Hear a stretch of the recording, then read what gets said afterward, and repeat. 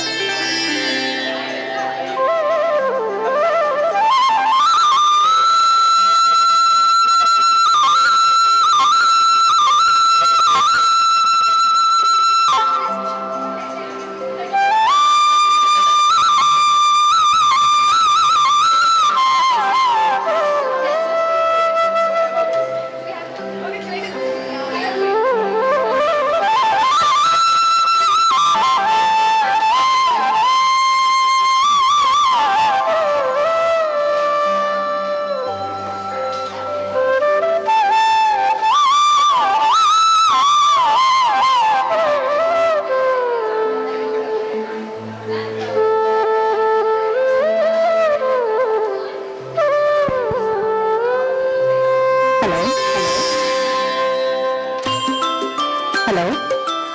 Dear delegates, as we are about to begin, may we request everyone to please find a seat and make yourself comfortable.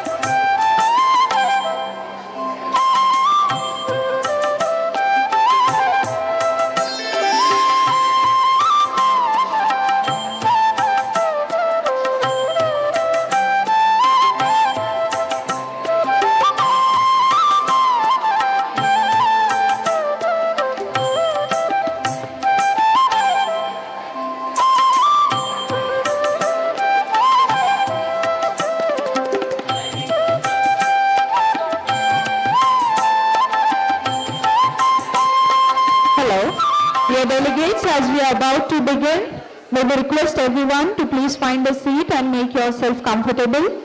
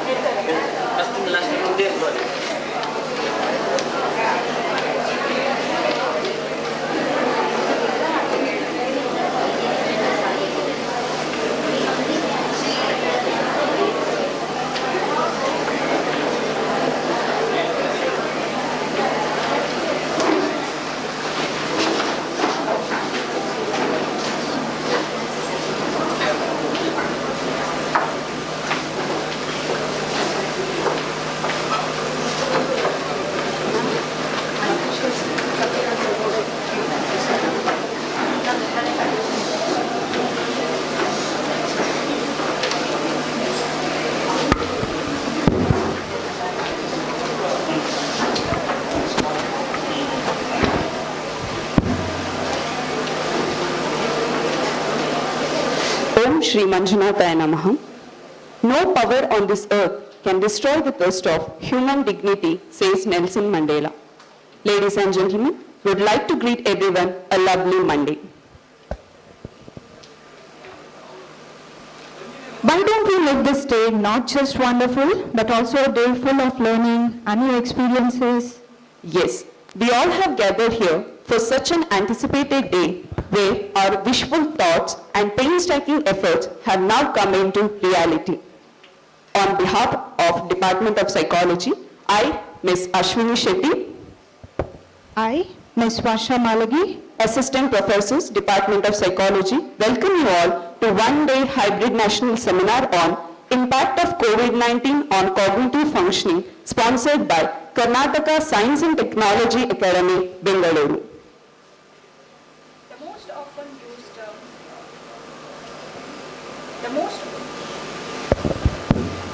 The most often used term since quite a few years is COVID-19. The SARS virus widening its effect on biological, social, and psychological functioning of the society called to be the pandemic across the globe. The impact of the pandemic being studied under different aspects of human health. Cognitive functioning remains largely varied in discussion. Today, we are in the mood to know the impact of COVID-19 on cognitive abilities, to understand the impact of cognitive disruption on behavior, and to give an insight about the control measures of cognitive disruption. Let me first of all introduce you to the agenda. Inaugural program at 9:30 a.m. followed by tea break for 10 minutes. Technical session by Dr. Lance D'Souza followed by lunch break. Post-lunch will be continued for scientific session through online and offline mode followed by valedictory program. We appreciate you taking time off your busy schedules to join us today. We hope you will find the program we have lined up for you to be fruitful and engaging. To begin the auspicious occasion, may I now invite Ms. Purnashri and Ms. Vaishnavi to invoke the Almighty.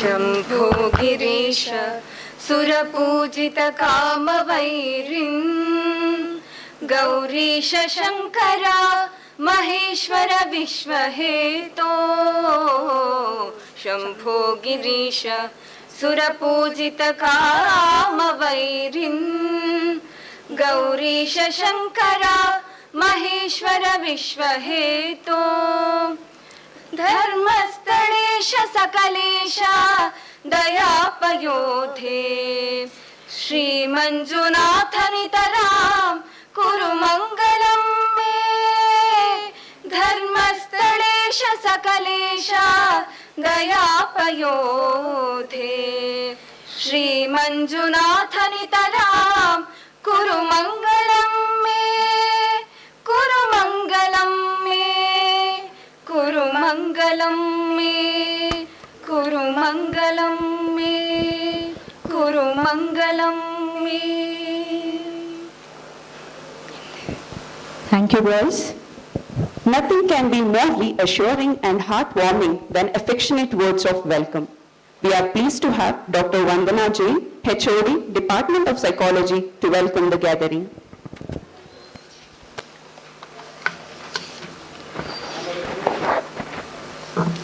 A very good morning to all. As we all know that the coronavirus is a unique outbreak currently. It has an aggressive effect not to a single country, to the entire world.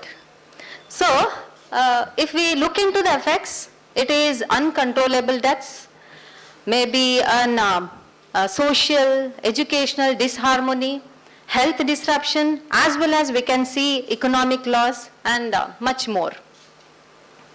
Based on this epidemiology or the severity with which it spreads, it becomes very important to know better understanding or to know about this or get into an awareness the effects on our nervous system or maybe cognitive functioning and the other risk factor too. As we all aware, the cognition is the mental action or process of acquiring knowledge and understanding through thoughts, experiences or the senses. And we all are aware about the cognitive abilities, to say some like perception, thinking, reasoning ability, problem solving or maybe memory and like that. So a few researchers have shown that there are short-term negative impact we have seen, or they have found out on cognitive abilities, and it is very important in our current situation. We have to know the impact of COVID-19 on cognitive abilities for long run, or maybe to understand the impact of cognitive disruption on our behavior, or to get an insight about how to control or what are the control measures of cognitive disruption. So with this line, we, the Department of Psychology, SDM College Ujire, in association with Karnataka Science and Technology Academy, Bengaluru, organizing one-day hybrid national seminar on the topic. So with this, I see fortunate to welcome each and everyone for this seminar. First and foremost, I am glad to welcome our beloved principal, Professor Uday Chandra P. He is a person who always alarms the need of mental health. To reflect this, he always encourages us in organizing program in this line. So on behalf of Department of Psychology and all gathered here, I welcome you, sir. And next, it's my great pleasure to welcome today's inaugurator, Shri Gopal Patwardhan, former HOD of Department of Psychology, SDM College Ujire, and my teacher, who is a model for his balanced cognitive reaction to life situation. Heartily welcome, sir. Today's guest of honor, Dr. Lancy D'Souza, eminent scholar, Professor of Psychology, Maharaja's College, Mysore. He's a great scholar in various current issues in the field of mental health.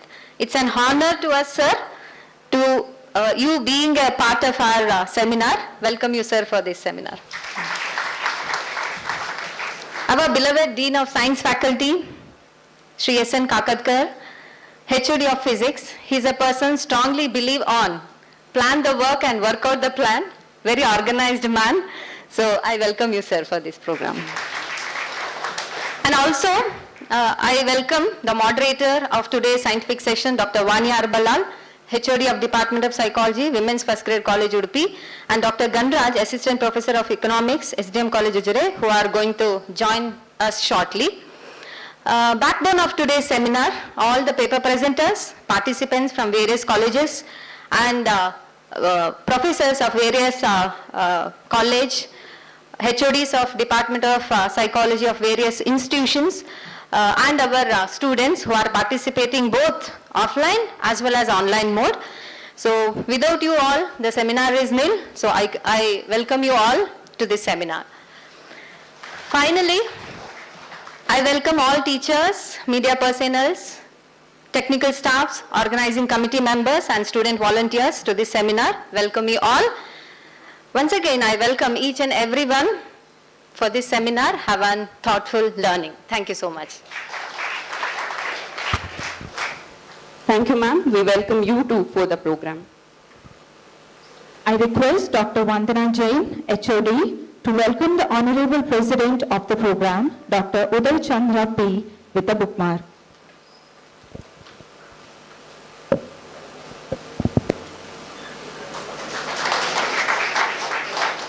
I invite Dr. Sudhir KV to welcome Shri Gopal Patwardhan sir for the program with a bookmark.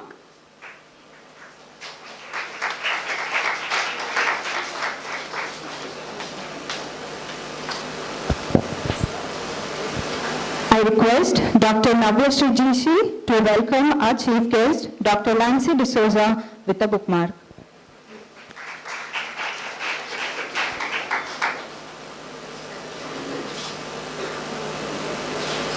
I invite Ms. Shamila to welcome guest of honor of the program, Shri Kakadkar sir, with the bookmark.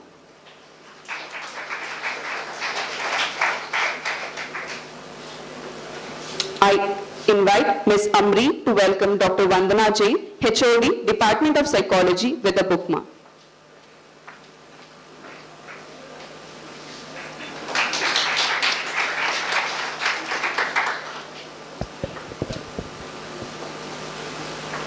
Light symbolizes brightness and prosperity. It removes the forces of darkness and gives us positivity. In the way of new direction of life, we will have our traditional auspicious lamp lighting ceremony as a tribute to Mother Saraswati, goddess of knowledge, wisdom and nature. For seeking your choices blessings for the same, I invite President of the program, Dr. Uday Chandra P, Chief Guest, Dr. Lance D. D'Souza, and Guest of Honor, Sri S.N. Kakatkar, to accompany the highly regarded inaugurator of the program, Sri Gopal Patwardhan S., retired Professor of Department of Psychology, to lit the lamp. I also invite all the dignitaries for the same.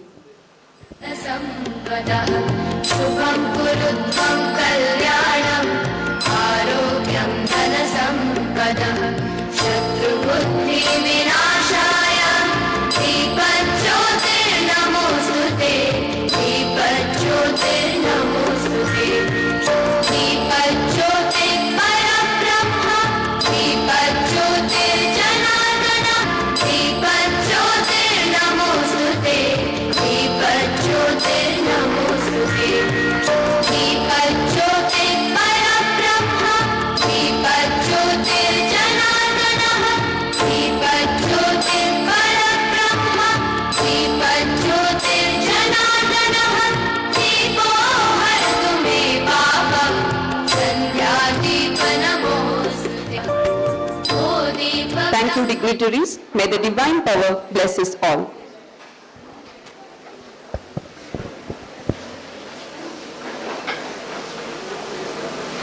Moving right along, it's an absolute honor to have with us Sri Gopal Patwardhan Sir, retired Professor, Department of Psychology.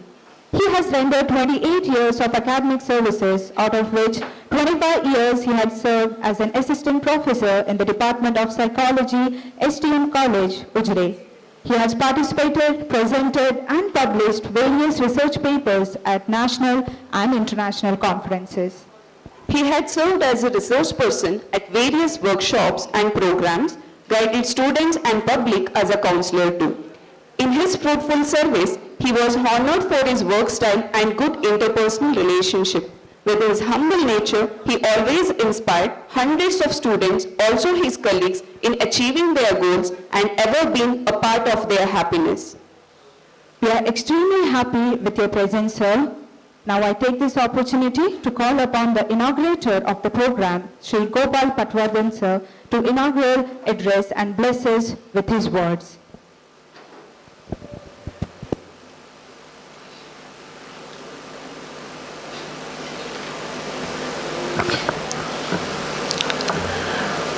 Good morning, all.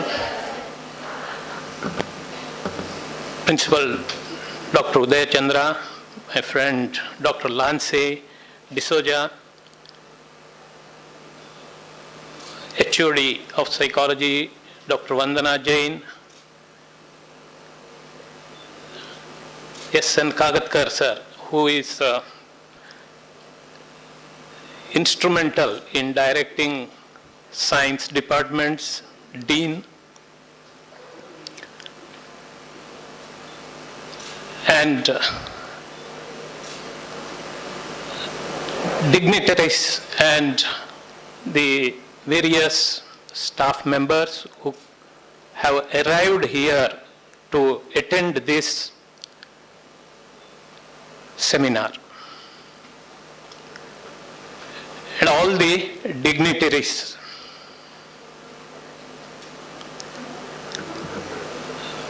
From last 2 years, the world has changed dramatically. Many areas of our life, maybe economic, social life, and employment, various fields are affected, of course. There are people who take care of these things, others. But today's theme here is impact of COVID-19 on cognitive functioning. That is related to our personal life, especially. Cognition, conation, and affection are the three processes. Actually, they decide our behavior. Foremost, cognition leads to these two processes. If our understanding of the world, how our perception is, how we see the situation, how we perceive the situation, depending upon that, we react to the world, to others. So this cognition is a key process, definitely. How it happens, it is automatically, it is from by birth it is coming. When we perceive certain things, we react to, accordingly we react. That's why what we are today is because of yesterday's thoughts. And what we will be tomorrow is because of today's thoughts. The thought process actually that governs everything. Of course, many studies have been conducted in this area, how the cognition has been affected, whether it is affected more among children, adults, age-old, like that, various. But definitely one thing is that cognition is definitely affected in one or the other matter.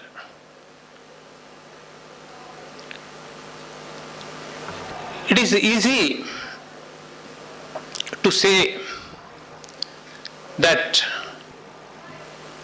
he is a little bit disturbed, or recently something wrong with the person, etc. But why? What happened to him? What made him a normal individual a little bit disturbed? It may lead to even psychological problems in the individual, like depression, various other related problems.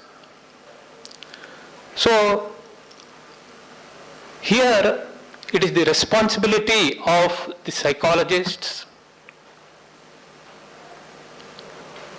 to assess, identify such people and to treat, how to deal with these people, definitely a psychologist can do. In one of the studies just I read, in that COVID patients who were treated,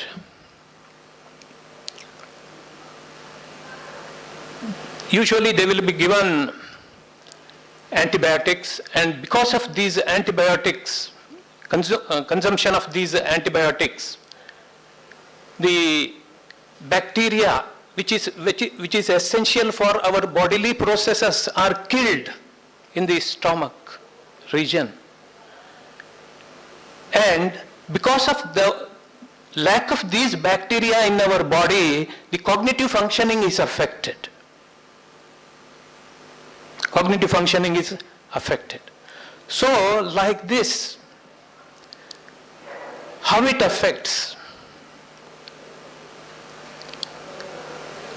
To identify that from the cause and to deal with these people, treat them is the need of the hour.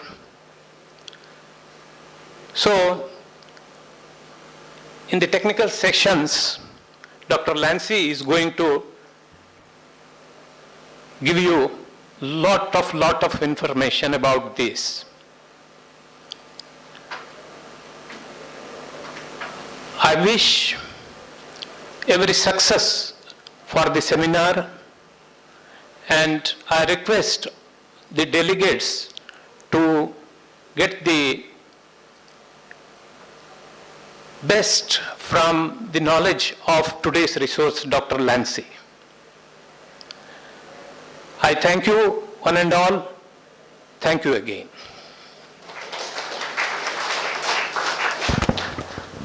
Thank you for your kind words, sir. We expect your love and blessings on us. Now we are all gathered for the seminar. We would first like to recognize and acknowledge our guest speaker for the day, Dr. Nancy D'Souza, Professor of Psychology, Maharaja College, Mysore. He is the recipient of prestigious IPA President Gold Medal Award in the year 2017 for excellence in psychology, and also been awarded as the Best Paper Award for both in-national and international conferences along with his co-authors. He has participated, presented and chaired the sessions of various national and international conferences and published over 235 articles in national and international journals. He was the principal investigator of UGC-funded project on shyness and is serving as Board of Studies and Board of Examination in several universities and autonomous colleges of few states. Your presence on the dais is our privilege, sir. Let's now invite Dr. Nancy D'Souza to get some of his insights into the topic.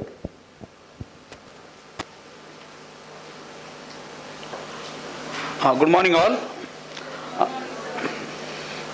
I think your cognition is very weak. Good morning all. Good morning, sir. Okay, dignitaries on the days and off the days. Uday Chandra sir, Patwardhan sir, Dean sir and Vandana madam, and my good old classmate is here. I'm happy to see her, Dr. Vani, Chandrakant sir, and the delegates and the students here. Remember the days, I start remembering my days when I was in this college 30 years back.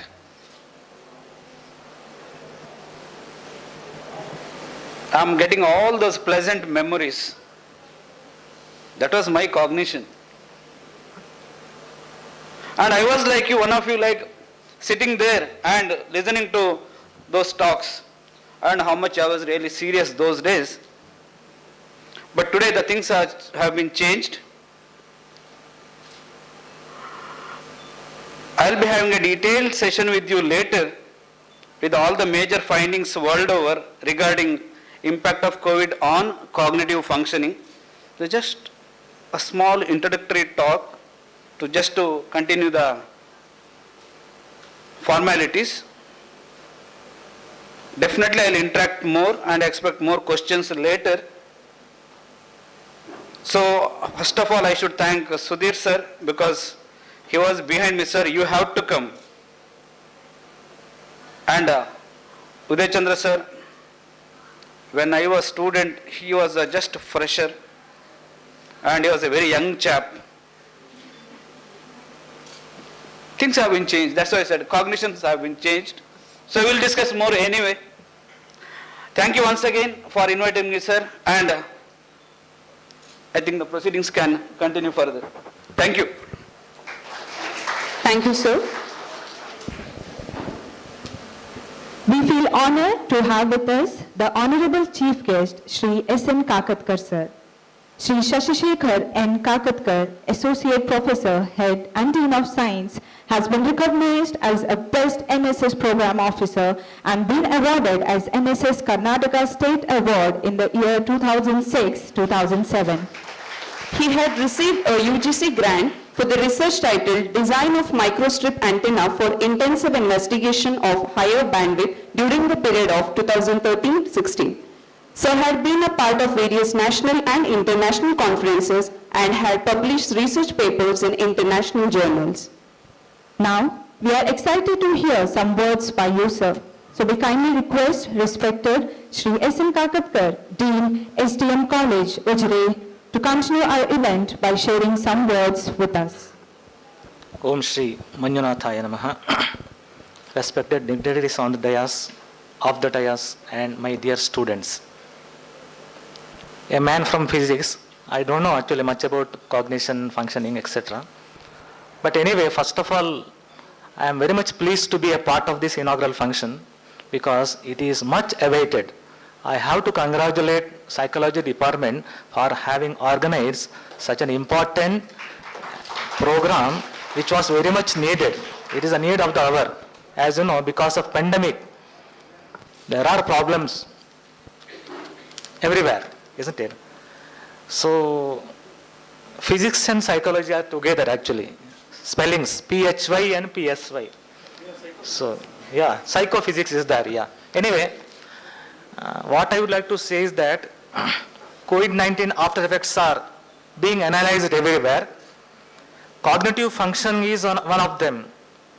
I am told that lot of problems related to brain, memory, thinking are there because of this COVID disease and COVID medicines. We know in Bhagavad Gita it is said, Mana eva manushyanam karanam bandha mokshayoha. So if there is effect on mana or brain or mind, everything is lost, isn't it? So that is why I say this is most awaited, most needed program. I hope there will be some light, visible light on this. This program throws some visible light on this, and there will be some more research activities under this. And I hope this function a grand success. Wish you all the best. Thank you. Thank you very much for the interesting talk, sir. It is now my pleasure to welcome our beloved principal, Dr. Uday Chandra P., President of the program, for the presidential address. Over to you, sir.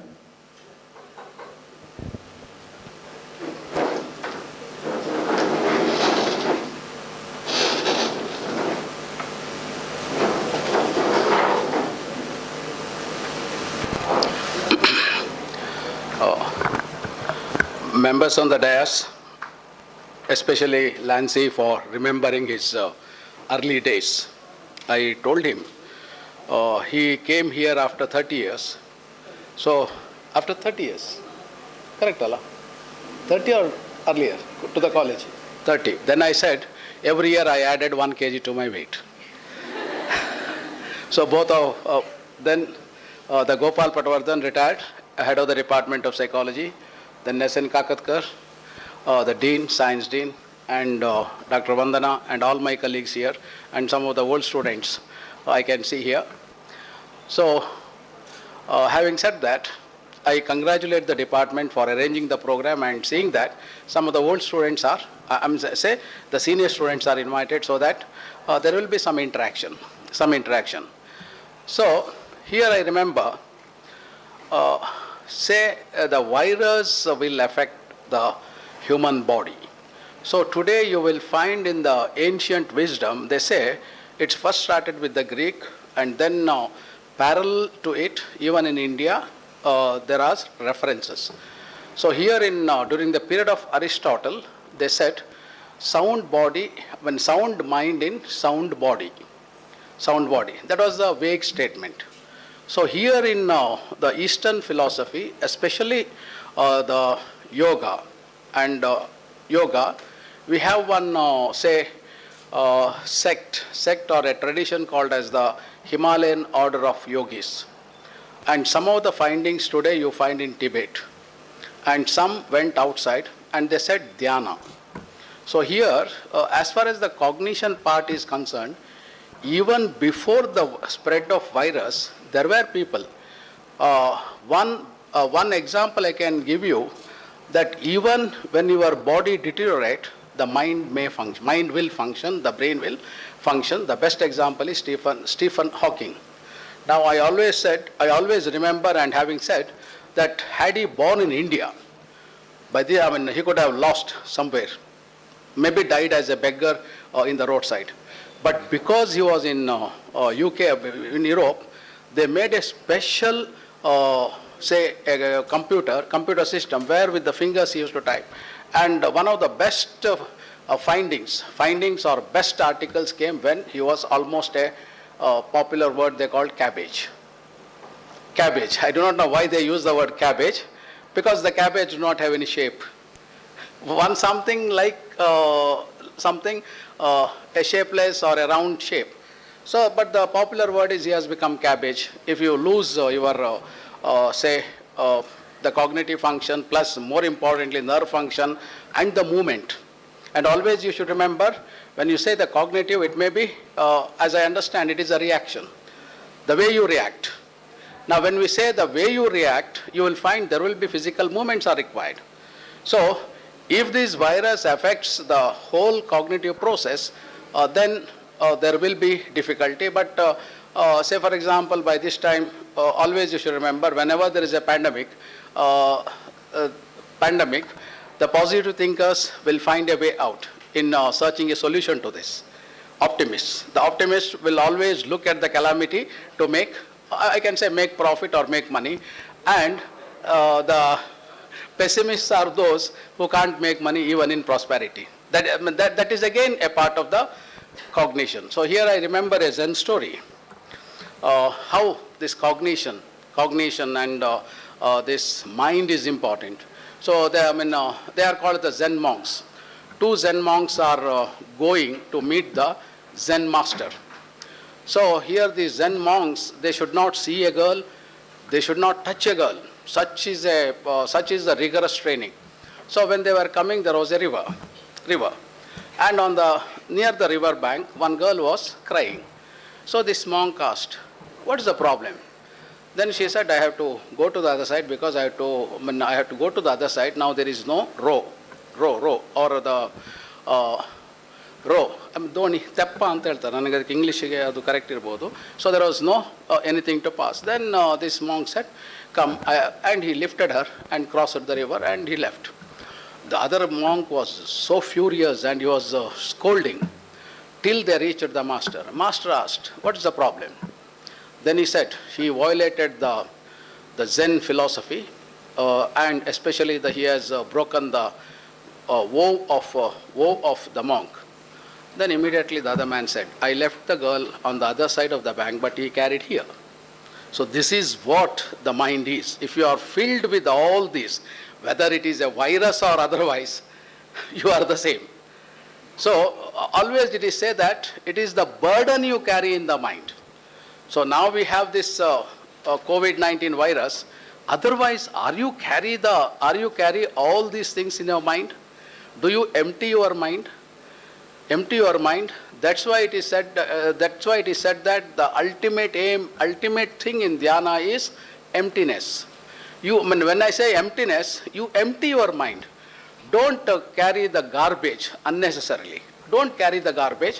And this seminar, at least in the light of COVID-19 virus, they may say how the cognition process can be improved or how to protect the cognitive process. And I think Lancy Pereira will look into that also.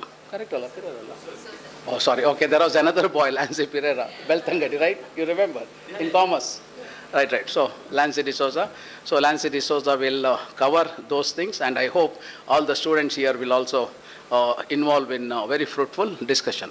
So, I always end my speech with the Vedic verse, Ano Badraha Kratavo Yanto Vishwataha. Let noble thoughts come to us from all direction. And for those who are in the 5th semester, Shivate Pantanaha. Let the Lord be with your path.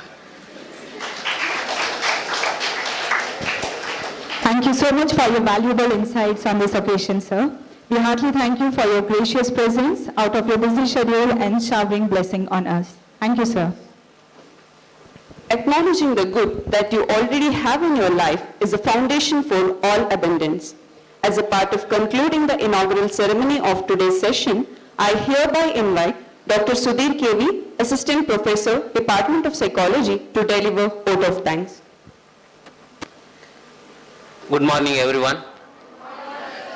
Respected dignitaries on the dais, participants participating both in virtual as well as offline mode, delegates, staff members and student friends. It's an immense pleasure for me to thank the whole team. So today, first of all, I would like to thank our beloved principal, Professor Dr. P. N. Uday Chandra sir, for his wonderful presidential address, as well as he is the being so constant source of support and guidance of us. So thank you very much, sir.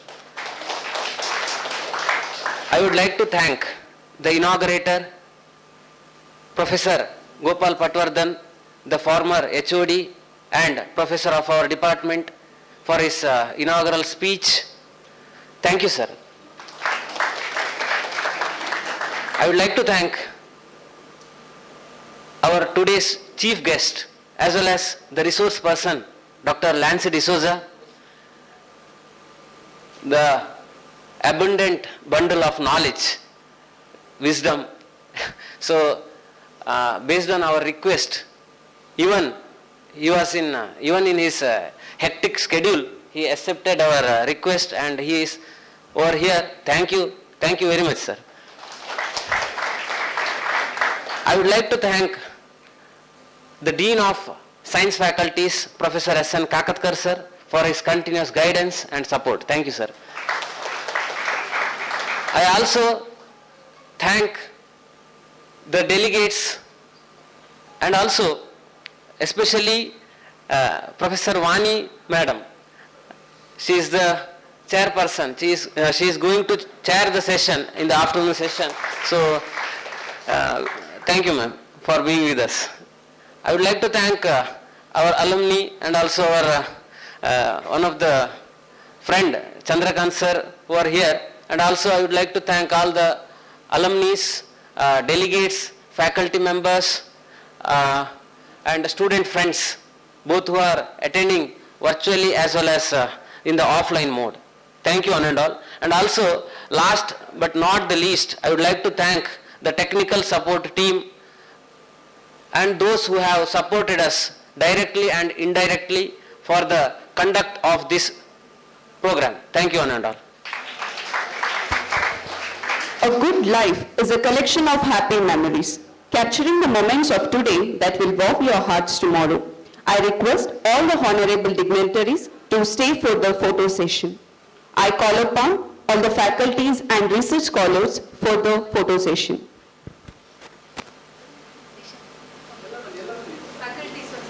Research scholars and faculty. Research scholars. Disha, Sindhu.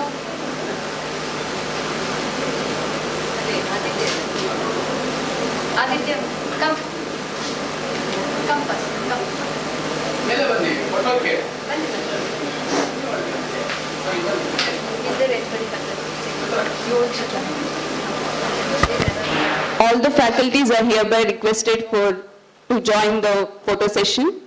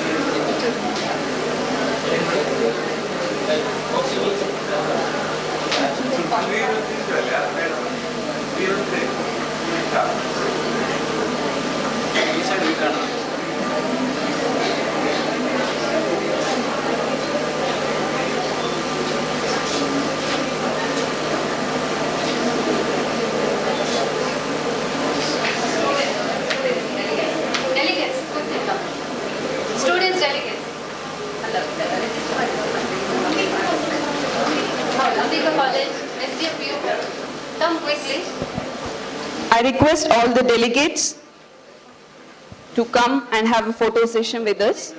All the delegates.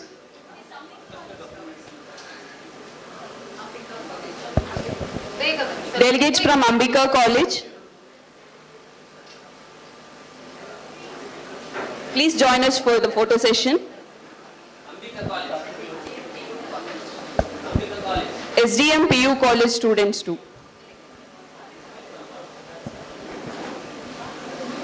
Please join us quickly.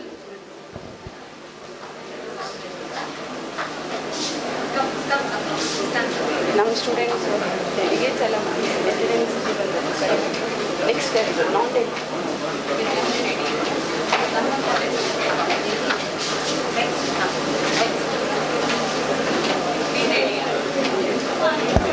SDM college students, please be ready for the next photo session. All the SDM students.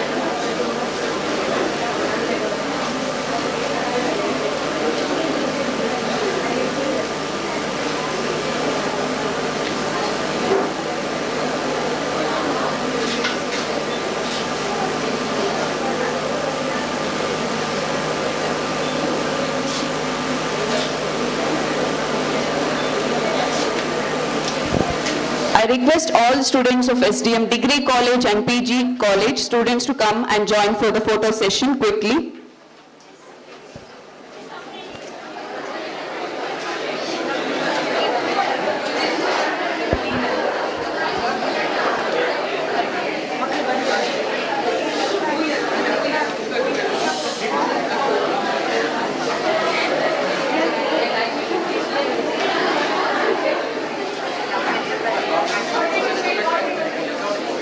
Come students quickly. As guests are getting. Come.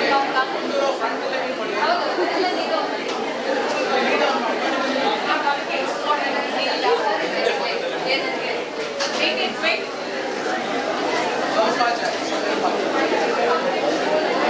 Ma'am, PG students next round ಗೆಳದ Very clear.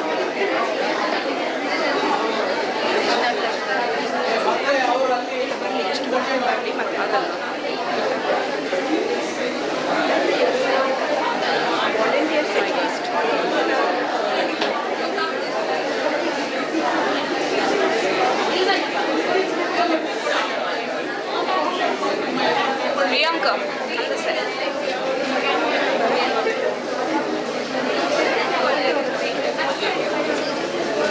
ಬೇಗ ಬನ್ನಿ.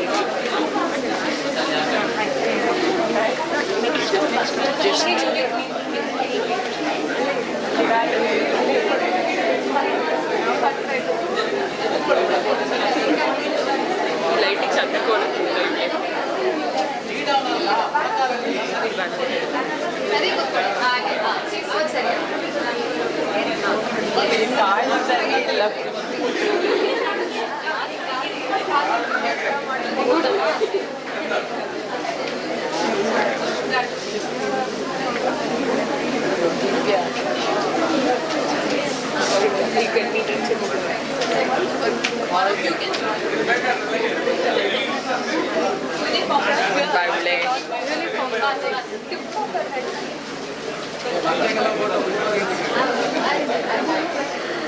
Very good. One second. ಬರ್ತೀನ ನಾನು ಶ್ರಾವ್ಯ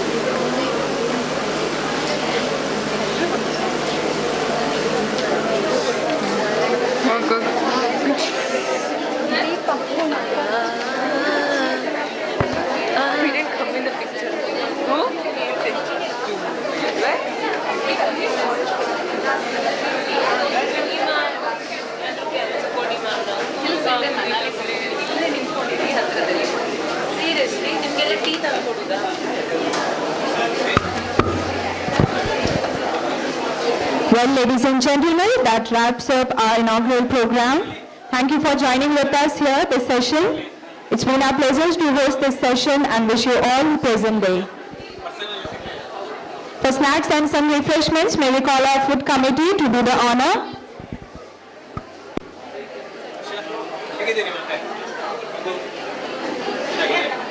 How old is he?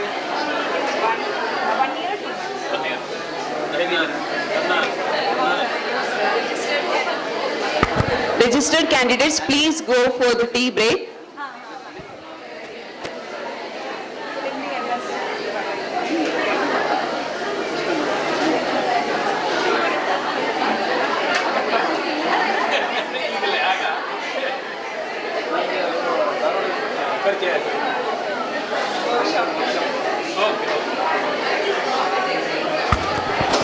PG students can leave. Please note, all the non-registered participants can leave the session. All the delegates of the session can break for tea for 10 minutes. Please assemble back in the same venue for the technical session. Thank you, everyone.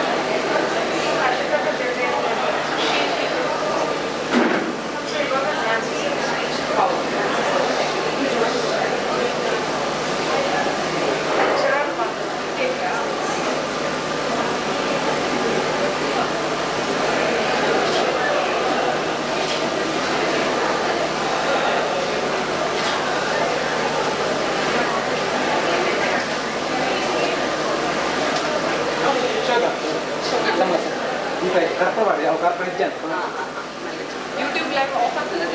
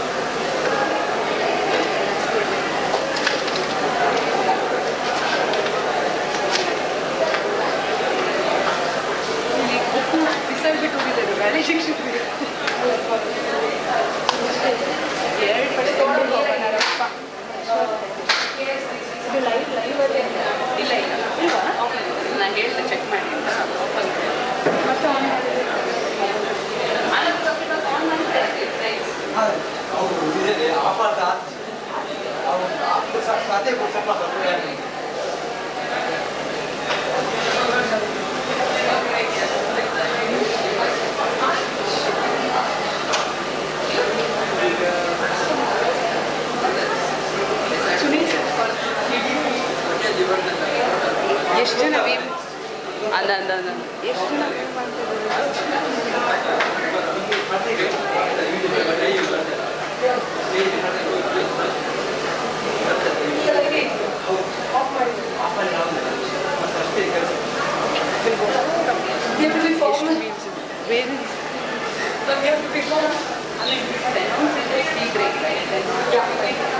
We could have played some music, no? Like that time, who played the music? Bro, here or what? Someone there? Whatever you do right now is. No, no, Make it formal, like don't stand like okay. that. I mean, just see how many are leaving it.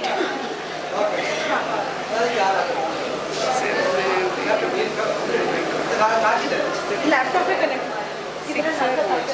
Six people are watching now. Bro.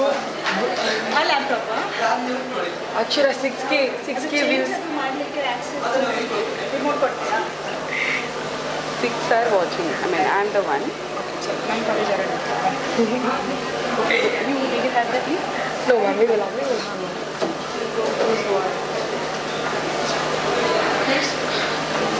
Mom.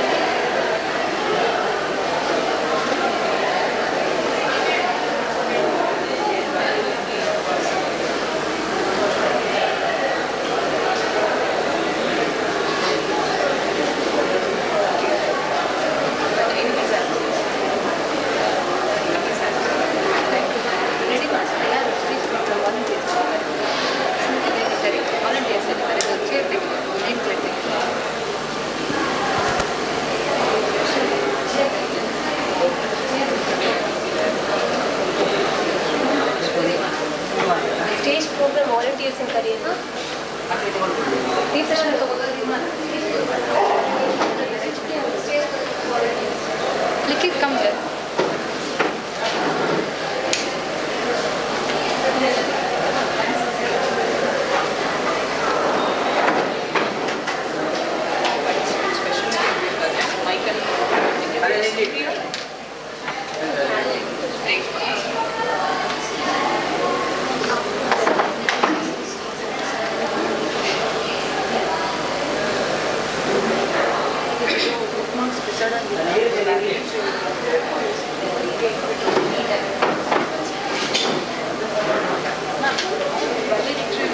We have to welcome them. Priya, be here. We have to collect the laptop. So this is for live stream.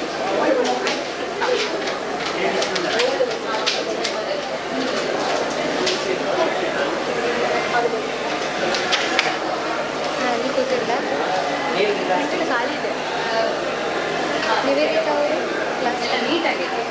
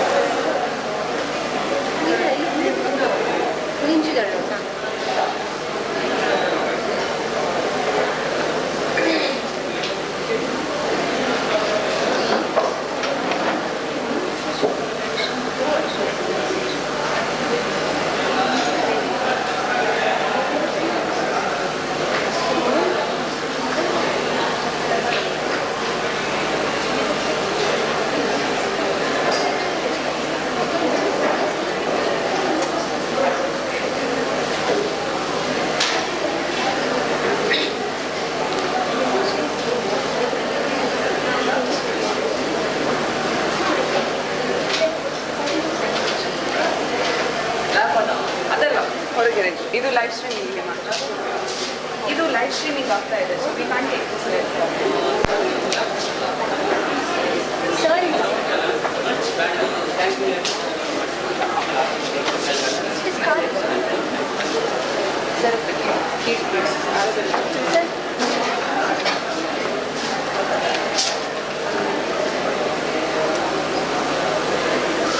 So please proceed. No formalities. Interested in trying.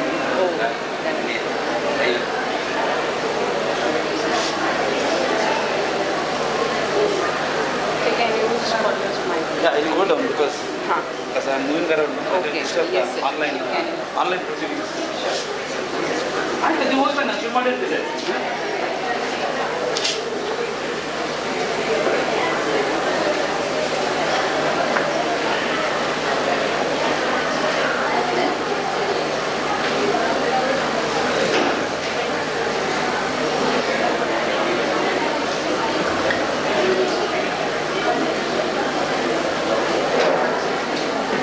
నేను shoot తీసుకోమని కూడా అన్నాను ఇతను నేను తెప్పారు ముందులో ఎప్పుడు ಬೇಡ sir ಹೌದಾ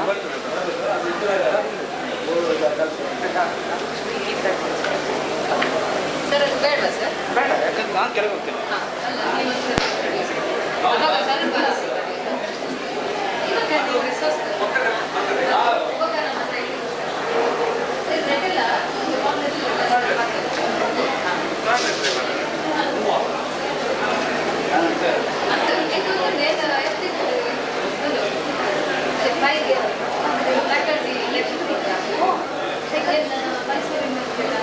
Last year, January.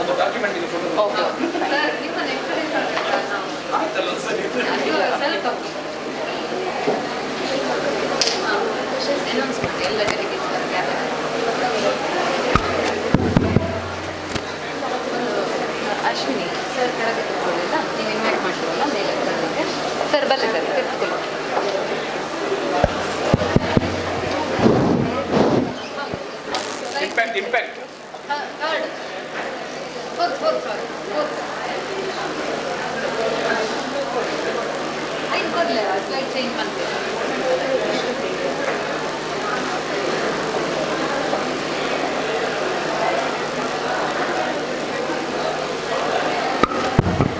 request all the delegates to please assemble back at Seminar Hall.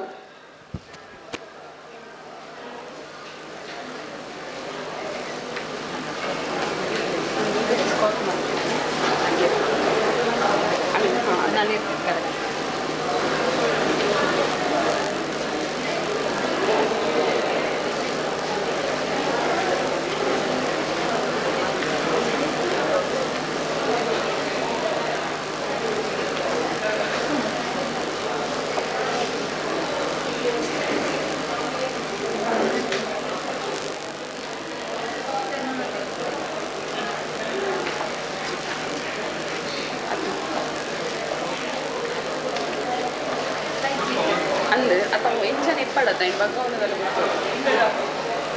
ಸರಿ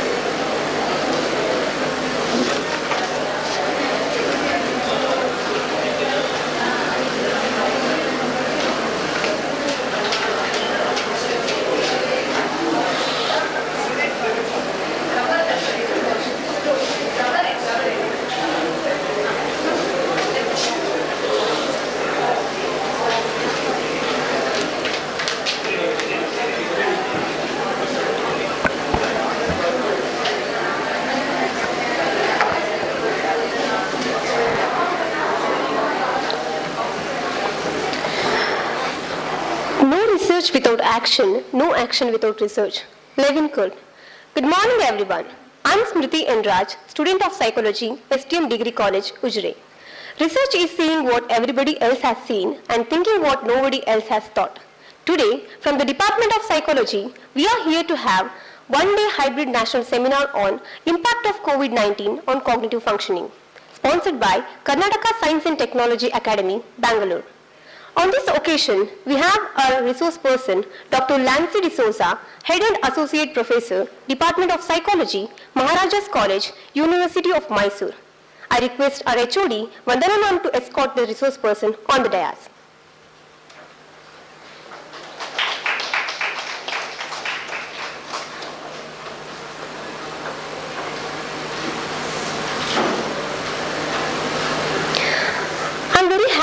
introduce today's guest, Dr. Lancy D'Souza, Head and Associate Professor, Department of Psychology, Maharajas College, University of Mysore. He worked as Associate Professor, Selected Grade Lecturer, Senior Lecturer, and Recognized Guide of Psychology, Criminology, and Forensic Science in Education Department. He has a work experience in universities including Karnataka State Open University, Christ, Calicut, Tumkur, Kuvempu, Bengaluru, Gulbarga, Teamri Skills University, Gujarat, and Indira Gandhi National Open University. He received the honor of IPA President Gold Medal Award and Best Paper Award in international level.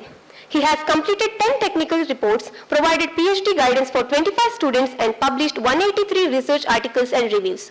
He visited 23 countries for various academic and other purposes. He is the organizing committee member in national level conferences and resource person for 59 plus conferences and workshops.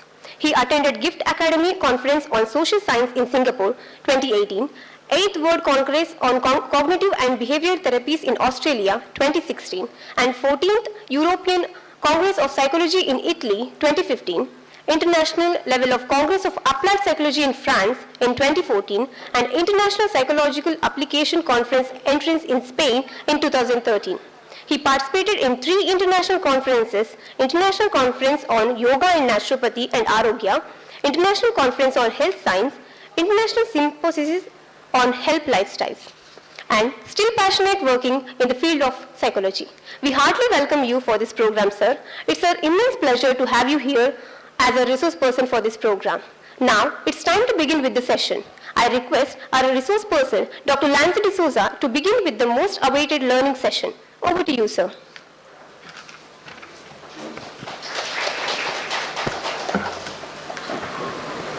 Thank you, Smriti, for your introduction. Slide change. Because I think she has read 4 years back a CV. I think she has got in website of Maharajas College, because we are not updated yet. Maybe during our night time we updated. Okay, a small correction. So far 30 PhDs have been awarded under me, plus 1 postdoctoral candidate, and at present 10 are working under me. Again, a hybrid mixture of criminology, psychology and forensic science, and visited only 32 countries. I have a dream of visiting minimum of 50 countries, so still I am 18 less. So I'll try to finish that, and wish me for that. Okay, so today we are going to talk about impact of COVID on cognitive functioning. So don't feel bad, because most of the findings are very technical in nature. So you might find the lecture could be a little dragging. So I might take 1 hour to 1 hour 10 minutes. That's what I have timed out. We'll see. And definitely there will be a scope for discussion later. You can ask me in between also, not a problem. And if anyone wants me to speak in Kannada also fine. Nare Kannadanu barutte, Tulula barpundu, Konkani yeta. So I am a multilingual by nature, so my cognitions are very different. So we start with that. So before we start anything, this would be the organization what I have done.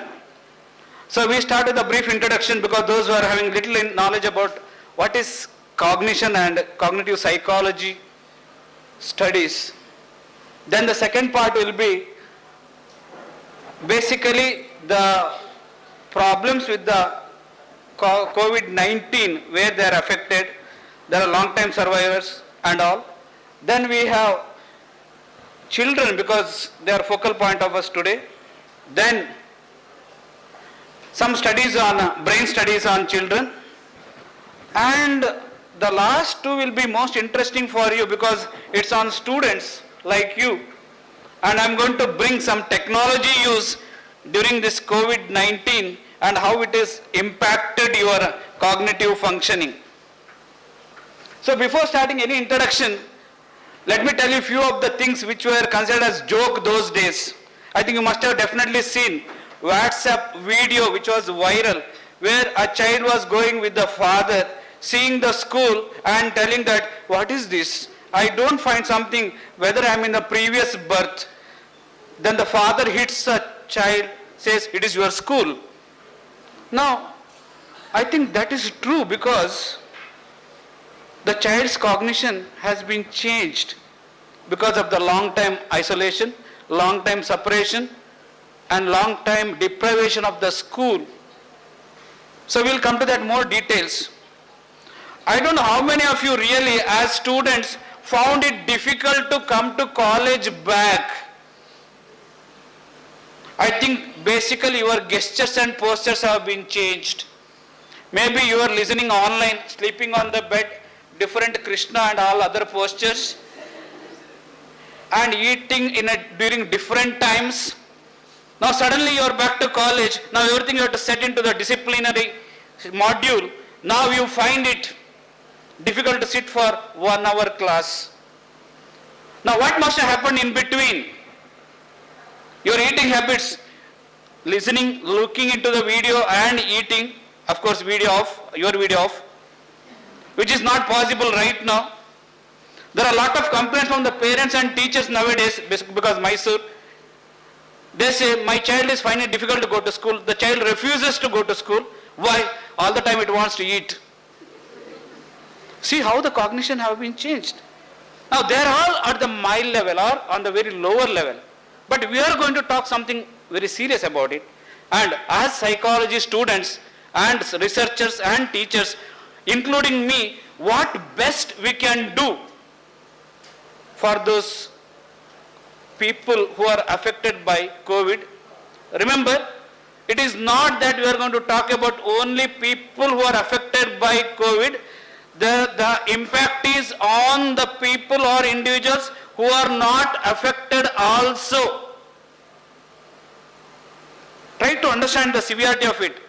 And most of those, we find newspapers, especially the TV, I think they have raised your fear psychosis more. I don't know, initially you must have seen, you are waiting, what is the toll in the morning, what is the toll in the afternoon, what is the toll in the evening, what could be the next day. So, the media itself has increased the fear psychosis among us, and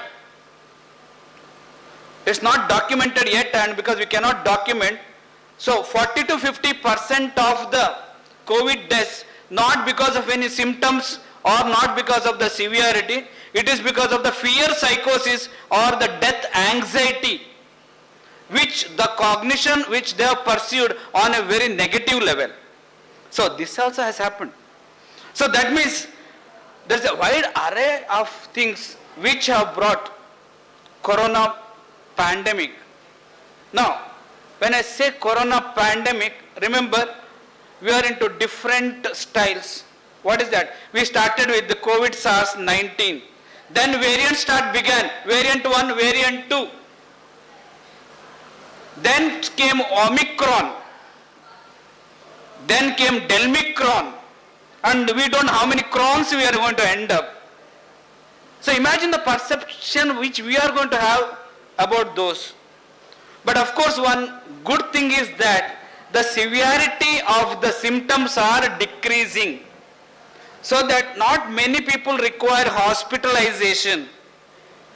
So that's the one good thing compared to the wave 1. I think we are at now wave 3, we are almost finishing it, but we don't know about the wave 4 is coming or not.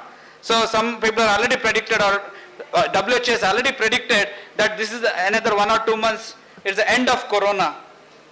But we don't know yet, anything can happen.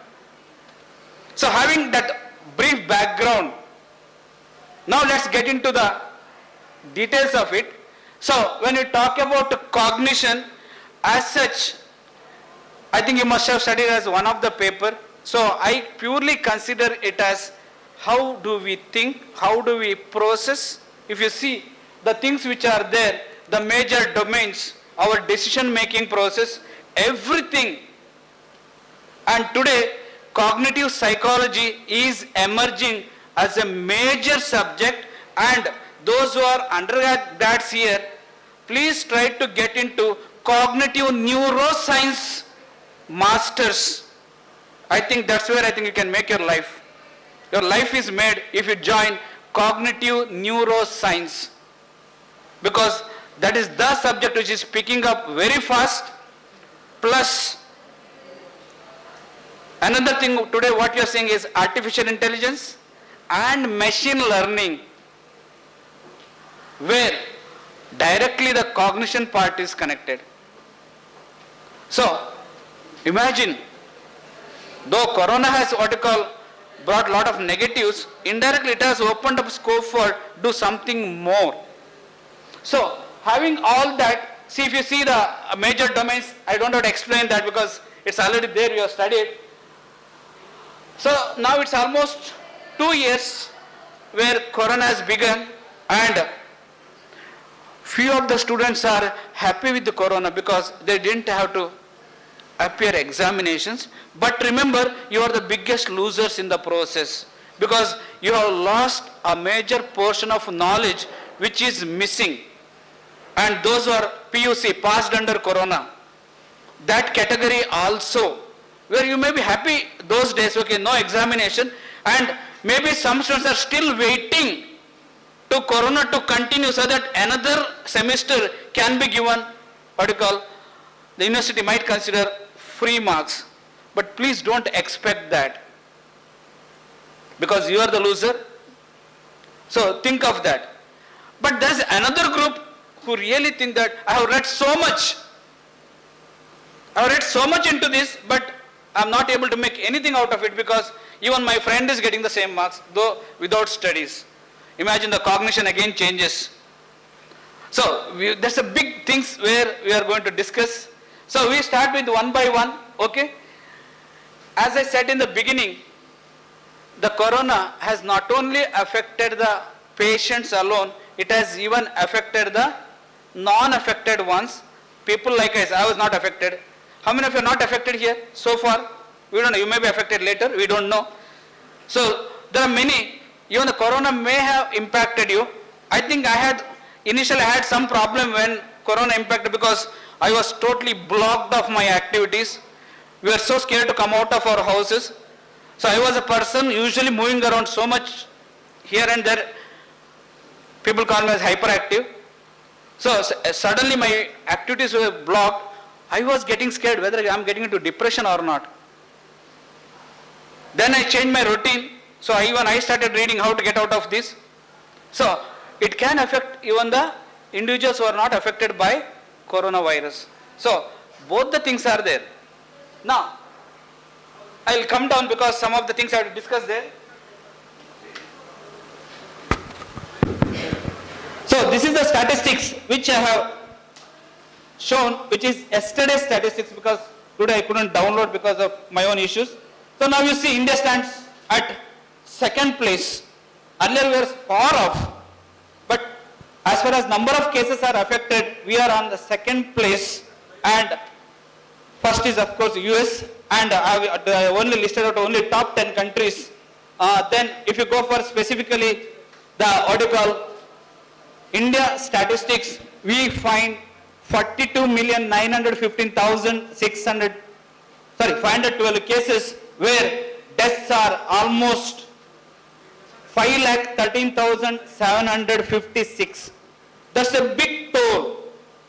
That's a very big toll for us because we have lost so many people in the process, and the recovery you can find is quite high. And today if you see the recovery rate is 98.8%. The recovery rate you can find 98.8%. So that's a very good recovery because somehow people say that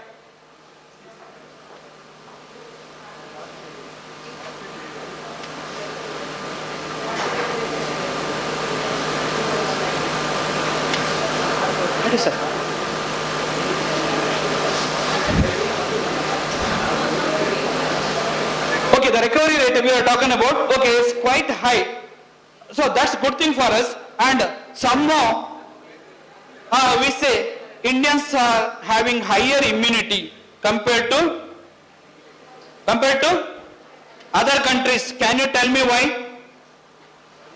I am going to ask random questions. Why we are having more immunity than people from other countries? Food habits. Our food habits, where do we eat?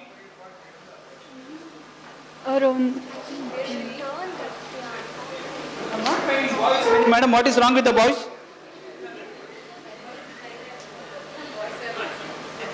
Yeah, can you answer this question?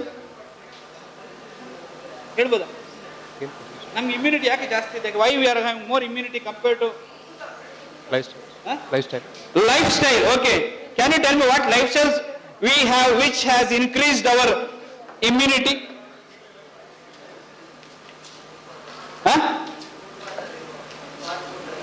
Footpath ಅಲ್ಲಿರುವ fast food ಸೆಂಟರ್ಗೆ ಹೋಗಿ ತಿಂತೀವಿ, ಅಲ್ಲಾದ್ರೆ ನಮ್ಗೆ immunity ಜಾಸ್ತಿ ಆಗ್ತದ?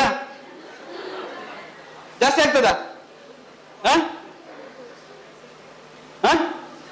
Most of us you eat at home. Okay, any other answers? Yoga, how many of us really are into yoga? You are into yoga. I thought you got some other answers.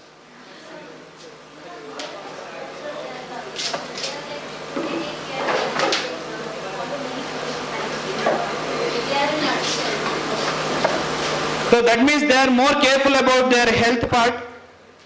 Do you think they have got some kind of OCD part into that, more healthy condition? So whatever the reasons could be, but our immunity is supposed to be high compared to people from other countries. That's why the the recovery rate is very high. Maybe the day might come that 100%. Now we'll look into each studies one by one, so that I think this is where I think I can have some advice for the students, especially research scholars here. You can use this information for bringing up one review article. Okay, that much of information I have downloaded. I have browsed more than 100 articles for this conference, so that you can use this for a kind of review article. Try. So now we are more bothered about the last part. If you see whatever the review we have done so far on the impact of COVID on cognitive functioning, of course we are going to talk about neurological problems, psychiatric problem and cognitive problems, and these symptoms were present at least 1/3 of the people. That is more important. 1/3. Okay, it is where already recorded who have been hospitalized, where you could find neurological, psychiatric and cognitive dysfunctions. We'll see one by one what are those. Then, because of this, what happened was our quality of life has been decreased. Our quality of life has been decreased so much so that what is the end of quality of life? Is the death. So all these things have happened. So that is why one has to be very careful, and we'll start by one studies. One is, okay, one of the study which was done by his name is Dept et al. That is at 2020. So remember, when we connect these studies, we are going to connect in a very different way. If something happens to the organ or the part of the brain, it affects our cognitive functioning. So though cognitive functioning is the consequence, but something must have happened much earlier on the primary level. So that's why I am trying to give some of the findings. So you see the first one, the neurological symptoms of first one is what? Ischemic stroke leading to death of brain cells. Ischemic stroke, where there is what you call, where it leads to death of brain cells, and remember once the brain cells are dead, so there is a blockage in the cognitive functioning, and once there is a block in the cognitive functioning, again it has its own toll. The second part, the study has clearly said that, okay, the second one, what you call the encephalopathy, okay, where it leads to alterations in the brain function and structure. That's another thing, where encephalopathy, where it leads to the change in the brain structure. So once the structure is changed, imagine this structural changes we are going to discuss later also when it comes to the technology use. So that time we will discuss more. Then we have encephalitis, that is brain infection, where it's a kind of a fever, but it's definitely different from meningitis. So all that will have what you call and peripheral neurological disorders have been reported. Now imagine already, and all these have its impact on the cognitive functioning. So what are those impacts? Now you see, once you see, the impact is on, first of all, on attention. Now, any psychology student here, can you tell me what exactly you mean attention?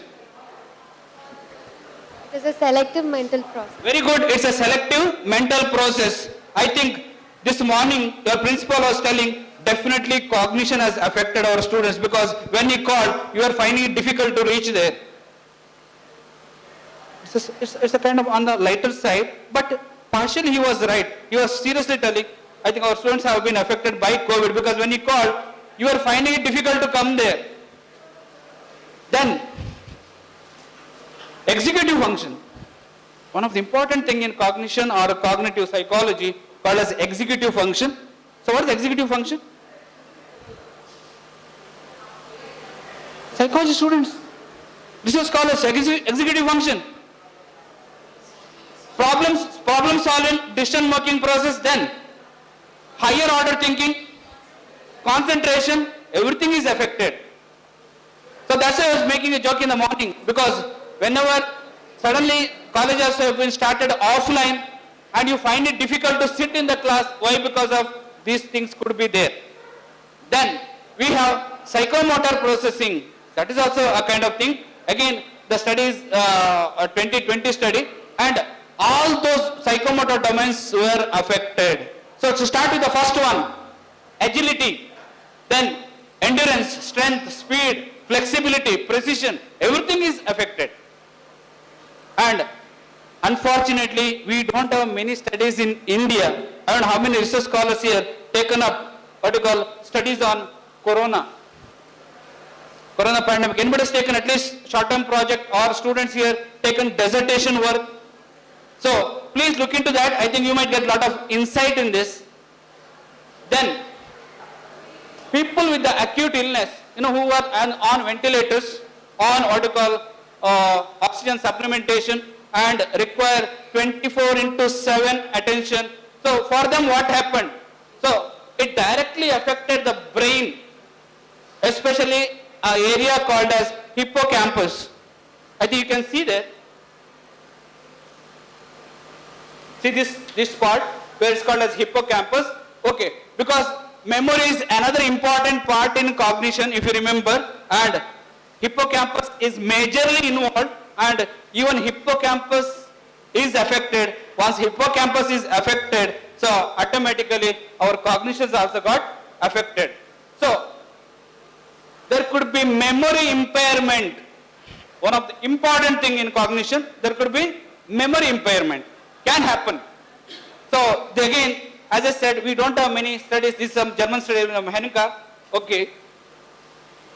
Then there is a test called as what you call global cognition test. I don't know how many of you know about this, where one can measure your own level of cognition. So in this cognition test, so there are scores are given, range of scores are given, and this range of scores are described like this or interpreted like this. If you score 25 to 30, it's like a normal cognition, and 21 to 24 is a mild, 10 to 20 points are moderate, and 9 points are lower, severe dementia. Now, the study clearly revealed that, okay, where, as I said, on the severely affected ones, those who are in ICU, 40% of them had global cognition scores consistent with the moderate, what you call, traumatic brain injury. That is where one part, 26 had scores like patients with the mild Alzheimer's disease. Now imagine Alzheimer's disease, what is the major thing? Alzheimer's disease, what is the major symptom? Huh? Okay, I put memory loss. Forgetting is nothing but memory loss. Okay, same thing. So, similar symptoms were seen even with the people who are into ICU, who are COVID affected. Then, what are the what you call impairments persisting at 12 months for many patients? Now that means what? The impairment for many patients continued even what you call after some time. So then we are going to discuss long COVID. You might wonder what is this word long COVID? I am not coined. The researchers have coined a word called as long COVID. We'll see what it is. before getting into the next, the long COVID, there could be delirium. There could be delirium because of this, what you call, effect of COVID on cognitive functioning. Can you tell me what is this delirium? This study is from England. What is delirium? At least in alcoholism you find delirium tremens. Okay. What is delirium? Psychology students. A kind of confusion. Yes, I do agree. Much more than that. Huh? Dilemma. Okay, that's the confusion. Then delusions. I don't agree, but I will say definitely illusions. Illusions could be there. Anything else? Delirium. Psychology students, we have to pick up this. I think corona is affected now. Memory impairment. Irrational decisions. Okay. So there's a big list. Okay. So where even those who are hospitalized, you could find delirium among them. Now, what is this delirium? Where you get into a lot of confusion, you are having a problem with the decision making, you have a lot of things which we call it as a confused personality. So, this confused personalities have so many issues.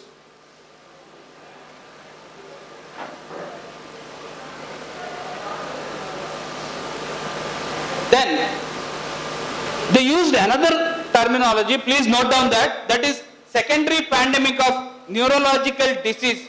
This word is coined by Bland in 2020. I didn't get much of information on that. Because of this delirium and other things, where they said these people will have long-term cognitive dysfunction. Since they have long-term cognitive dysfunction and decline, they said it creates a secondary pandemic of neurological disease. What is the primary pandemic? COVID-19. So this should be the secondary pandemic of neuronal decline. So that also been explained. Then we will get into the neuropsychiatric manifestations. I think this we have registered already. What is the first one? Insomnia. Meaning to say, lack of sleep. I think there could be narcolepsy also. Right? Narcolepsy also. What is narcolepsy? Too much of sleep. I think corona has brought both, right? Huh? Agree or disagree? Acknowledge it. What is the problem? Even I was part of it. Don't worry. Huh? Okay. Now first one is what you call insomnia. Next one is anxiety. Okay. Now anxiety we call apprehension of threat, where the media, newspaper, and what you call announcements, and what you call fumigation, especially in Mysore city and all. I think we are really under what you call condition like war condition, like what happens next.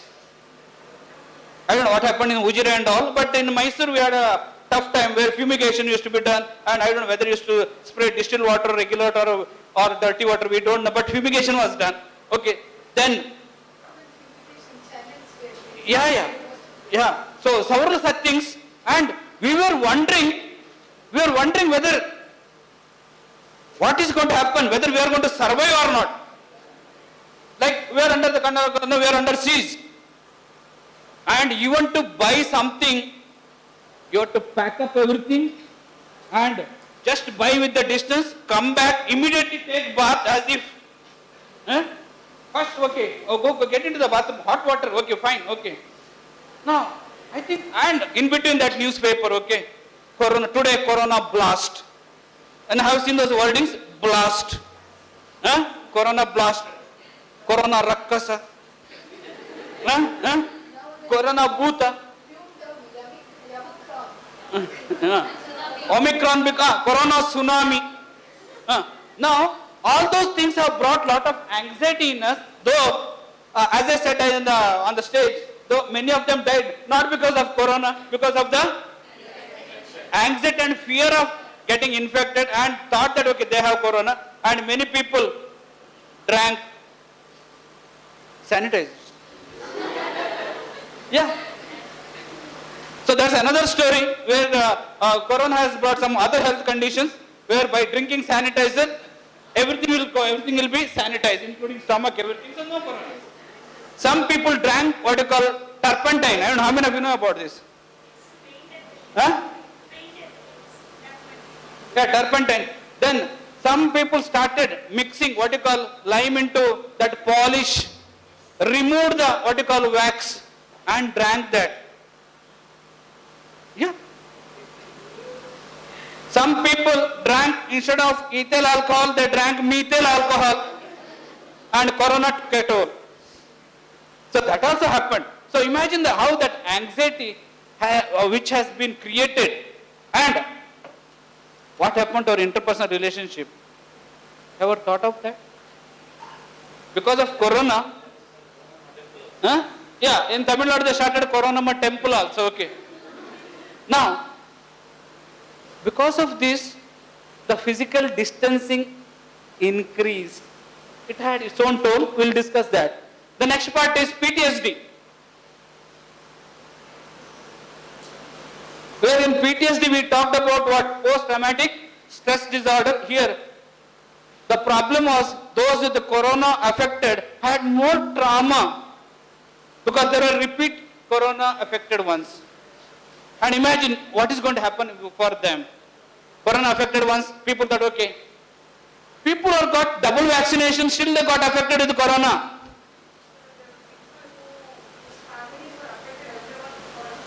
Yeah, that is it. Okay, because at one time what happened, those who had a cold and fever, everybody started what you call diagnosed as Corona plus, whether they had COVID plus or not. So that also happened. So imagine the things where how Corona was taking into different level and how it has affected our cognitive functioning. Then psychosis in few cases and mood disorders. Mood disorders happened because people lost interest. There is what you call bipolar. Especially in bipolar we talk about depression. That's why a few studies we can discuss that later. Then a study where Global Health Collaborative, where the study was done on a big number, 40,469 patients, found that 22.5% had neurological and psychiatric manifestations. That means what? Every 2 out of 10 had psychiatric manifestation. Then 4.6 having anxiety and related disorders are more prevalent. I think death anxiety is the anxiety. How many of you had really death anxiety during Corona time? Raise your hand, no problem. Death anxiety, okay. Very few, good, okay. That means you are a true psychologist, okay. Then neuropsychiatric manifestations. Now, one study said in neuropsychiatric manifestation where it said encephalopathy in 16 and 23 of them out of 39 had a new onset of psychosis, because usually there are triggers for psychosis. What are those triggers or determinants? Basically your genetics, one part, and other parts could be the situational factors. But here for this part, the situation factor like Corona virus has triggered many of the new onset psychosis which was never recorded earlier. But remember, whether when I talk about psychiatry or PTSD and all, they have indirect impact on our cognitive functioning, which might lead to cognitive dysfunctioning. Then critical ill patients, okay, again delirium. As I said, delirium is a confused personality and confused mindset where you can find people are totally into different world. They find things, they have illusions, as we discussed. So that case also been reported, and this was more in the case of elderly and the presence of multiple comorbidities. Now remember, those days they had big issues where they're talking about what is that? If you have got blood pressure, if you have got what you call diabetic mellitus, that's a sugar case, they are more prone to death. So that means what? The comorbidities, where when the comorbidities are high, they are likely to die or likely to be affected more compared to the people without comorbidities. So that's the idea. Then depressive symptoms, okay, those who are recovered. Can you tell me why, what made them, even after recovery, the people have got depression? Can you tell me why? Huh?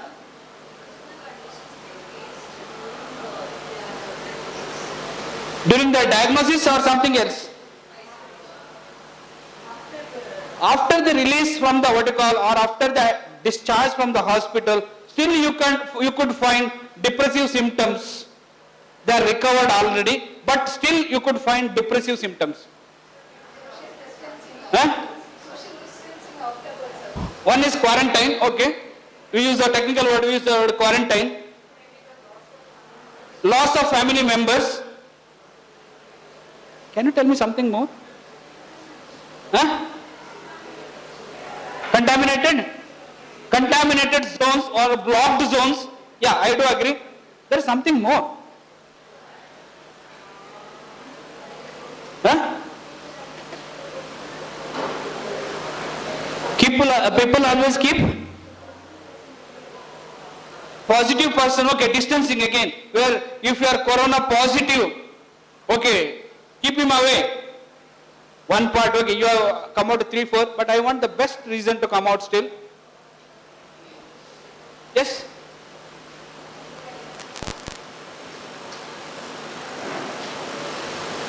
During the onset of the COVID,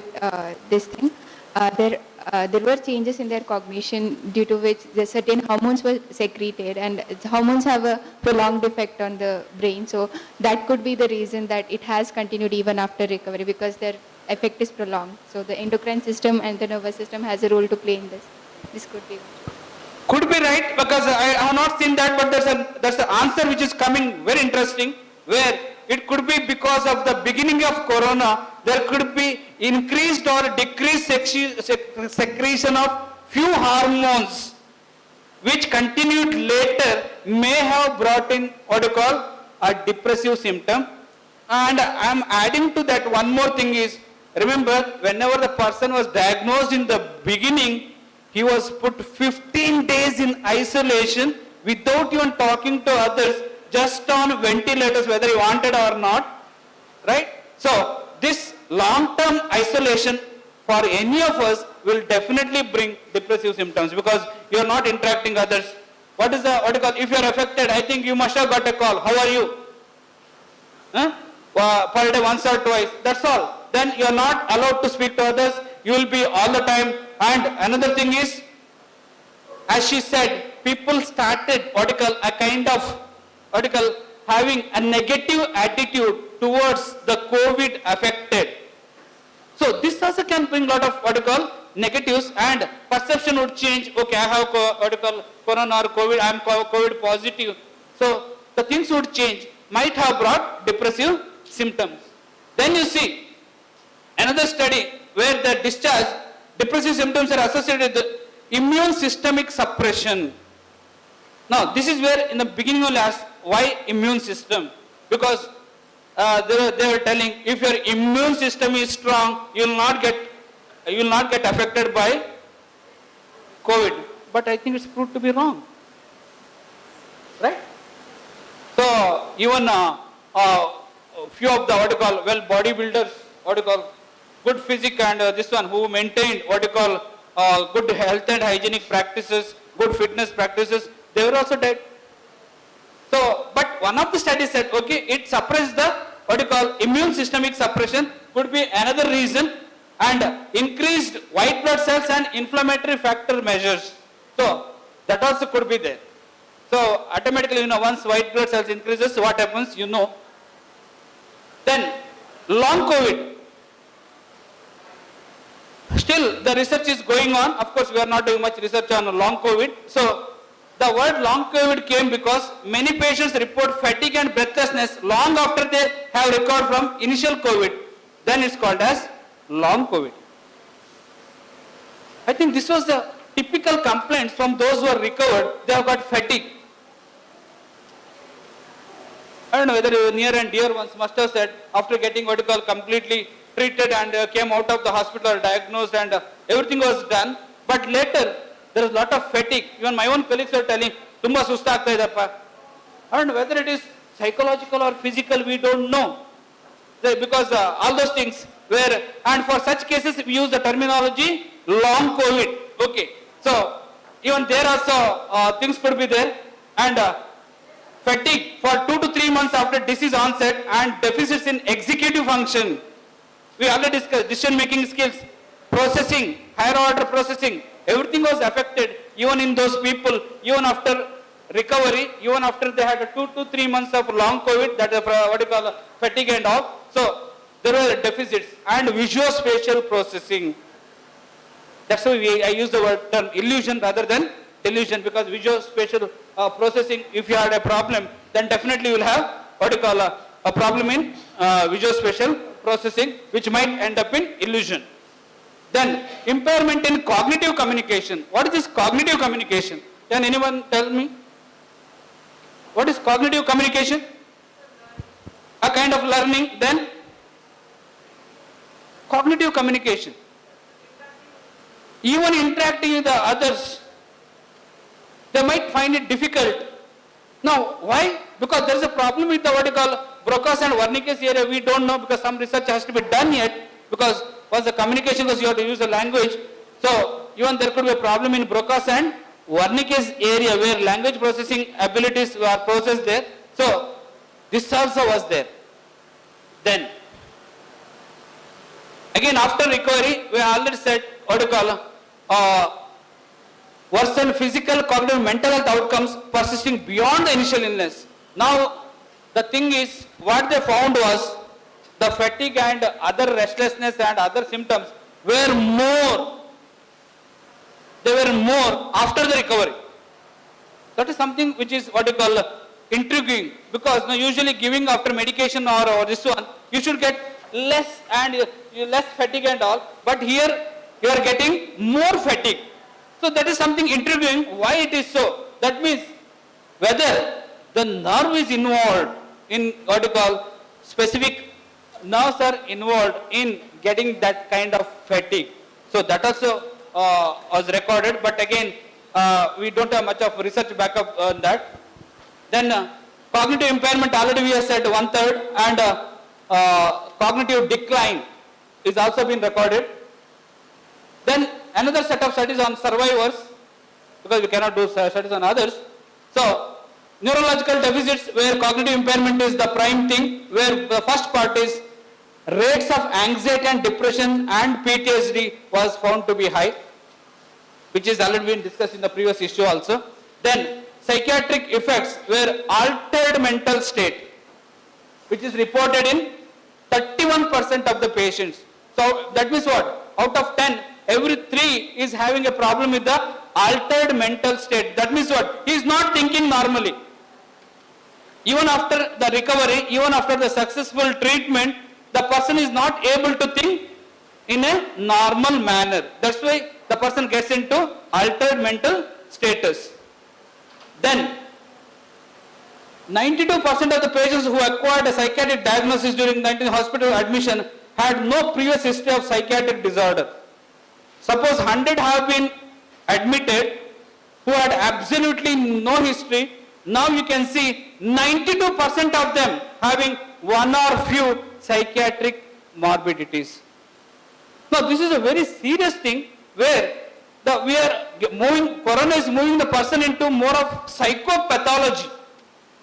You try to understand that the corona is trying to move the person into more of psychopathology even after the recovery, which definitely requires more research. Then the other idea is psychosis, neurocognitive dementia-like syndrome, and affective disorder. What is affective?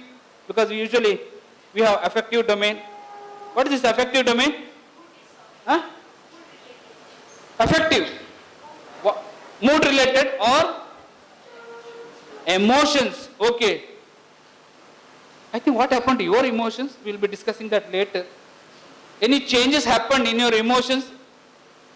Suppose you compare before corona and after corona. How the moods have been changed? Huh? Really? Okay, if you have said yes, the next question is, can you give examples on them? How you are, and one example, I don't want a list of examples. Okay, how the moods have been changed one by one. Those who have said yes, I think I'll start with you. Sir, so before COVID, I would be very, very interested in studying certain subjects. But after COVID, not so much. There's lack of interest in studying or in learning, basically. Okay, I can put in a nutshell, lack of interest in studies. Do you agree? Lack of interest, boys. Because I'm finding boys very less here, I don't know why. And boys, every time it will come front, why you want to say always we are in the back? Okay, change that cognition, okay. Okay, again I am reminding, even the non-affected COVID people, like me, I was not affected. Maybe I was affected, but maybe I was asymptomatic, I don't know. But as of till now, there is no such issues. Okay, suppose on such people, what are the things you can find? Okay, the first thing is, cognition has impacted, and there was a test in UK done where social cognition test was done. You know what is social cognition? We know cognition, but social cognition is a very specific test. Any idea about social cognition, the concept? Any idea about social cognition? Social cognition, we know cognition. When it comes to social, research scholars? Social cognition, where the thinking and related process which amounts to the society and interpersonal related issues. Now, a test was done in UK and you can find the cognition was worse, not bad. It was worse. Why? They have given a reason. Lockdown in the UK, and you can see those who had greater isolation, because you know UK is one of the most affected country. I don't know how many of you know about this, where the pandemic has really had a devastated effect there. So those who had a longer isolation had less social cognition, or their social cognition was worse. Basically, we are going to talk about the interaction with the society and the interpersonal relationship, which was worse. And poor mental health on cognition. Okay, I got one answer. I said when the moods have been changed. Any other answers before corona and after corona?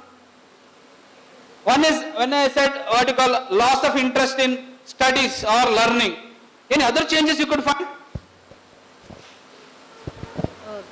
So before, I used to be interested in socializing with people. Now, I'm happy being alone and not interacting much with people. That is nothing but a part of social cognition. So, now one more answer came, like where earlier she was interested in mixing with the friends, mixing with the peer group and all. Now suddenly that interest has been gone. That means now she wants to be more independent than to be with the others. Any other answers? Huh? There's an existential crisis. Existential crisis. This is quite intriguing, or this is just puzzling me. Can you make it little simple for me? Existential crisis. It's a good word, by the way, because in psychology we talk about existentialism. So can we relate it to that? Okay, please. Yeah, I think that because of the pandemic, we've kind of like been away from people, and so we're kind of contemplating about our own lives and our purpose and all of that, and it kind of makes us feel like, you know, we have so little time, and all of those concepts just come. You're thinking about death, you're thinking about life, what is the purpose, what are you supposed to do, and all of that. Kind of like that, yeah. An existential crisis. Can you supplement? I'm still confused, that's why. Please sit down, please sit down. Do you mean related to the life being on a daily basis, how we are living, our existence? Whether what will happen, like similar to what sir was speaking about the debt anxiety.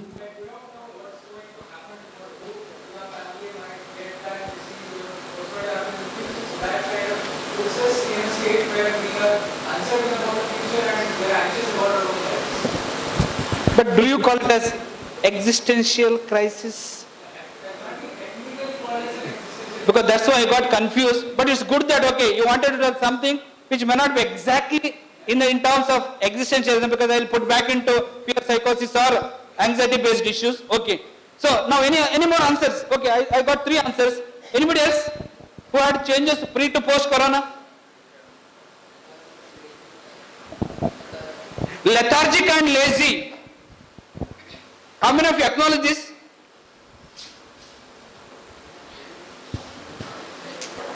How many of you acknowledge? See the first hand here. Definitely corona has brought us lethargy and laziness. Why? No movement. No movement because you are at one place. And remember how you attended your online classes. Sleeping on the bed. Mobile is somewhere. Right? And how you listen? Because teacher will look into, where are you? Madam, I am listening. Madam, I am there. You are there. Sometimes there is no sound at all. No, madam. Connectivity problem. Right? So, connection problem, connectivity problems, okay, all that, server problems, and you are just sometimes only lip movement. And poor teacher thinks that, okay, you are trying to speak, but actually the voice is not coming, but you are not producing the voice. Only. That has happened. Personal experience. Right, then, okay. Working from home and unable to see friends and family. This was another thing. Work from home. And I will be discussing more with the student part later. And sometimes you are blocked to see your family because if you are far off. No, what you call, it's only digital communication. You are not going to go there because no vehicles. I think in the initial first few months of corona pandemic was really, what you call, difficult to manage because there are no there are no commutation, there are no vehicles, and so much of what you call rules and regulations you have to follow, you want to move, and police in between. So what happened? This must have brought a lot of negatives in you, and that may have changed your cognition part. Okay, lazy and lethargy. Anybody else? Apart from that? Procrastination. That's nothing but postponing the things.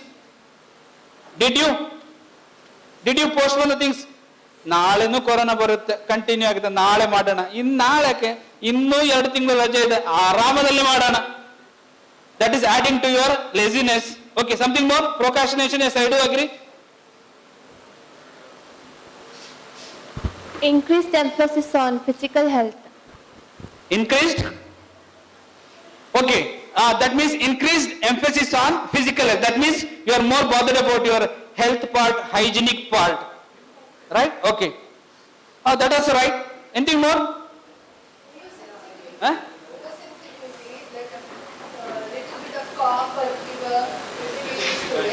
Hypochondriasis. Okay. Changes in your eating habits. I do agree because my sons do that. Okay. Or did that. Okay.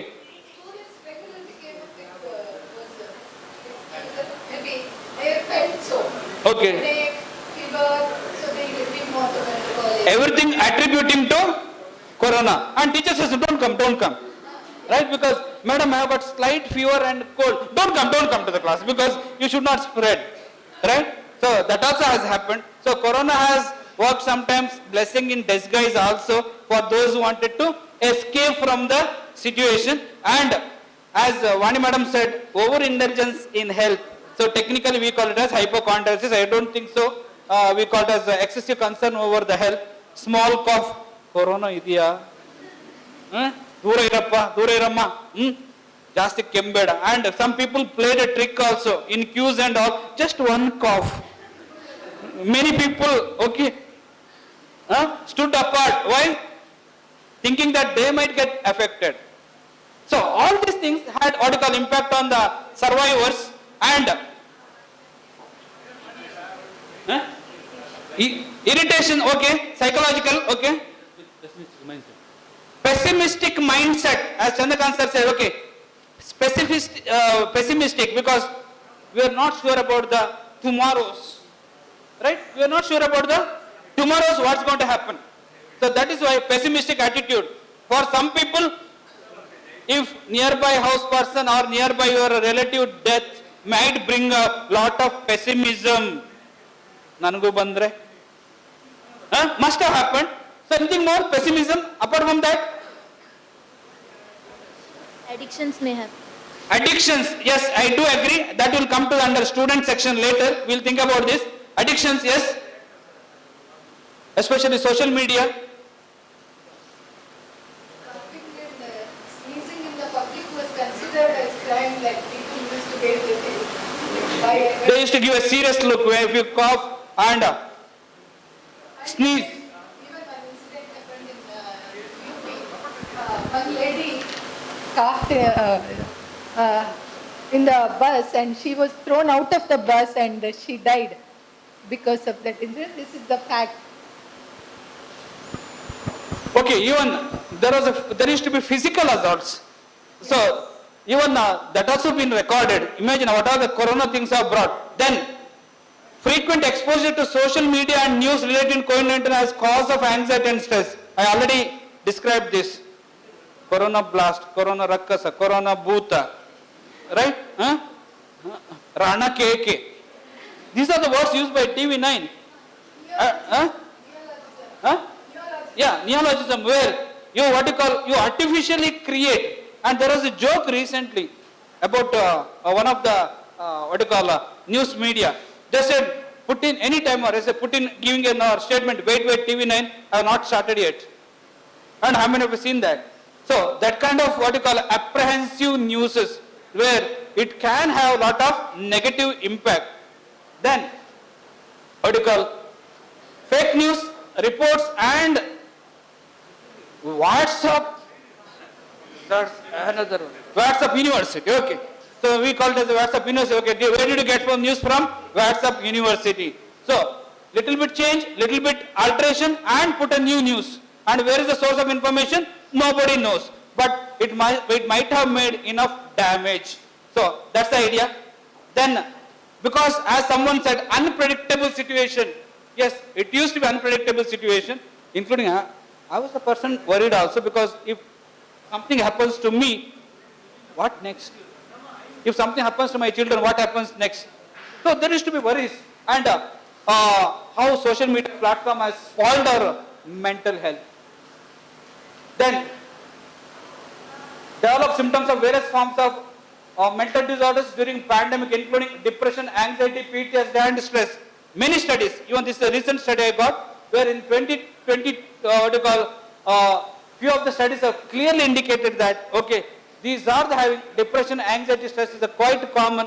Now tell me why depression, already we know. Why anxiety, we know. Why stress? We know why depression, why anxiety, but still we are not analyzed why stress.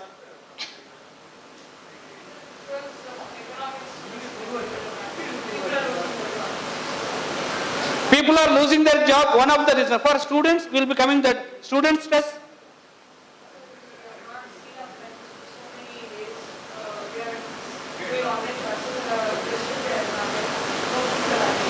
We'll get into that student stress. Imagine if these things are happening for you, what about those children had a very, very close peer group? So we'll come to discuss that, okay?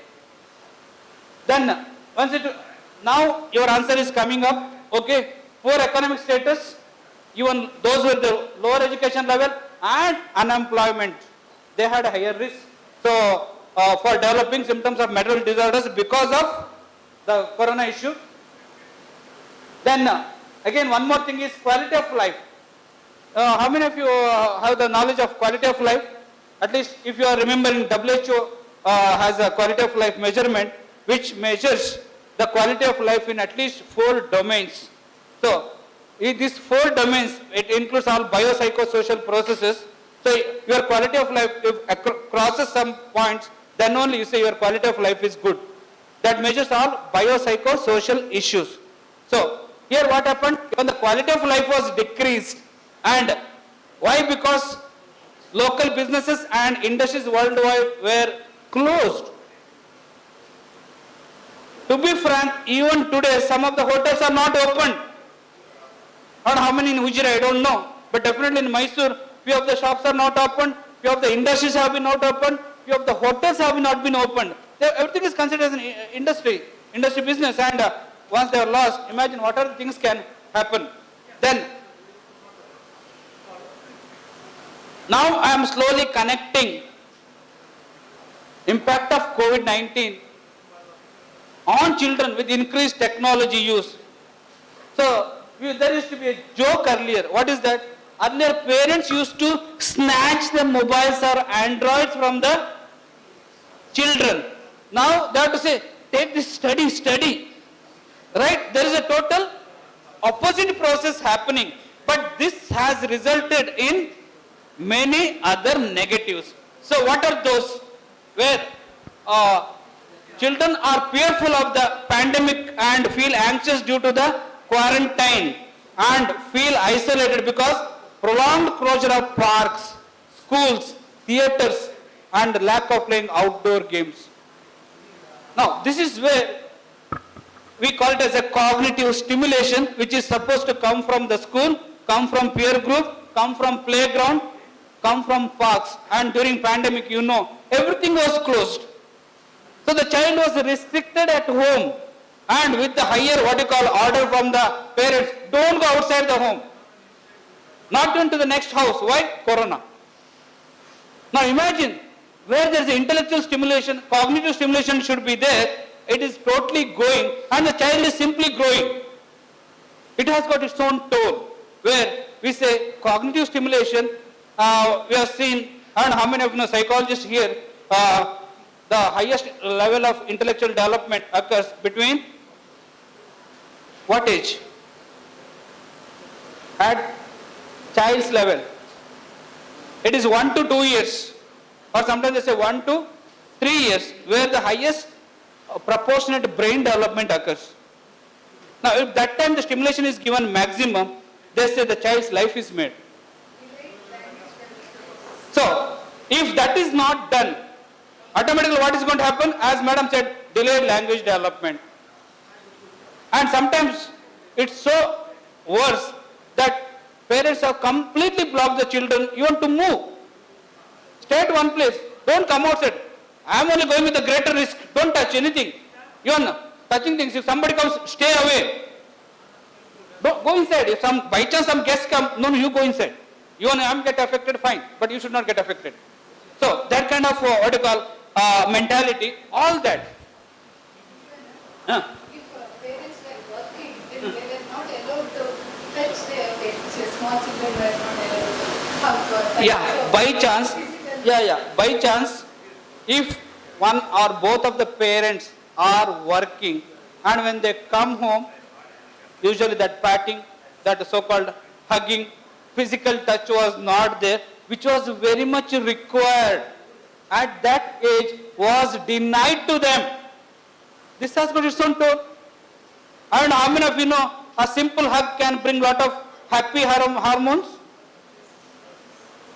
A simple hug can bring lot of release lot of hormones called as happy hormones. Not happy hypoxia, okay? Then, okay, so there is going to be anxiety, depression, irritability. Sir. Yeah, minimum 2 meters. Then, mood swings, inattention and poor sleep quality. What the child can do? There is no physical activity. The child has got a bubbling energy, we say. It should jump, it should fall, which are all blocked. So what happens? No sleep also, and all the time what the best thing we used to do? Only eating. Automatically increased obesity. So related issues again. So all those things can happen. Then they have said there is I think 15% of the time it's increased. Now though it used to be for parents insisted for using it for online classes, it turned out to be for at least few of the children, it turned out to be online gaming. So PUBG has been changed to Battleground, India. PUBG is there, but it's a different nomenclature. So you play online and get into addiction. And if not that, what are the other games you usually play? Candy Crush and is old. Free Fire, where you can bet, right? You can bet and play, right? I don't know, even I don't know. Free Fire, how many of you play Free Fire? Nobody. Raise your hand, I am not going to report to your teacher or parent, don't worry. Free Fire, at least you know about it. I think one can bet on that, right? One can bet money on that. So one parent came and complained with me. The money was going from father's account, so much so that 70,000 rupees have been gone. Not rummy, not rummy. This is a game from a child. And the father didn't know. Only when he updated the passbook, then he came to there was 70,000 minus. Going to only one, online pack. So that also has happened. Now remember, though it was meant for online class, it was meant to be something else. Social media use, chatting, watching series. If there is nothing, one Kannada, ಏನು ಮಾಡ್ತೀಯ? What are you doing? Chatting begins. ಏನು ಮಾಡ್ತಾ ಇಲ್ಲ. Then the next question, ಯಾಕೆ ಏನು ಮಾಡ್ತಾ ಇಲ್ಲ? Now the chatting continues and the classes will become end up in chats. I don't want to tell you other things, okay. Then technology use, when you come to that, okay, overuse of technology, okay, that is a thing where it was meant for only classes, and ultimately what happened was the mobile was like,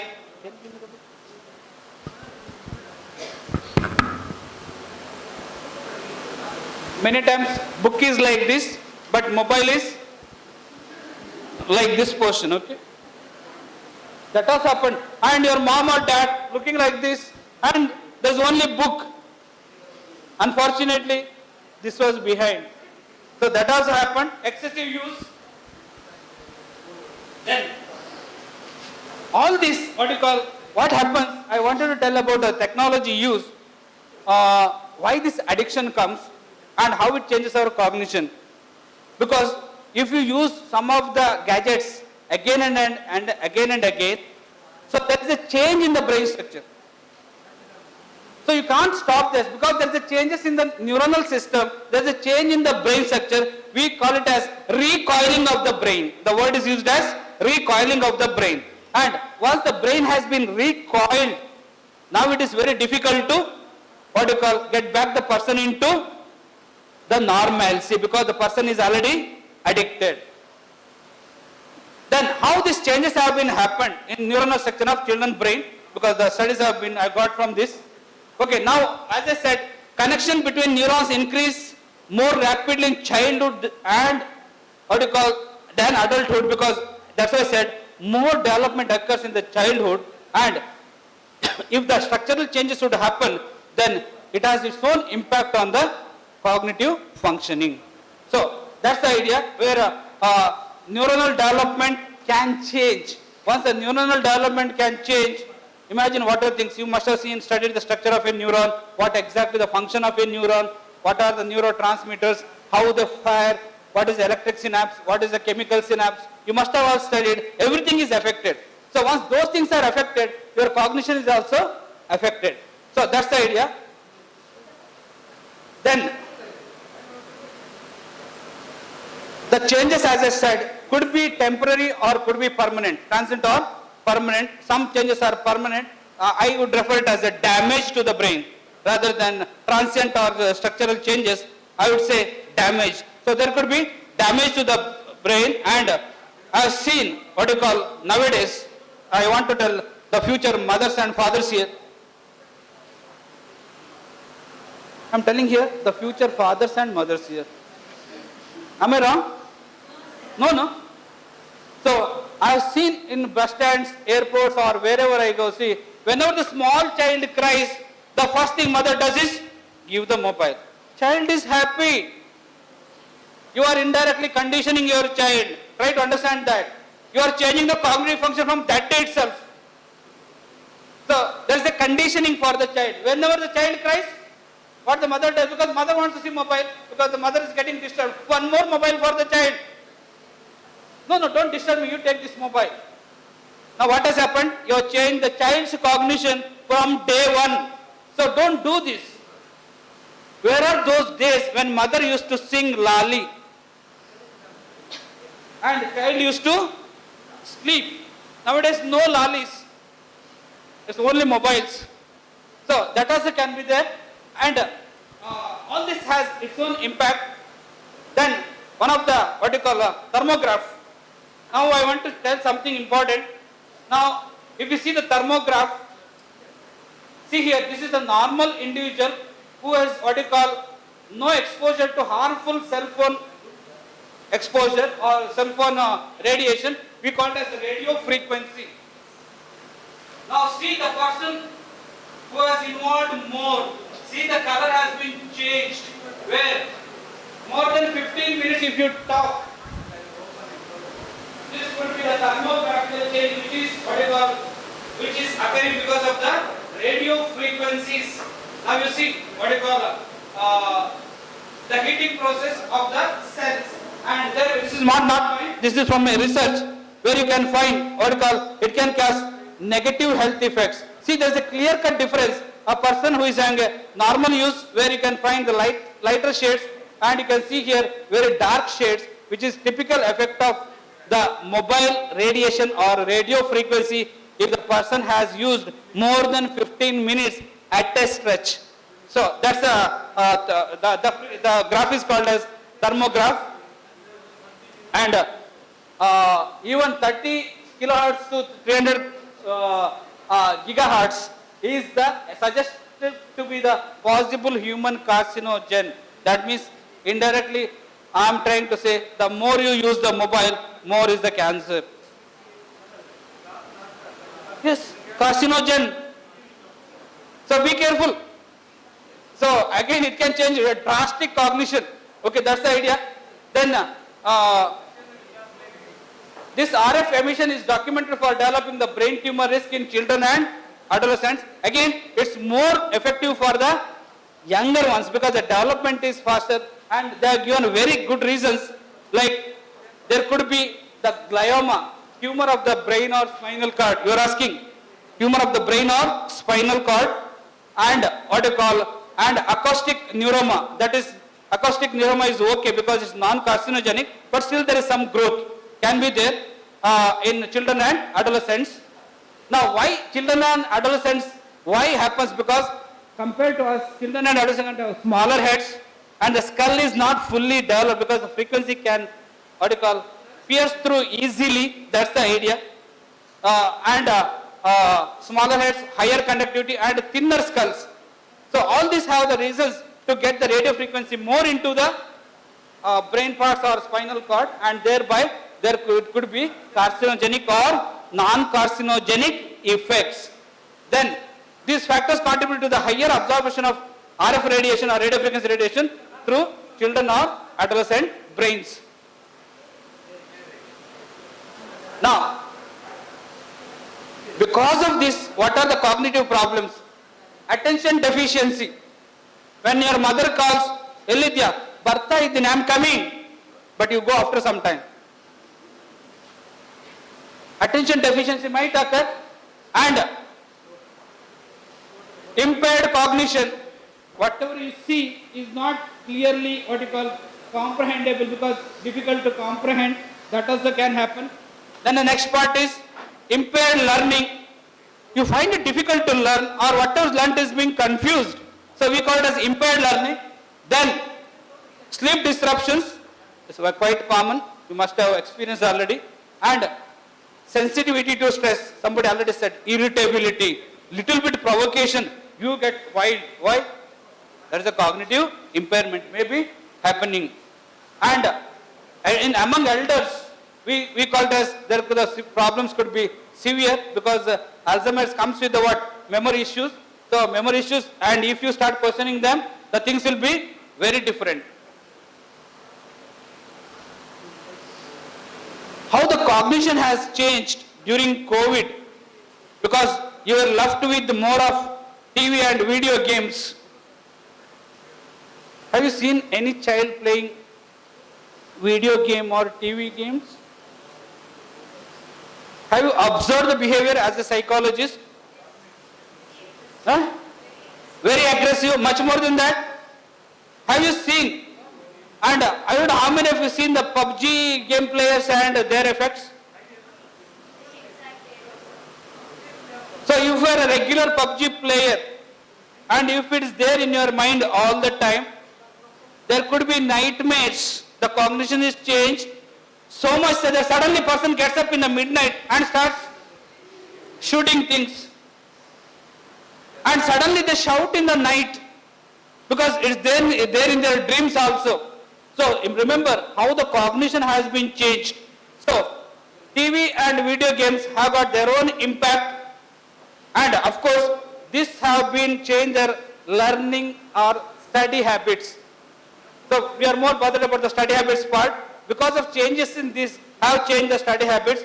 6 hours non-stop play, squads, individual, team, acquire weapons, jump, kill. Those who are playing PUBG, they know all these technical words. Okay. Then, at child level, okay, where children are to call, especially if the child plays just before 3 years or till 3 years, it's a very tender development and tender brain, can have a lot of impact because of the radio frequency and the stimulation which it's getting from the game itself has its own impact. You must have seen how some of the games are, we call it as the cruel games, where they go and drag the people, aggressive games, and that kind of modeling later, that is good, that should not be there. So that also could be there. Now the last part, that is on you people. That's why I made a separate section. Effect on students. Now the live experience are going to come. Okay. See, one of the study, from France, because we don't have study from India.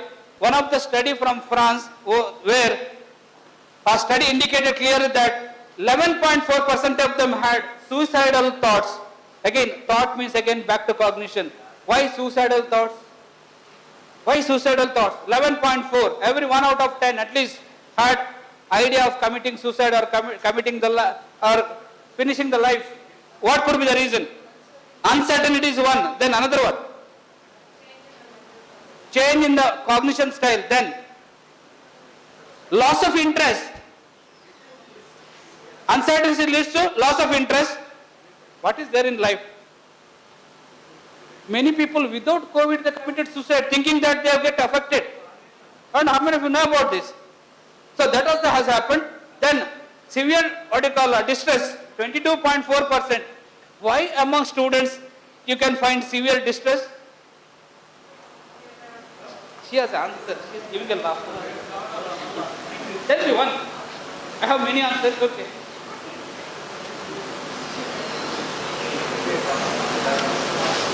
Why students had severe distress? Because they don't allow to meet their friends. Yes, one thing is you are not allowed to meet your friends. I am very specific. More distress it comes when you are not allowed to meet your boyfriend or girlfriend. Agree, right? Agree or disagree? Nobody is answering. If you don't answer, that also agreement, okay? Okay, I will not discuss more on that, okay? I think you know what it is, okay? Then high level of perceived stress, where you think that, okay, something is going to happen and lot of pressure on you, okay? So because as somebody already said, procrastinating, all that, so everything has got its own toll. So high pressure of this one, severe depression, 16, and high level of anxiety 27.5. But you see a common pattern all the time, whether some children, students or elders, all the time you find anxiety more. Think of that. You find all the time apprehension is more, because apprehension has no result yet. That is why the apprehension would be more. Then another study said just anxiety levels. See how beautifully they have demonstrated.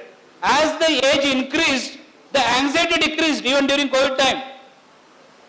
As the age increased, anxiety level increased. And who had the highest anxiety? Huh?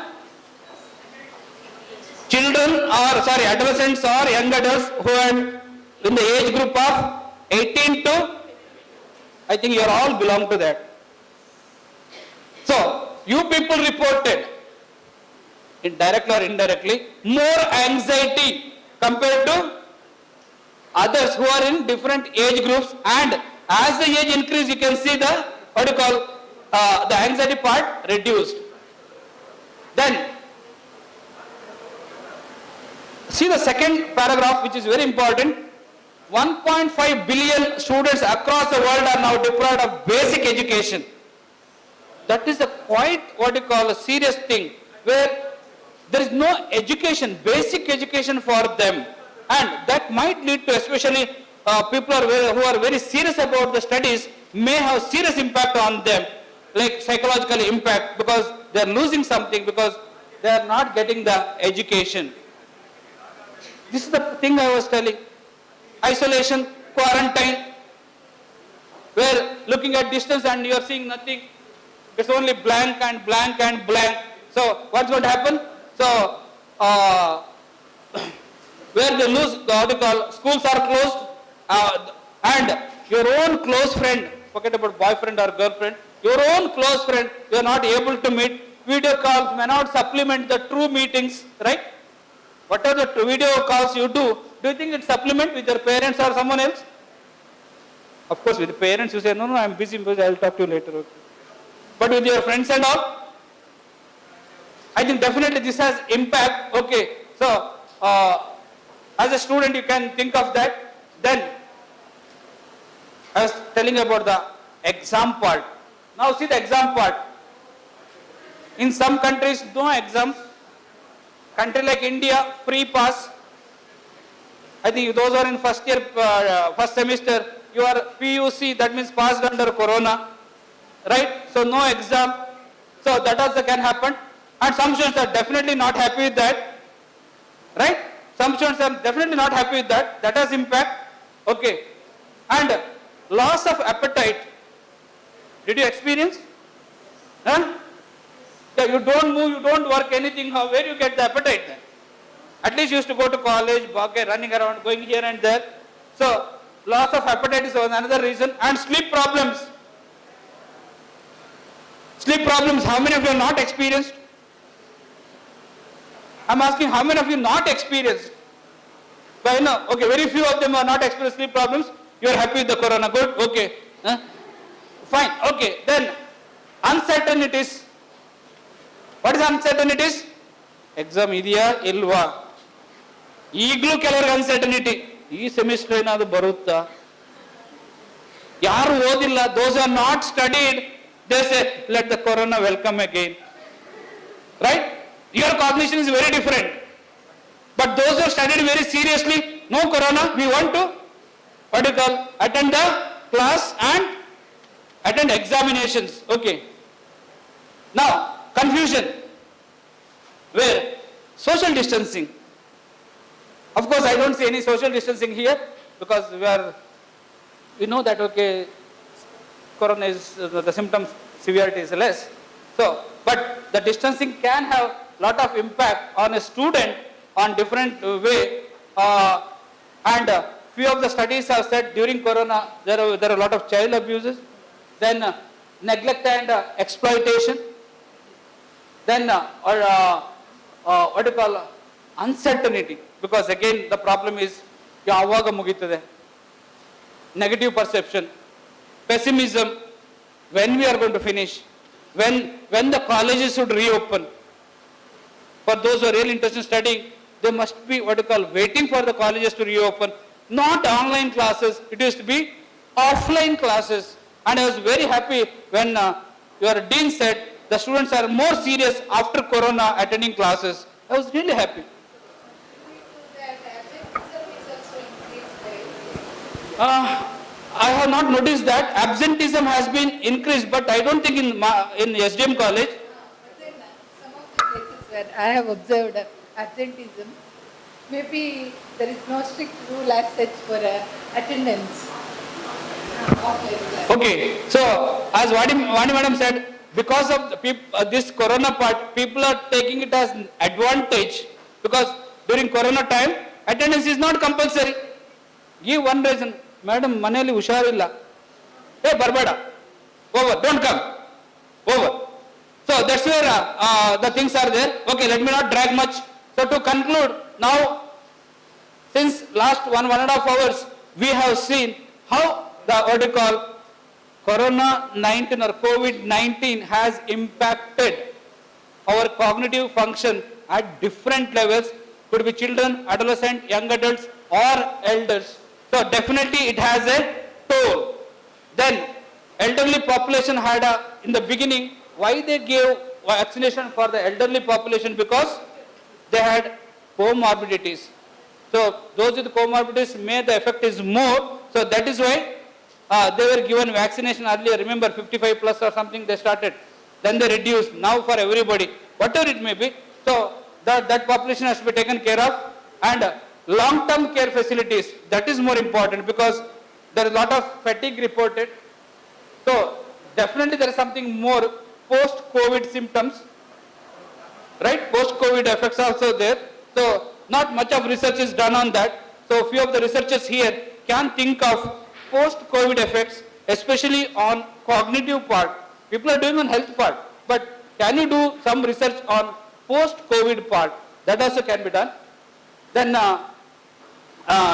because now what they say is, the best way is to get the brain imaging, so that anybody who is vulnerable, anybody having such things, can be done. Brain, images, and see other things best things can be done. And for the, for you people, you have to include your parents. Parental engagement to ensure support and good learning conditions to students with a focus on vulnerable groups. How many of you really discuss with your parents, students here? Do you discuss? 1, 2, very few. What is wrong with others? Why are you not discussing? Please discuss these issues. A kind of psycho-education, and it can have a lot of positives with you. And your cognitive communication would increase, back to cognitive communication. Then, I don't believe much of in online issues. I think I would go for more of offline, because many times online classes, teacher was doing seriously, but I don't know how many students of you attended seriously. I know you are listened. I'm not telling you are not listened because it's a compulsory part. Okay. But how many of you seriously attended and understood the content? That is more important. Then, as sir said, physical presence was there. But were you really serious in attending the classes, understanding the content part? So all those things where you can think of, but there was no other way. So online classes was the only way to reach you people, as we teachers used to teach. So I don't know how much it was successful, but teachers have done their job, whether you have completed your job. So that was the question for you. And anyway, these are the references. So thank you very much. Before I give my thanks to all of you, any clarifications or questions or suggestions from you people? You are 3 here, there are many here. If I am not able to answer, my colleagues are here. We can still able to, answer your questions. So any specific issues which you want to highlight? Yes. Yes. So thank you very much for a wonderful presentation. I think the topic that you have spoken on and the amount of research that you have done is, on the topic is wonderful. But so I had a clarification now. Yeah. Is it the virus itself that causes the cognitive problems is it COVID-19 and the infection itself which causes the cognitive problems, or is it the kind of psychological effects that happen because of it? Because I noticed that... I would agree it's a secondary consequence.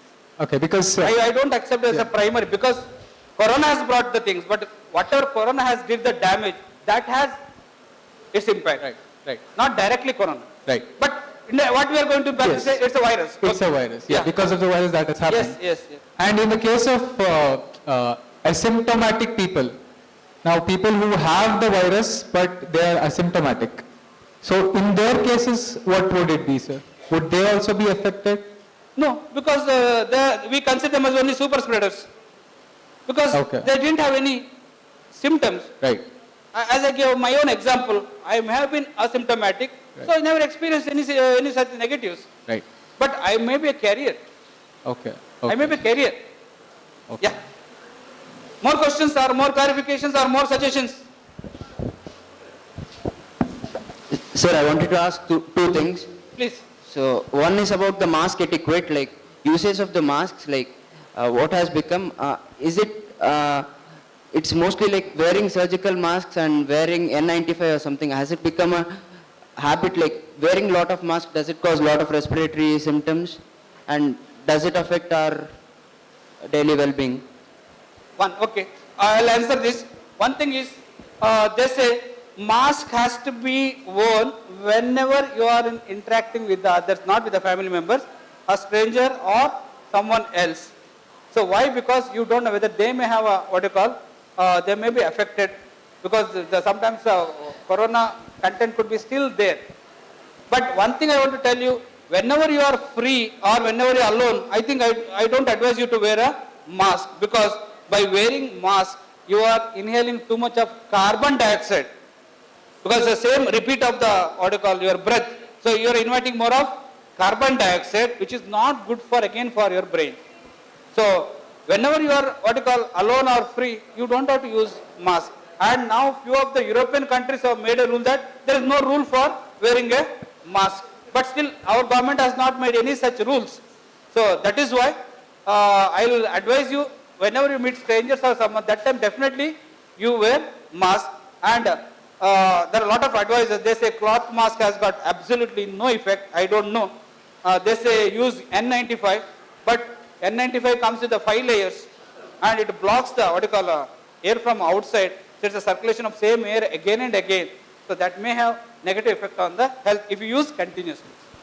Sir, and OC symptoms, like has the OCD symptoms and like it has gone up, right? Is there any solution for it? Yeah. Now what you are telling about OCD symptoms, where health and hygienic symptoms, where repetitive hand wash. Remember the textbooks where they are telling repetitive hand wash, then inhaling and all. Definitely it has. Please, definitely it has been increased. But the solution comes again with the conditioning and psycho education. So there are remedies for whatever the OCD you do regularly. The same remedies can be, or strategies can be employed for extraordinary health practices. I'm not talking about ordinary health practices. I call them as extraordinary, which are not required. If you are at home, why every 10 minutes you have to go and wash your hand? But if you have gone outside and come back, definitely you require hand wash. So that's the idea. Yeah. So as we have seen, this is the secondary cause, but there have been, like in lockdown period, when people stay at home all together with family, so there can be adjustmental issues which comes up. And also one more thing I wanted to ask. Because some of the sensitive issues is that, can you... I'll answer your question. I got your answer. Okay. And so one more thing. So when people are staying at home, like they go through this distress and all. So does it have an effect on their hormonal system? Does it comes up? It causes any physical changes, or any distress is being done?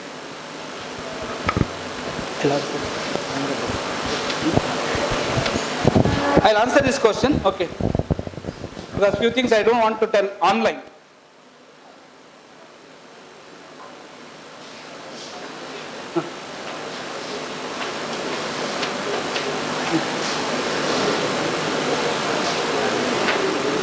Okay, sir has a very, very significant finding where self-medication,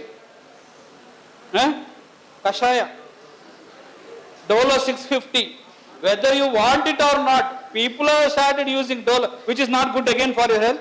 Kashaya is good, but as morning someone said, where taking excessive of antibiotics, they kill the good bacteria. So some Kashayas have killed the good bacteria, thereby invited more diseases. So that has also happened, but you are right, sir. There is an incidence of usage of more medications, especially the self-medications. Any more questions? Before your list of questions, yeah. Please sit down. Okay, answer. What are the positive impact on cognition? Cognition. Positive impact of coronavirus. Anybody? Positive impact of corona. I think one thing is definitely, one thing I can tell you, one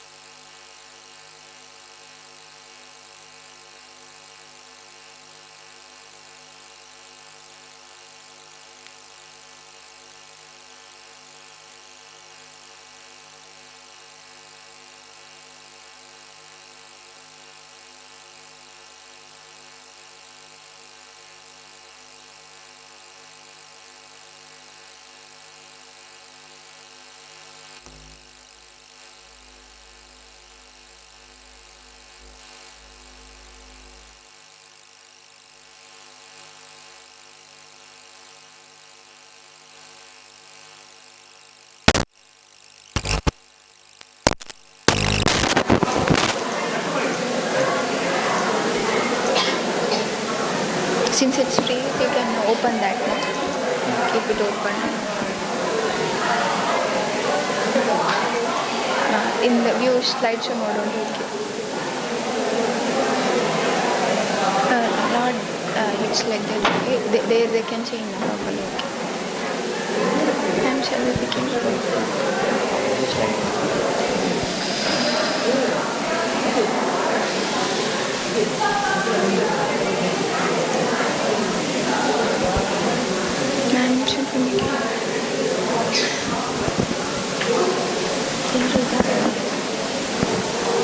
Present or Siddhara?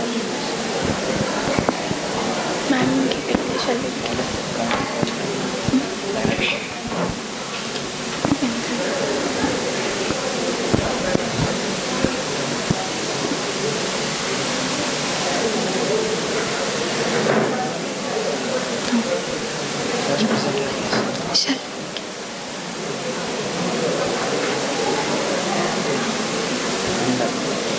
backstage ಅಲ್ಲಿ ಯಾರು ಇಲ್ಲ.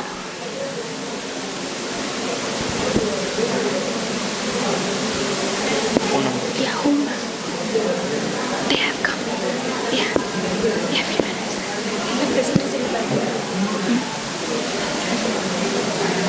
Okay. Everyone is. ಮೋಕ್ಷದ ಹತ್ತಿರ ದಿಶಾ ಅಕ್ಷರ ಇದು screen record ಬೇಡ, pass ಮಾಡಿಬಿಟ್ಟು ಏನಾಗಲ್ಲ ಅದಿರಲಿ. ಅದರ ಪಾಡಿಗೆ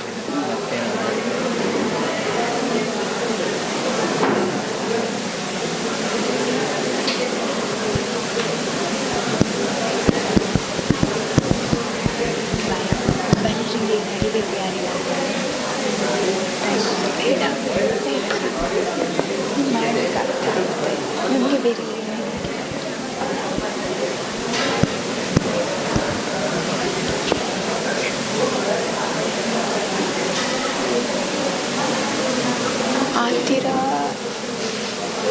ಹತ್ತಿರ ಇದ್ದಾರಲ್ಲ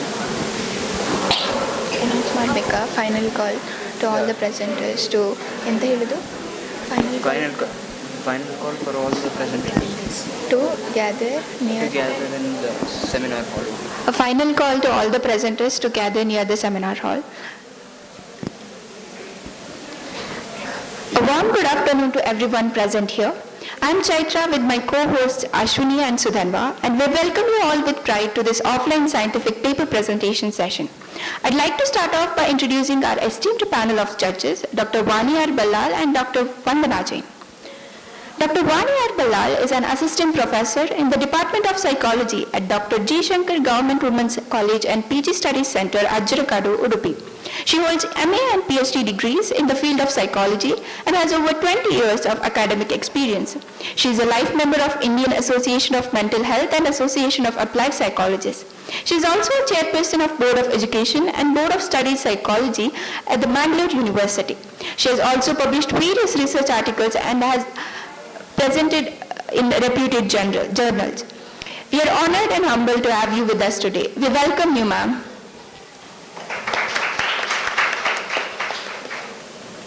I request ma'am to take the panel of judges.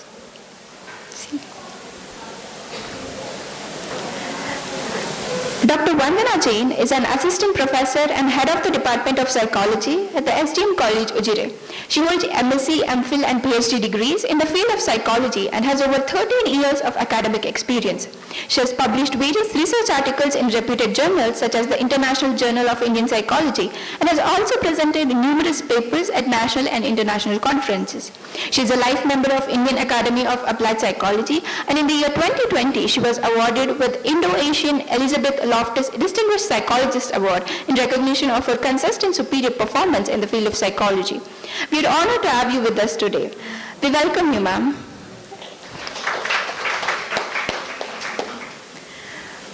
I would like to welcome all the participants to present here for the paper presentation. We welcome you all. Once again, a hearty welcome to the audience and everyone present here, and also the ones attending the session through YouTube live stream. Once again, I welcome you all. Before we begin the session, we would like to familiarize the presenters with the general instruction for the presentation. You will have 5 minutes to present your study. After 4 minutes, a bell will be rung as an indication for you to conclude your presentation. Soon after 5 minutes, you will be interrupted and asked to stop. The presentation will be followed by a 2 minutes question and answer session with the panel of judges and the audience. I kindly request the presenters and the panel of judges to stick on the timings and cooperate to end the session on time. Each participant is allotted with the slots which will be followed throughout the session. The order of the presentation are as follows. The slot number 1 is Smriti Raj and Manasapriya BHM and KV Sudhir. Title of the paper is Impact of COVID-19 on Social Cognition. Slot number 2 is Mokshada Avtade and Dr. Vandana Jain. Title of the paper is A Study on Nomophobia Among Hostel Students of SDM College in Ujire. The slot number 3 is Athira M and Ashwini Shetty. The title of the paper is Effect of Gender on Emotional Intelligence Among Early Adults. The slot number 4 is Disha Rag and Mahesh Babu N. The title of the paper is The Effect of Yoga on Mental Health and Cognitive Functioning of Yoga Practitioners, a Case Study Analysis. The slot number 5th is Akshata and Mahesh Babu N. Title of the paper is Mental Health and Job Satisfaction Among College Teachers. The slot number 6 is Sindhu V. Megha S. Rao and Dr. Mahesh Babu N. The title of the paper is An Exploratory Study on Decision-Making Style Among Adolescents. The slot number 7 is Varsha Malagi and Triveni S. The title of the paper is Executive Functioning in Relation to Emotional Intelligence Among Late Adolescents. The PPTs will be presented from RN and the presenters will be provided with a remote control to change the slides. On that note, we should move forward with our proceedings. May I now call upon slot number 1, Ms. Smriti Raj N. Manasapriya BHM and KV Sudhir to present their paper titled Impact of COVID-19 on Social Cognition. Meanwhile, I also request the slot number 2 presenter to be ready for the next presentation.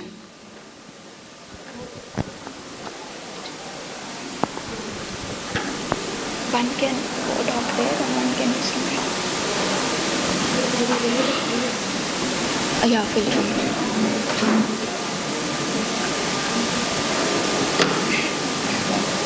you can move on.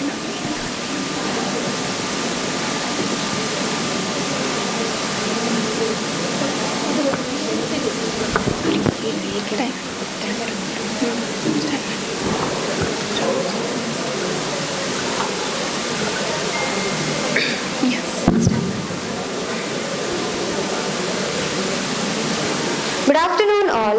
I am Manasa Priya and Smriti and Raj from STM Degree College Ujire. Our topic for today's presentation is Impact of COVID-19 in Social Cognition.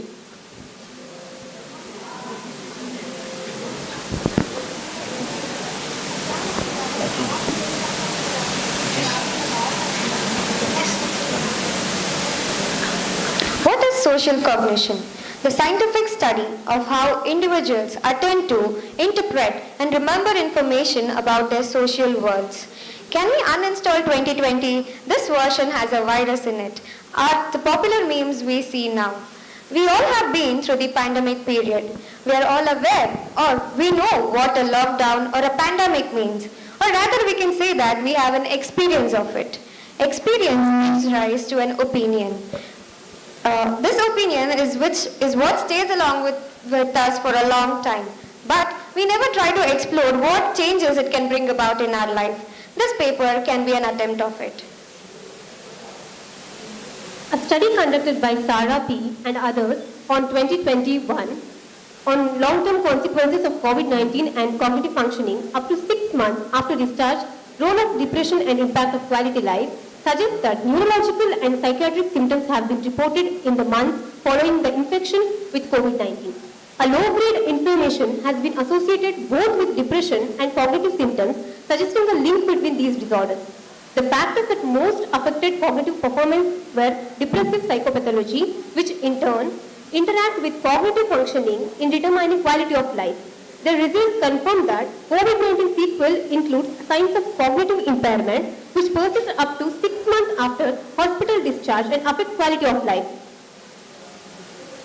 Another study titled The Psychological Impact of Quarantine and How to Reduce It, the rapid review of evidence suggests that quarantine and isolation may increase the odds of mental health problems.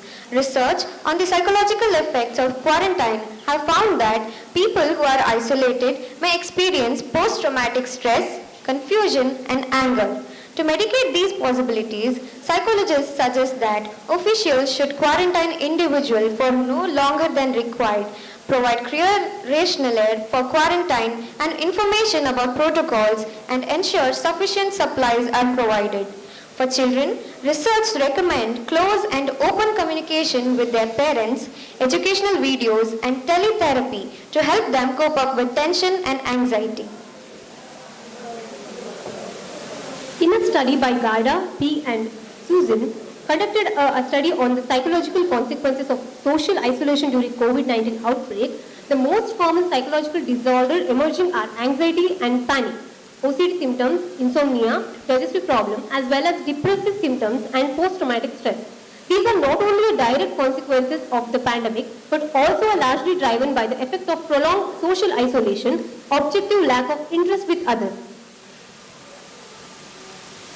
Perceived social isolation during COVID-19 pandemic significantly has had an extraordinary global life impact with significant psychological consequences.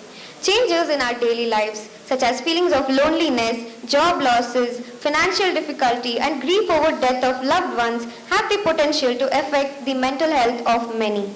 Too much media of any kind can undermine the mental health. Well, it is important to stay up to date on COVID-19 news from authoritative sources. People should actually limit their intake. Psychological science has found a strong association between exposure to media coverage of traumatic events have symptoms of acute stress. With these studies, we can conclude that COVID-19 is complex. It can affect the nervous system, leading to language disorders, strokes, and seizures. Psychological science says our sense of risk is primarily driven by the emotion more so than the statistics and evidences. Being exposed to alarming stories about COVID-19 may include perception of risk and feel stressed, especially when people feel little control over it. Thus, from these studies, we can conclude that there is significant impact on social cognition due to COVID-19. With this note, we would like to end our presentation. Thank you for your patient listening. Thank you, one and all. Thank you, presenters. Now the session is open for discussion. Over to juries and audience.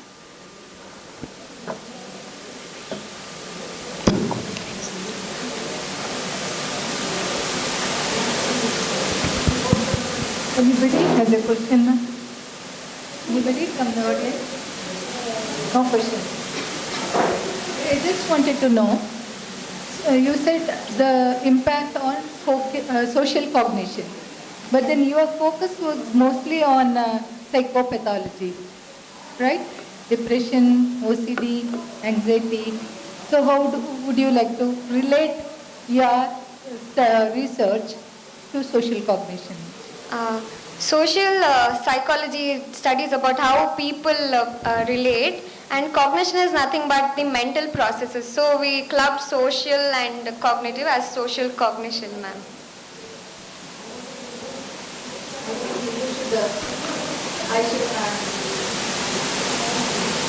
You should focus more on attention, communication, decision making. That would be helpful in identifying the impact on social cognition. Another thing you said is the quarantine should be no longer than required. What is the duration you think is good, which cannot have impact on social cognition? As Lancy D'Souza sir had told that in the beginning of the pandemic, it was like 15 days period. But what happened is when people used to get isolated, the time duration used to change and it used to extend. It was more than 15 days. So that should be like reduced or avoided?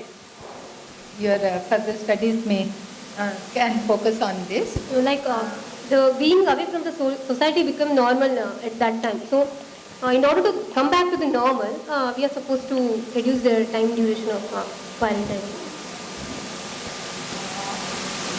One more suggestion from my side is you can see the personality aspects also, introverts and extroverts, how it can have impact on social cognition. Very well presented. Nicely you have briefed. My question is, there you mentioned about the long-term cognitive effects. May I know what are the long-term cognitive effects? A long term could be, as mentioned, post-traumatic, like after the attack of COVID or the pandemic period. What are the post-traumatic cognitive effects long term? I think that you mentioned in the second slide where psychological impact. There you mentioned about PTSD or maybe post-traumatic. Previous to that slide, you mentioned about the long-term cognitive impact. It may affect the communication skills because if we are referring to current situation, since we are in offline mode, I am able to speak to you as a person with more confidence. Whereas those are social skills. That's why I'm explaining. Like social cognition, the way we communicate with the social society, as ma'am mentioned, if I was an extrovert person and due to the pandemic and this extended time duration, my personality may vary and it may reduce as ambivert, or it may turn into an introvert as well, because personality won't stand still throughout the life. It may change.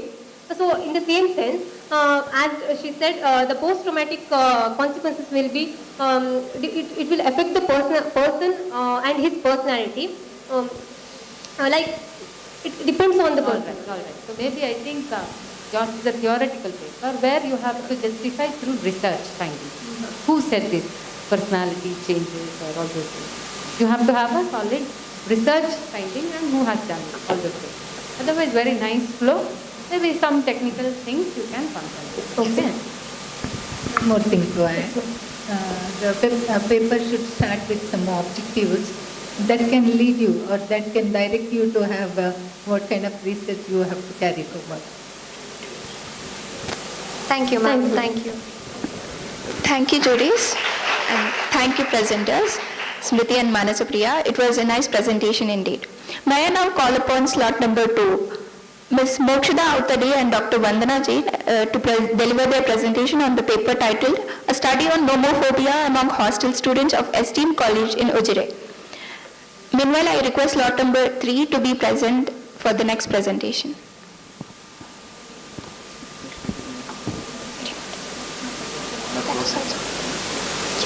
You want to walk and talk? Good afternoon to one and all present here. Myself Mokshada, and my title is Nomophobia Among Hostel Students, guided by Dr. Vandana Jain. Thank you, ma'am. So, the term nomophobia, it is a term which is derived from the words mobile phone and phobia. No mobile phone, phobia. And it basically it is defined as the fear or the worry at the idea of being without phones or without the digital service. And we have seen that many people nowadays are getting so much attached to phones, and we have seen in this pandemic period that people had to work on phones, and there were situations where they had to be attached to their phones. And the recent number of active mobile phone subscriptions in India is more than 1.15 billion, and globally it is 7.5 billion. So this shows how much active subscription is there overall towards the world. And we can see smartphones are becoming integrated into our everyday lives. There are so much uses every day, we use it. Here we can see many researches have been done on this topic, and one of the research, it states that nomophobia was higher among hostel students compared to the day scholar students. Another one study, it states that nomophobia has greater impact on those with higher levels of social media addictions. And there were many studies, and also other researchers they have argued that greater use leads to increase in the level of nomophobia, and as a result of the loneliness and anxiety what they grow through. And nomophobia has been linked to lower academic scores and all. It has also been shown in researchers till now. And also the functioning, cognitive functioning like attention skills and all are also affected due to nomophobia. The objectives of the studies are to assess the prevalence of nomophobia among hostel students across gender study, and to understand the gender difference in nomophobia. The hypothesis states that here there is no significant difference in the level of nomophobia among male and female students. The variables are independent variable is the gender and dependent variable as the level of nomophobia. The tool used is NMPQ, that is nomophobia questionnaire, which is developed by Yaltrim and Korea in 2015, which has a Likert scale with 7 points. The sample consists of around 30 students from different departments staying in hostels. Those pursue undergraduation and post-graduation studies. Sample technique was purposive sampling. The criteria of inclusion was selecting young adults between the age group of 18 to 24 who owns their own smartphone, and participants should be a resident of a hostel. Participants should be the students of undergraduate or postgraduate students, and the exclusion criteria was the dropouts or the students who stay at home or in PGs with their families. The research design was the cross-sectional study, and the procedure was it was an online method where we collected Google Forms, and it was collected after taking the consent itself, and the confidentiality was maintained throughout the study. And the statistical analysis, descriptive statistics as a inferential statistics was used to analyze the results with the help of SPSS software, and the results show that the mean value which male and female got are here presented in the table, and the standard deviation and the t value and p value, which concludes that we do not reject the hypothesis, that is accept the hypothesis that there is no significant difference among male and female, but there comparatively we can see male have more prone to be nomophobic than females. And conclusion is the mobile phones and the new technology have both positive and negative regards. The result shows increasing nomophobia among young generation, especially the hostel students. And implications can be, these findings can be used by the parents, teachers, and educational and mental health professionals to more about this. And there can be few rules which can be implemented to help people throughout this. And these are the limitations and scope for further studies. Thank you. Now the session is open for discussion for judges and the audience. From any audience, any questions are there? Please. Mokshada, can you please justify your research design? You have mentioned as cross-sectional research design. Ma'am, it was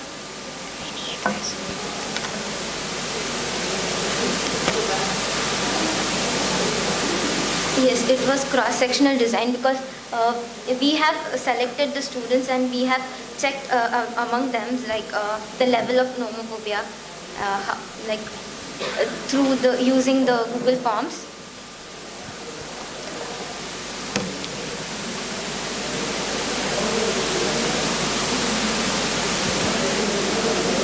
You have collected the data, but then when it comes to design, it is perfect.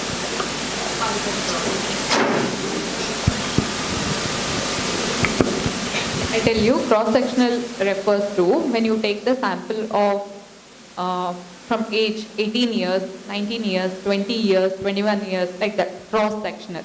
That is called as cross-sectional, but you need to change this. Thank you, ma'am.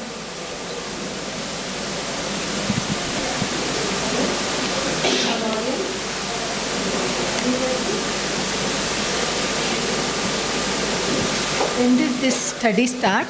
Did you try to find out the impact of COVID here? Yes, ma'am. There were few studies which I saw before in literature review.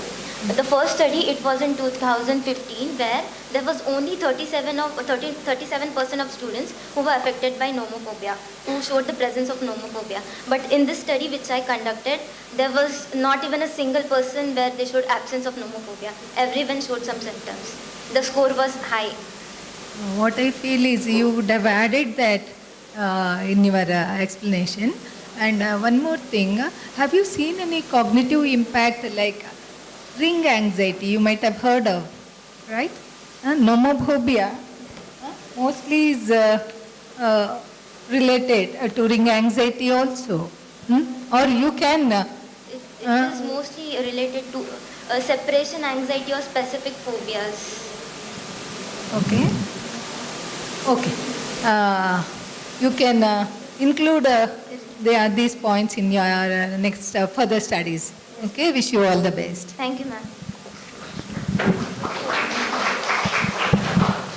Mokshada, there you said that there is whether a null hypothesis you accept or reject? We accept. We do not reject. We accept the result. Then while in the next slide after the table, you said something that still there is a... It is not significant difference, but still there is some difference which shows that male participants are shown like more nomophobic. No, when there is no significant, once again, no need of telling. It is negligible. And even the graph is not properly done it. So I think from 0 if you start, no, there may not be a significant difference. Otherwise it shows that male and female difference. Okay, it's good. Thank you, ma'am. Thank you, Mokshada. It was a wonderful study. And thank you, juries and audience, for your involvement.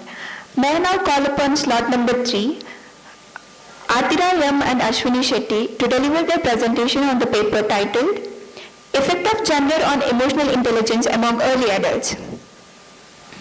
Meanwhile, I also request the slot number 4 presenter to be ready for the next presentation.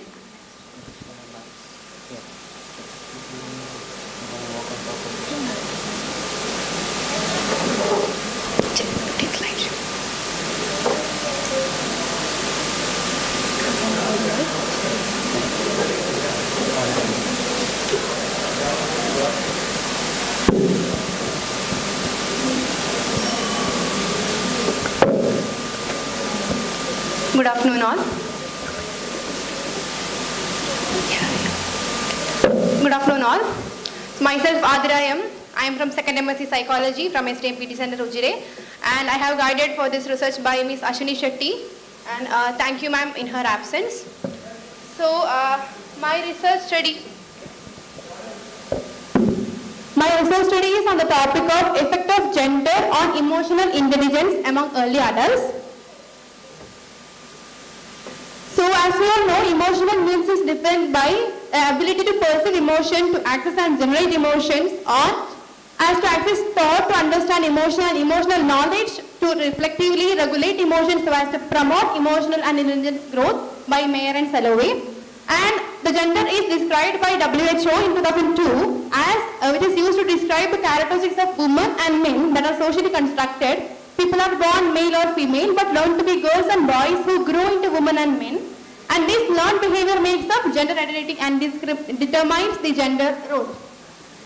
Early adulthood as defined by Harlow Elizabeth B.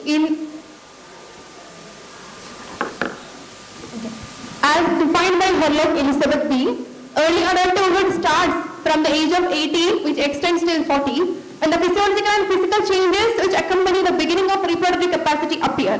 So early adulthood is also a period of adjustment to new patterns of life and new social expectations. It is also defined as a period of emotional tension, social isolation, time of commitment, a period of dependency, and a time value of change, time of adjustment to new lifestyle and creative age.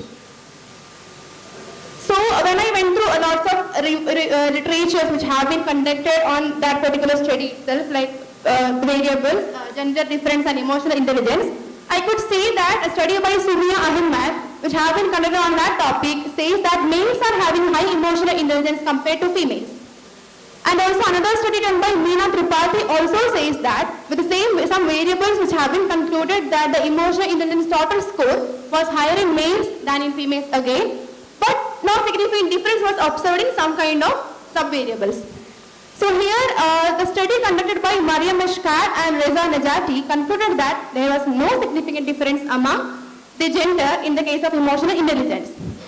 But significant difference was seen in the case of self-awareness, empathy, self-regard and interpersonal relationship tend to be more in females than in men.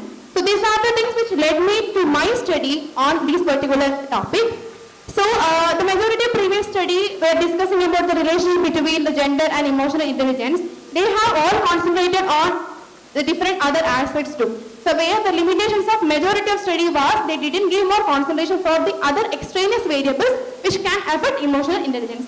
That's why I conducted my study on this topic by controlling majority of the variables such as socioeconomic status, and I conducted this on the population of nuclear family and with people who are coming under the category of early adults only from 20 to 28 years of old, and also the objectives are to find out gender difference in emotional intelligence among early adults. Hypothesis is hypothesis, no significant difference in the emotional intelligence in male and female early adults. Variables are emotional intelligence as dependent variable and gender as the independent variable.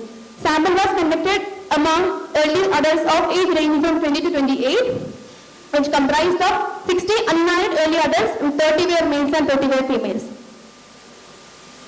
So this is the tool by Dr. Arun Kumar Singh and Shruti Nare.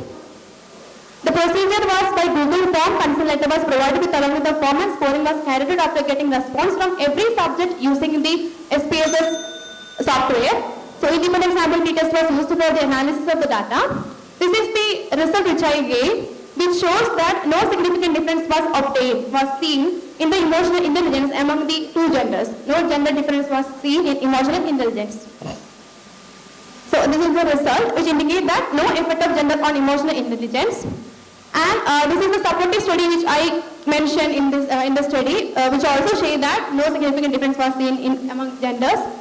So to conclude the study, there is no significant difference in emotional intelligence between gender in early adults that indicate both male and female early adults understand and manage their own and others' emotion in the same manner.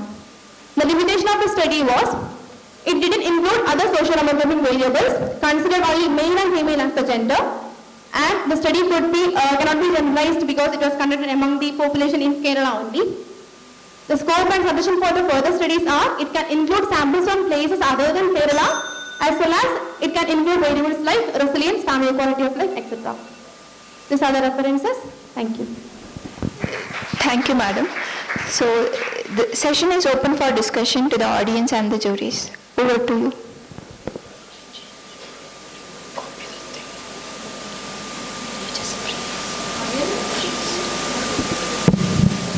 Audience, any questions?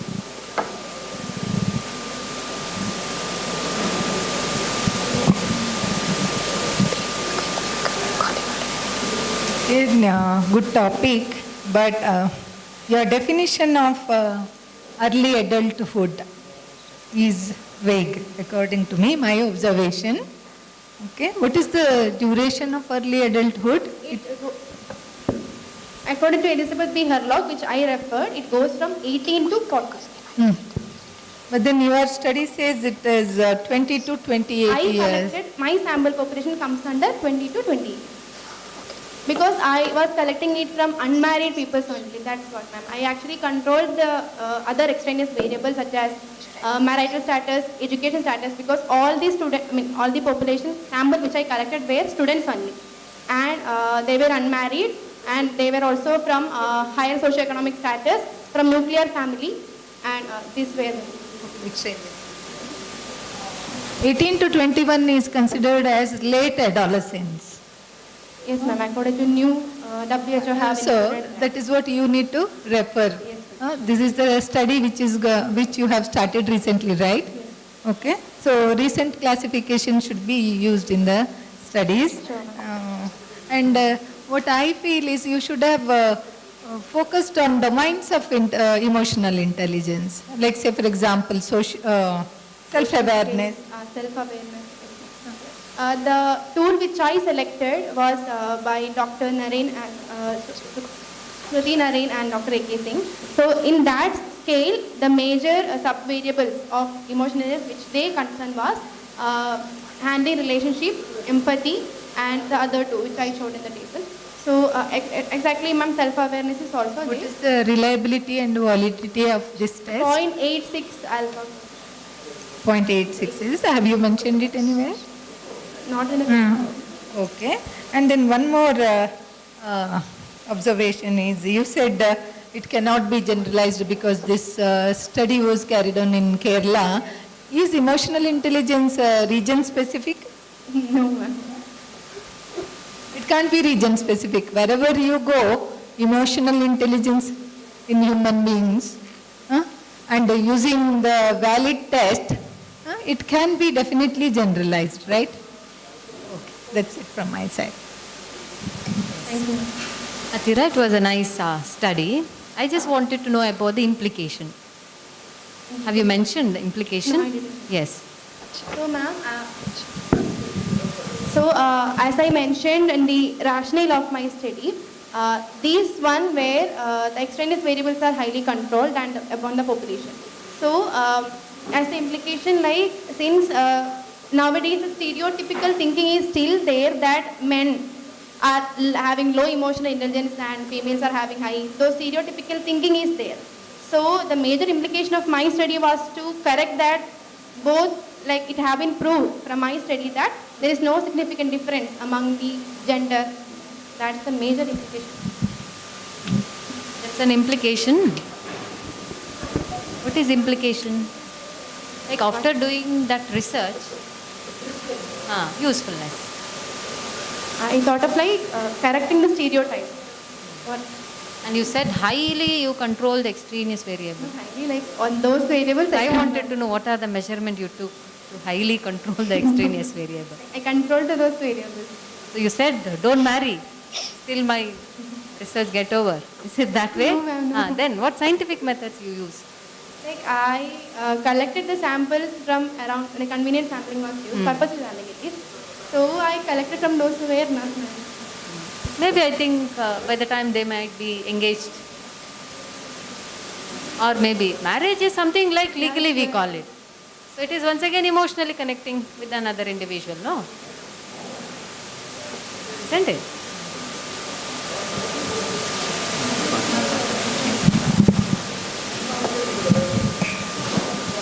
Adira, your sampling method is convenient sampling or purposive sampling method? It is purposive sampling, ma'am, but I mentioned it as convenient. Why?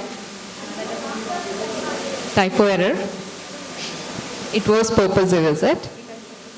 Yes, it is purposive. Can you justify that? Sure, ma'am, because I collected, like, since I have to, the other variables I have to exclude it, I selected only from the people who were like, from the population, which I got the samples. I selected 30 unmarried men and women who were coming under the socio-economic status high and who are still studying and they are not working. So those things are. Okay, you collected the data using Google Forms? Yes. Was it online data collection? Yes. Okay. And one more suggestion is regarding the title that you have given. In the title you have mentioned the effect of gender. Okay. See, here there is another title, effect of yoga. So this is the proper usage when it comes to effect. Whenever you use the term effect, you need to bring in that effect. Whereas gender, it's already there. You cannot bring in the effect of gender because it's already there. But here, effect of yoga can be done, effect of therapy. You are bringing in or introducing that therapy and then seeing the effect. Hope you got it. Yes. Thank you.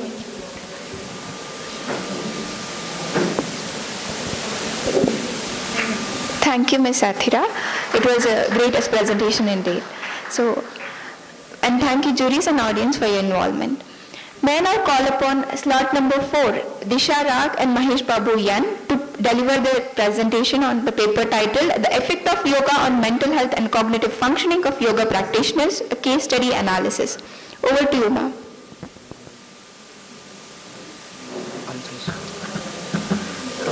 A very good afternoon to the moderators of the session today, Dr. Vani ma'am and Dr. Vandana ma'am, and to the faculties here, and my co-participants and co-presenters. So my topic, as you can see there, it's on the effect of yoga on mental health and cognitive functioning of yoga practitioners. It's a case study analysis. And this presentation is by myself, Ms. Disha Rag, and my research guide, Dr. Mahesh Babu sir. Well, to begin with, as an introduction, I must tell you about the relevance of yoga. The role of yoga in promoting mental health as well as in promoting the physical health and the overall well-being has proven to be relevant over ages together.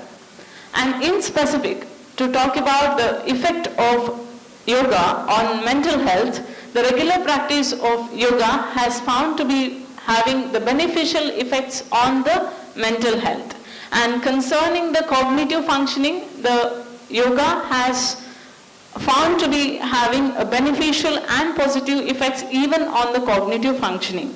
And connecting the two of these aspects together, that is mental health and cognitive functioning, the yoga practitioners, as a result of the regular practice of yoga, do experience calm and relaxed state of mind. And as a result of this, they do experience cognitive functioning, such as thinking, memory, enhanced problem-solving ability and decision-making ability. And the review of the literature. The series of intervention studies and the other related studies have been done to determine the effect of yoga on the many variables, not just mental health and cognitive functioning, but it has been done on varied variables. The research literature suggests that the regular practice of yoga has positive and beneficial effect on cognitive functioning as well as on the mental health. And with regard to this study, there are further studies which are required to further research upon the effects of yoga on mental health, cognitive functioning, and the other related variables, like say to consider the quality of life and also the overall well-being of an individual. The method that has been adopted for the study, the aim of the study is that to understand the effects of yoga on mental health and cognitive functioning. To specify it even more, I have enlisted the objectives to study or to determine the effect of yoga on mental health, and the second one is to study or to determine the effect of yoga on cognitive functioning. And the sampling method that I have used for the study is purposive sampling, and the procedure is thus. The yoga practitioners who have experienced in the practice of yoga for over 10 years has been chosen for the study, and the objectives and the nature of the research was well explained to them, and the consent was accordingly obtained from the research participants. The mode of the data collection is this. The study involved case studies of 2 yoga practitioners who have practiced yoga for over 10 years, as I have mentioned there, and this case study involves in-depth interview which was done over telephone call. And the tools is the broad open-ended questions were used in order to obtain the detailed and elaborative information on the benefits or beneficial effects of yoga on mental health and cognitive functioning. The first case study for my research is Gopalakrishna Velampari, who is aged 64 and he resides in Bengaluru. He was a senior retired health inspector and he is currently working as a yoga teacher and trainer. He has authored 2 books and he has taught over 3 lakh students on yoga, and he is also an awardee of Dakshina Kannada Rajyotsava. And the second case I have considered is comparatively younger, that is age 26, who resides in Puttur, and she is assistant professor and consultant doctor. She also has an experience of teaching yoga for over 10 years, for practicing yoga for 10 years at least, if not for teaching. And she also has trained over 3,000 students, and she has also treated the patients with the practice of yoga. And the results of the discussion of the study determines the two themes. One is the effect of yoga on mental health, and then is on the enhanced cognitive functioning. To brief it up, the management of stress and anxiety is possible as a result of the practice of yoga, and it results in the calm and relaxed state of mind, and it also enhances the sense of self of an individual. And the cognitive functioning, it increases the attention and concentration. Sorry to interrupt. I kindly request the presenter to conclude your session. All right, yes. And these are the techniques that I used. If there is any questions, I can explore more on that. And concluding the limitations of my study and the scope for the further research. Well, these are my references.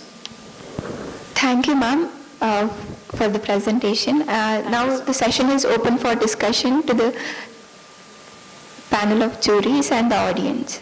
And I kindly request the panel of juries and the audience to stick on to the timings for discussion to cooperate to end the session on time.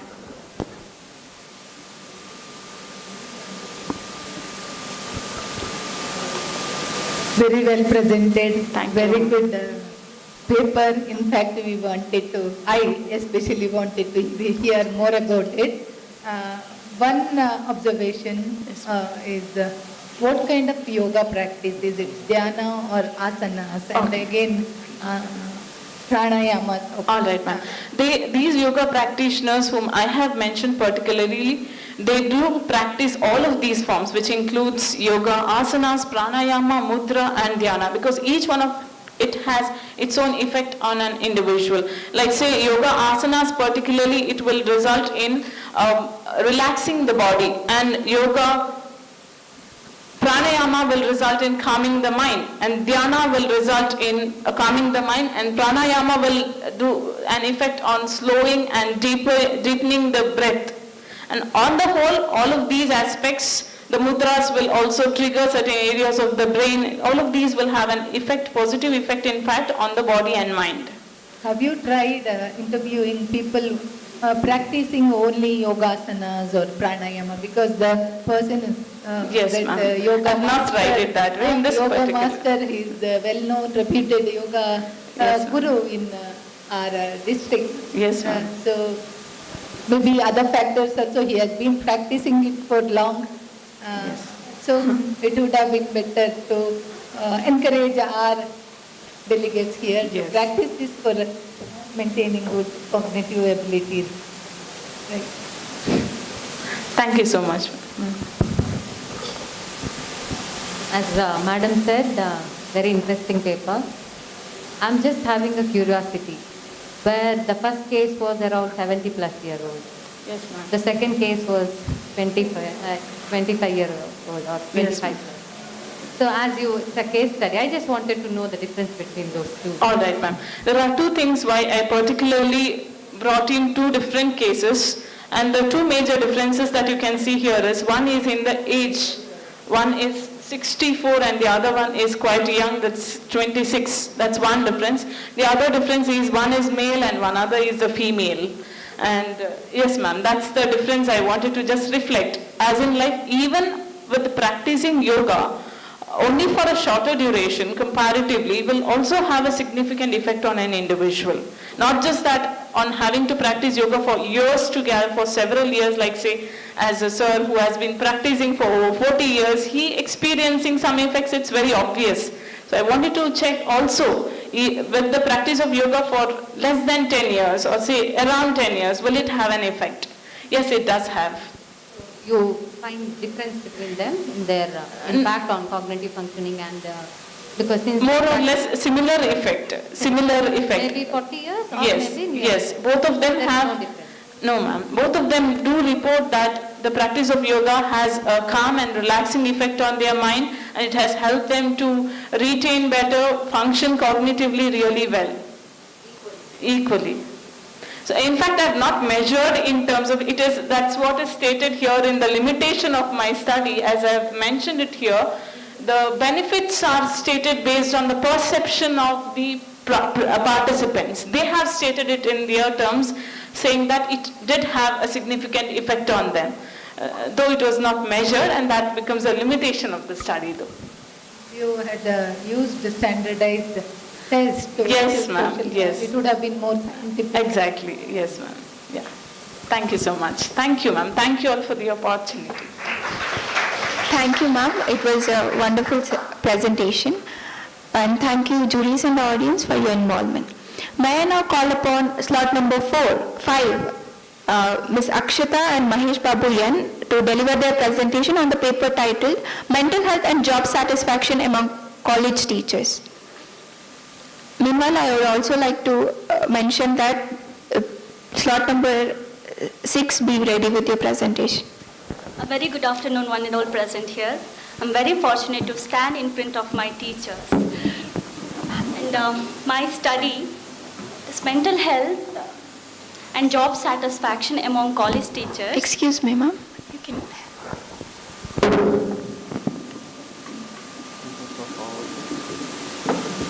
So, currently I'm doing my PhD under the guidance of Dr. Mahesh Babu sir. So when it comes to the definition of mental health, so mental health is a state of well-being and which the individual realize his or her own abilities, can cope with the normal stress of life, can work productively and fruitfully, and is able to make a contribution to his or her community. This is the definition given by Mental Health Organization. And comes to the job satisfaction, as we know that this job satisfaction, it is a subjective experience.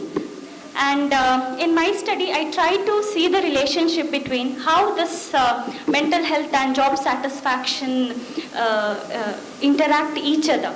Okay, so especially my study, it is post-COVID.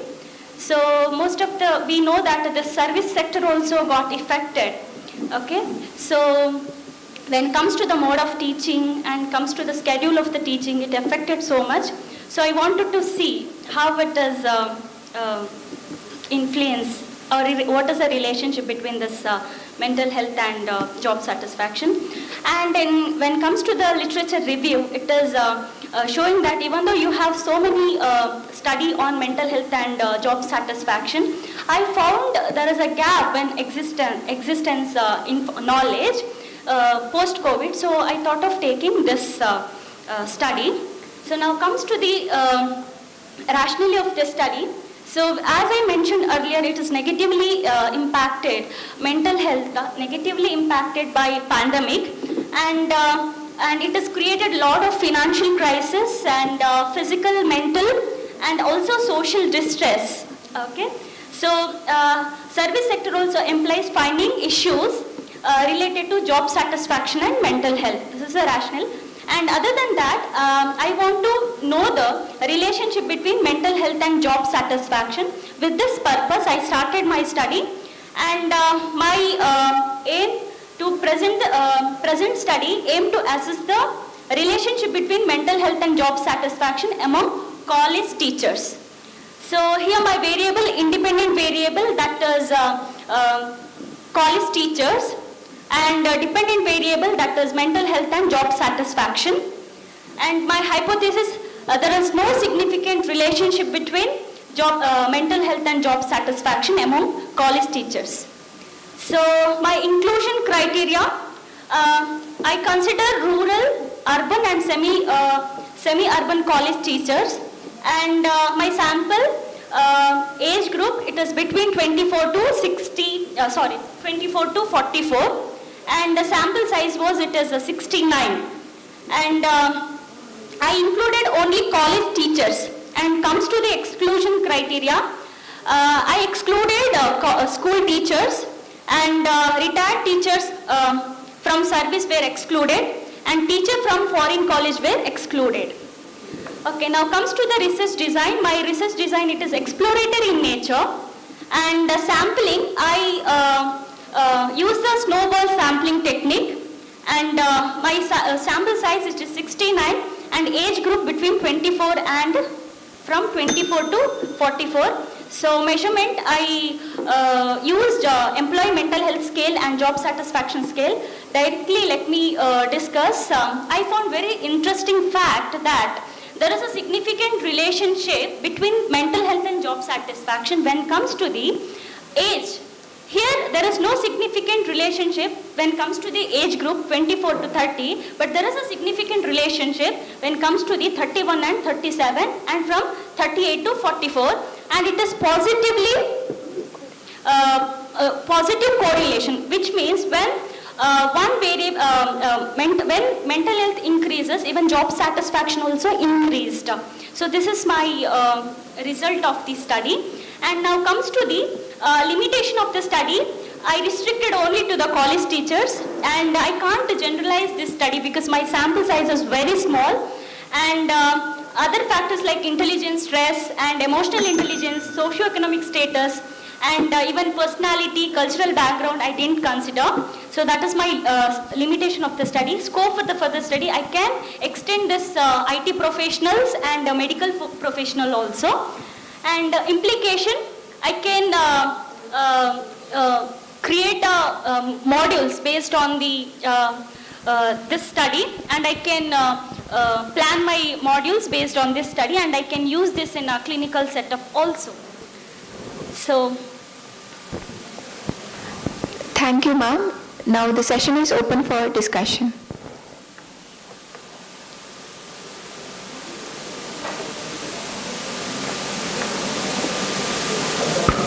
Questions from audience side? Yes, audience? You should be active, not a passive audience.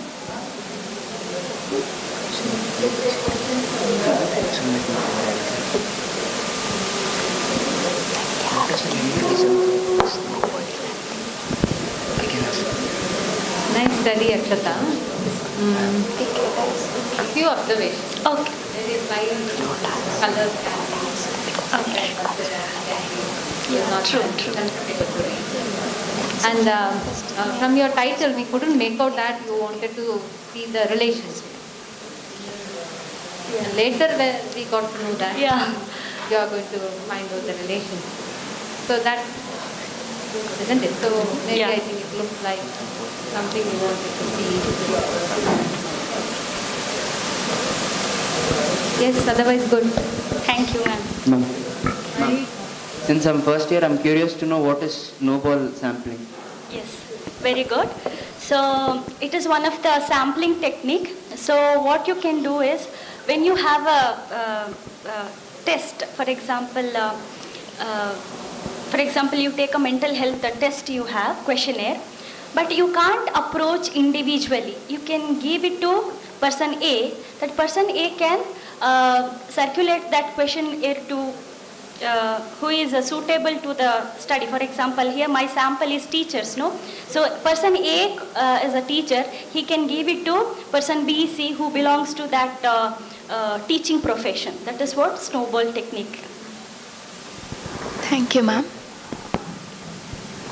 Any questions from the juries and the audience? I have a question regarding the independent variable. Yes.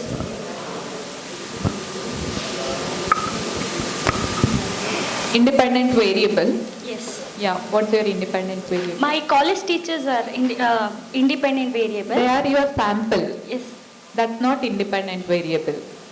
So, here independent, I thought of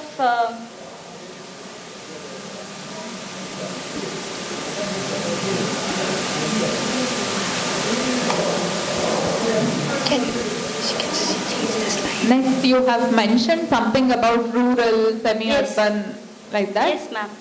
But, you have mentioned in one of the slides, in inclusion criteria, you have mentioned rural, urban, semi-urban college teachers. Yes. Have you categorized your sample as coming from rural, urban and semi-urban? Yes, ma'am. Like some sample from rural, some sample from urban, is it like that? I didn't restrict myself. Okay. While I'm giving the questionnaire, I just circulated like that. So for that reason, I didn't included that foreign university and like that. So Okay. yeah. Yes. No. But yeah, it is mentioned. One question were there. But then you have not considered that for analysis. No. Okay, so to make it easy, when you did the analysis, you have taken age-wise categorization of teachers, Yes. right? So age is the independent variable here. Okay. College teachers are your sample, whereas age you are manipulating, Yes. right? 3 age classification. yes. So age is the independent variable. Yes. Okay. Thank you, ma'am. It was a wonderful presentation, and thank you, juries and the audience for their involvement. May I now call upon slot number 6, Sindhuvi Meghayas Rao and Dr. Mahesh Babuyan to present their paper, an explanatory study on decision-making style among adolescents.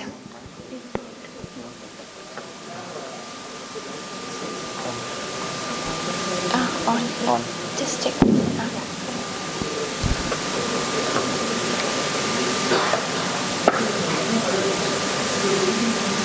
Very good afternoon, one and all present here. I take this opportunity to present this paper, an exploratory study on decision-making style among adolescents, guided by Dr. Mahesh Babu sir. So we all know that adolescence is a transition phase between childhood to adulthood, where a lot of expansion of cognitive abilities takes place here. So decision-making is not just, it's just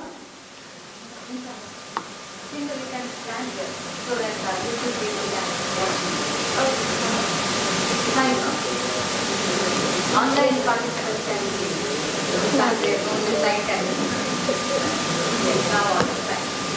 decision making is not just an easy process, it is a very complex and takes lot of steps. So lot of factors influences, that may be individual factors, motivational factors and internal factors also.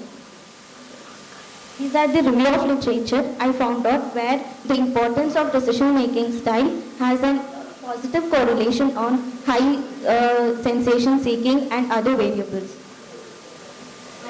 To assess the significant difference and relationship of decision-making style among adolescents of age group between 16 years and 17 years. Objectives to find out the decision-making style among adolescents of age group between 16 years and 17 years, and is there any significant relationship between sub-factors of decision-making style between 16 and 17 years. Dependent variable is decision-making style, independent is age. Hypothesis, there is no significant differences in the decision-making style of age group 16 years and 17 years. There is no significant relationship between sub-factors within the decision-making style of 16 and 17 years. These are the inclusion criteria. Individual belonging to age group between 16 and 17, pursuing first and second PU, who can read and write English. Individual residing in urban areas. Exclusion, differently abled adolescents. Adolescents diagnosed with psychological disorders. Adolescents individuals that studying ICSE syllabus were excluded. It means only CBSE and NCERT students were participated in this study. Research is exploratory in nature. Survey sample research design is used. And sample size consists of 80 participants, where 34 participants belonging to age range of 16 years and 34 participants belonging to 16 years. Purposive sampling method was used in the present study. So measurement here, general decision making style developed by Scott and Bruce 1995 was used, where the scale has 5 subscales of different decision making style. Reliability, validity is adequate. Procedure, where online Google Forms were used and circulated with to the participants and analyzed through SPSS, and statistics here used as Mann-Whitney U-test and Spearman rank correlation. So the table shows that there is no significant difference between within different subscales of decision-making styles among age group of 16 years and 17 years. But there is a slight difference. We can see that among 17 years of group, so there is rational decision-making is high, and intuitive decision-making is high among 17 years age groups. And dependent decision-making style is high among 17 years, and only avoidant decision-making style is more among 16 years of age. So this is the graph which represents the mean rank, shows which area of adolescence, which group of adolescents is higher or lower.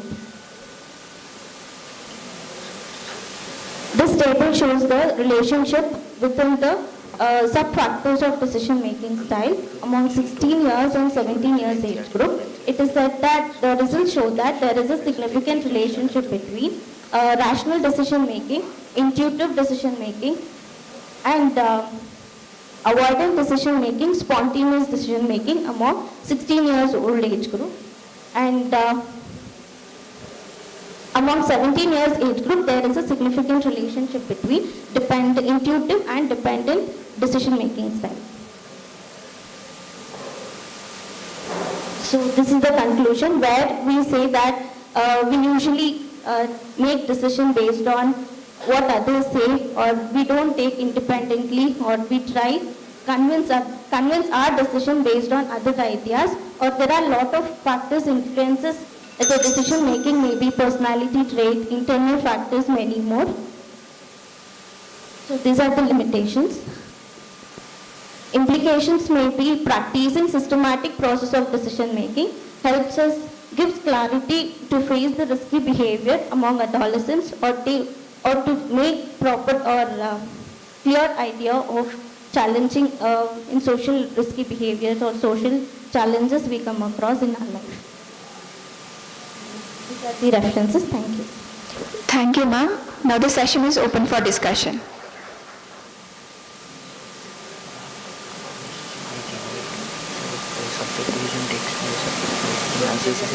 Thank you, ma'am.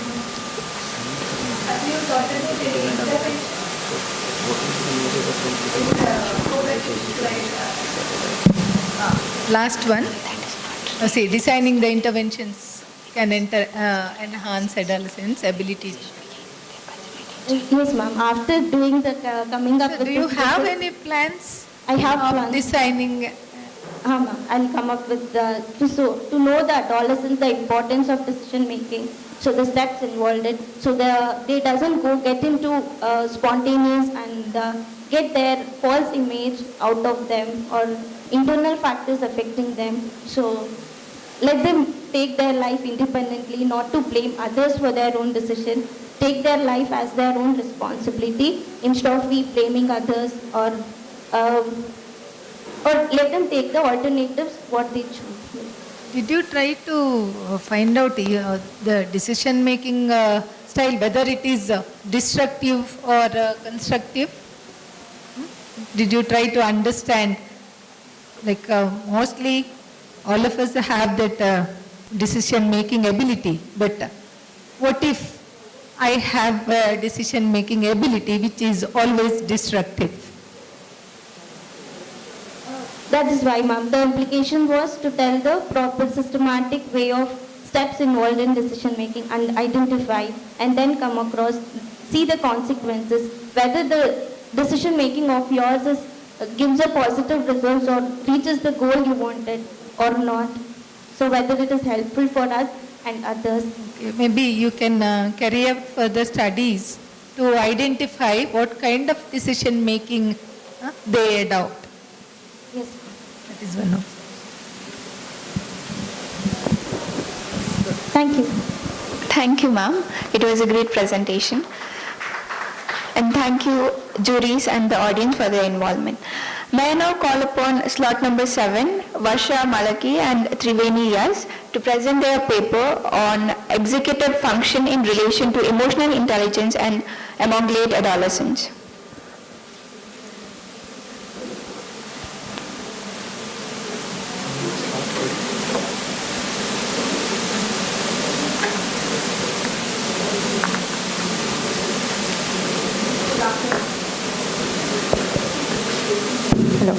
afternoon, everyone.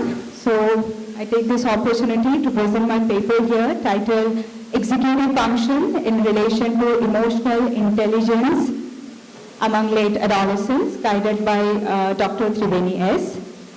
Well, adolescence is a phase which you all are familiar with, so it is a critical period of development with dynamic brain maturation.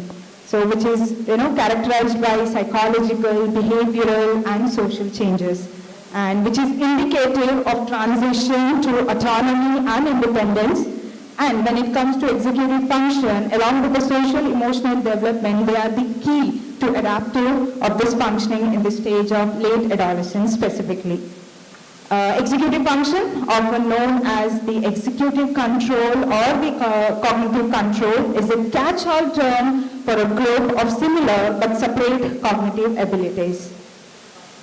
Here, executive functions, they initiate, they coordinate, they maintain, and also inhibit other cognitive functions, according to Mike et al. In 2000, and they are recruited in novel or demanding situations to perform goal-directed behavior, well-routine behavior, inadequate. So executive functions, they show protracted development into late adolescence and in early adulthood. And however, it remains unknown whether these functions, it develop linearly or non-linearly, corresponding to the dynamic changes to white matter density at this particular age group, that is late adolescence. And these executive functions, they are particularly in demand during the transition to independence and autonomy, which is associated with this age range specifically. So emotions, as we all know, they are the important aspect of one's personality, and also in late adolescence, it is the stage at which the physical changes have usually occurred, but the individual is still in search of their identity, which leads to the several ups and downs in their emotions due to their parental, peer and societal expectations, hence making them more vulnerable to the threats of various psychosomatic problems. The recent researchers, they have uncovered that the intellectual capacity is not the main indicator of execution. Rather, the emotional development is a similarly significant indicator of achievement and success in the life. So with this, the method of mine goes like this. So objective of this study is to find out the relationship between executive function and emotional intelligence among late adolescents. What is this problem? What is the level of executive function and emotional intelligence among late adolescents? And is there any significant relationship between executive function and emotional intelligence among late adolescents? So hypothesis, according to the review of literature, everything I went through, and I found adopted null hypothesis, which states that there is no significant relationship between executive functions and emotional intelligence among late adolescents. Further, these are my operational definitions. I've adopted adolescents range of 16 to 19 years according to WHO 2019, and executive function by Hitton et al. 2000, for which the same tool I have adopted, as well as emotional intelligence according to Goldman and Dr. Ekta Sharma, for which the tool have been adopted for the study. So my research design is correlational study. The sample goes like this: rural, semi-urban, urban, total 20 boys and 18 girls. Although the gender specificity is not considered for the analysis. So inclusion criteria, the adolescents with the age range between 16 to 19 with average level of academic performances, who are physically and mentally healthy and who can communicate in English. And exclusion criteria is children with specific learning disability, because it is found that the executive functions varies if we do not consider this particular aspect. Well, these are my tools. Wisconsin's card sorting test, 64 card version I have used, and trial making test and emotional intelligence test. I'll just skip this part. So basically the results, the domicile, the demographic details, everything has been taken. So here it is, the demographical categories, the sex, age, domicile, birth order, and the family type. This is the mean score of executive functions and areas of emotional intelligence among late adolescents. There were 5 areas for emotional intelligence, and for testing executive functions, the 2 tools were adopted. That was Wisconsin card sorting test, which have several measures, as well as trial making test, which has 2 measures. So if you look into this, the normality distribution, basically I didn't go with the parametric test, since the data was not normal, it was skewed. So these were the Sapir-Whorf tests which I had considered. And these are, it clearly shows that the data is not normally distributed. So these are the Spearman rank correlation of coefficient that I took place here, and under this we can find this interesting fact here. The RVS, that is the rapid visual scanning, and the cognitive set shifting, it has negative correlation with self-awareness. That was very interesting. And that basically probably it might be due to the cognitive shifting task and the flexibility. It requires complete attention and involvement and the focus, okay, during that particular age group. So since focused attention, it consists of being complete immersion in the given activity. So more or less when they are taking that particular test, their entire focus was in that particular aspect where they forget what they were doing. So that self-awareness went negatively correlated with these executive functions when I use the trial making test. But when I found these criteria, they are cognitive flexibility, then abstract reasoning, problem solving, and when I correlated with the various measures of emotional intelligence, I found no correlation between the measures of executive function that are used with WCST than that of the emotional intelligence. So as such, there is no correlation, but within them, the variables, they were correlated. So here basically what we found as that there were no correlation as such. So looking into the limitations of the study, firstly using purposive sampling rather than the representative sampling, that was one of the limitations, and the size of the sample when compared to population they have restricted. And secondly, the data was obtained from English speaking solely because the tools that I was considering there, I restricted to the English speaking that was there. And thirdly, we focused only on these cognitive aspects, I mean the executive aspects. The other aspects like mental control, cognitive inhibition and decision making could be valuable if we taken the studies further. And concluding, so the studies finding highlight that the two measures of executive function, that is cognitive set shifting and rapid visual scanning and motor speed, which was measured using trial making test, it correlated negatively with one dimension of emotional intelligence, that is self-awareness. Due to the state of flow, it could be the plausible explanation to that or a focused attention. But further, more dimensions of emotional intelligence turned out to be associated with other measures of executive functions, which I tested using WCST. So the further analysis, it should be encouraged to correlate the emotional intelligence with various other measures of EF. So thereby, I think somewhere the hypothesis that I have adopted, that is there is no significant difference between executive function and emotional intelligence, is partially fulfilled. So further, that could be the scope for further research where we can correlate the measures of various executive function tools and find out whether these tools has any relationship with these tools, the measurement that goes same. Because each of the tool has its own limitations and the way it is demonstrated, it varies a lot. So these are my references, and thank you. Thank you, ma'am. The session is over for discussion.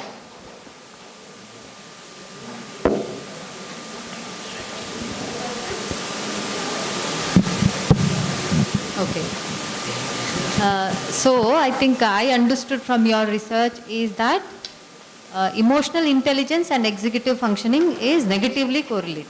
With only one aspect, that is self-awareness. Yes, ma'am. Can you elaborate on this? What is it? And right. See, rapid visual scanning and cognitive set shifting, it was there in trial making test. So it is one of the tool where your executive function is very active. So that particular tool I can't demonstrate here. So when they are taking up that tool, they have to pay a lot of attention over that particular aspect that they are taking in. So in order to do that particular act, they somewhere forget what they are doing, what they are, where are they exactly. So that awareness is not there in that individual. So we can say that at a higher level, I don't think that in late adolescence they could have reached the state of flow, which is very dynamic, but still the attention when we are giving, when we are focusing on that particular aspect, we are somewhere lacking to know about ourselves during that particular time. So there where the rapid visual scanning is going on and you are not able to attend to yourself what you are doing. see, where like self-awareness means what? It's a complete involvement, where you are not aware about anything else and you are to the self and focusing on the task. And here, executive functioning and self-awareness where it is not correlating. So can we say that when the person is completely involved in the task or to the task, he is self-aware that yes, I have to do this or I have to. It is a complete involvement. Self Ma'am, according to Goldman, what they describe self-awareness is not about you completely into self-awareness. According to them, is awareness about everything what they are doing, what is happening in their surrounding as well. But in here, they were only focusing on one particular aspect, not the surrounding of themselves. So they were not focusing on those aspects.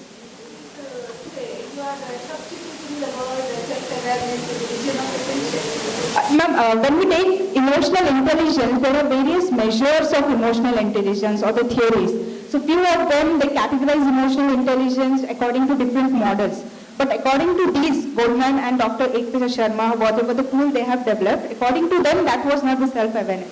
Yes, in general we say that yes, that was a self-awareness, but in here when I consider the theory, one specific theory that I am focusing on.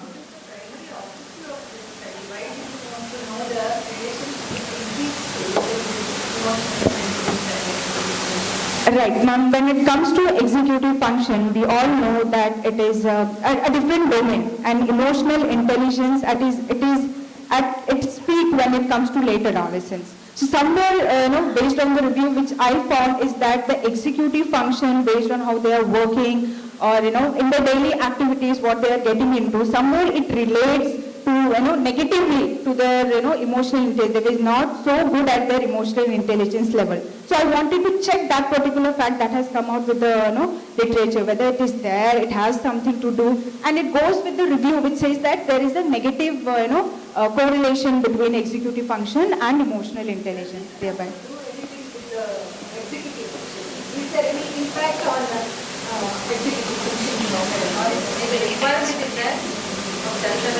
Generally for executive function? No, ma'am. As such, no. I basically, went through the, whatever the facts I received, I wanted to give it my contribution to that particular fact, whether it is there or not. That was my. So by knowing this, what are the research findings? See, ma'am, there was one more aspect that I had taken into consideration to predict the personality based on executive function and emotional intelligence, which has a solid base of research. So that particular aspect I have, just removed. So maybe because of that, somewhere the implication part is lacking in this paper. I agree to that.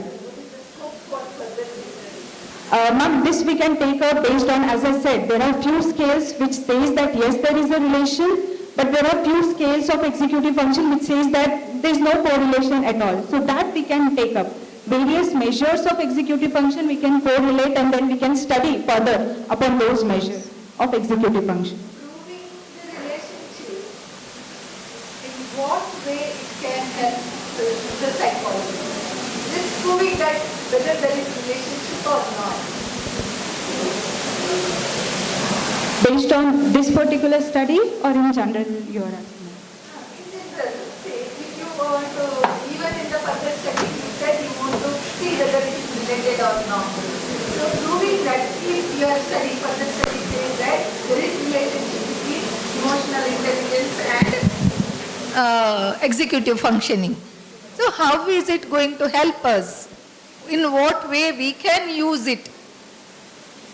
Ma'am, correlation is when we do to find out whether this affects the other variables. So when we are studying executive function, when we can try to help them improve on either executive function or emotional intelligence, thereby we can work on the other variable also. So that is why we study the relationship. So maybe you may have to focus more on your objectives and implications, so that we can say that is it. That is the reason why we wanted to see the relationship between. Yeah, sure. My observation. Sure, ma'am. Yes, good version. Thank you, ma'am. It was an insightful presentation. Thank you. Thank you, juries, for your involvement. The last presentation for the day is by Pujita Verma Jain on the paper titled Attitude of Student Towards Online Mode of Learning, Mathematics During COVID-19. Over to you, ma'am.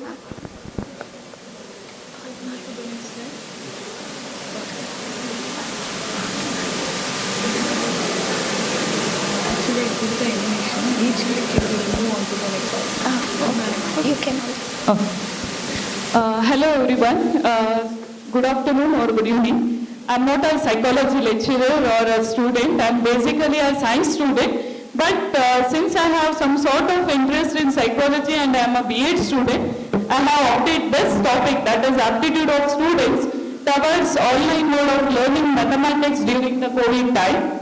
So basically I have observed that during the COVID we have faced many problems, like many schools and colleges were closed and many students faced problem because their education was not able to be continued because of the COVID situation. And mainly we faced many health issues and we were not able to concentrate on a few things. So many schools and colleges asked us to adopt, mainly here also, we are asked to adopt the online mode of teaching for the students. And teaching mathematics online is a bit difficult task, but not an impossible task. So we made different slides and try to make the concept interesting for the students and observe that how they are able to learn the mathematics, whether they are feeling interesting in that. And while we teaching the class, the students are not able to grasp the topic easily as you teach other subjects. And their mindset will be like that mathematics is a difficult thing. If I say that I'm a mathematics teacher, most of the students neglect to talk with me because of my subject. I don't know, maybe. I observed that when we made the topics more interesting, many activities are given for the students and discussions is done with the students and allow them to think about the concept and react to it. So students actually participated very actively. They showed constantly more interest in learning the concept of mathematics. And one thing I can observe here that the teacher's attitude or teacher's behavior also influence the students' learning in mathematics. Okay. And the students' emotion towards mathematics has affected a lot by the ICT-based learning. And they have started to learn on their own. Self-learning is adopted by the students and also they were able to learn the concepts on using their own time. Like there is no time restriction that you have to learn between this time, but they can learn on their own that as the materials are provided to them by the online mode. And one thing I have observed here is while teaching mathematics, not only the traditional method, also the technological aspects also, technological skills also should be adopted so that the teaching of mathematics can be done more effective and more interesting. And there were some negative aspects also because some students especially from the rural areas, they were not able to attend the classes because of the network issues, internet issues. But most of the students, I can say almost 80% of the students were able to get the maximum benefit from the online mode of teaching mathematics. And mathematics, I can say that it is nothing but an art. So you are doing, it is nothing but playing with the game, playing with the numbers. So you are learning many concepts there. And many of the foreign countries say that mathematics is a language because you use it in all the possible subjects, not only in science stream, also in social and also in the commerce field, arts field and commerce field, you use mathematics highly. So in day-to-day life, as we use the mathematics always, as they call the numbers 1, 2, 3, that is also a mathematics. So I think that student interest from the basic level about the mathematics is very important. And ICT has helped them more. So here I wanted to study about the issues of the students related to the online mode of learning and also especially the rural area students, what are their issues related to it. So main thing I have observed that they may face internet issues and also I observed that ICT helped the students for further learning and also it helps a lot for the transfer of knowledge also. And it has also helped them to develop the technical skills and adopt self-learning. So methodology used is I formed a Google form and shared to the students. It is not a standardized Google form as I am not a psychological student. So I shared a Google form. I asked them to fill, especially I concentrated on the degree students of STM. and I asked them to fill it, and based on their response, I found some of the results here. So, result, I have observed that some students of rural area has faced the internet issues, but many students as well as teachers, I can say myself also, we have learned about many ICT tools which we have not learned at all. I think so we were not going to learn it also if this situation has not appeared, because there is a saying, if there is a push, we will learn it. So I have observed that one thing, that we have learned the ICT tools, and one more thing is the ICT has helped a lot so that the students do not remain deprived from the education. There is a continuation in their education also, and we were able to provide the tools for the student, required tools for their study through the ICT, what I can say, through the online platform. And it has also helped us to develop many, update ourselves and learn many online apps and keep in touch with the students. Like many students may face many emotional problems, or they may not be able to learn. So we were able to keep in touch with them through this online platform also.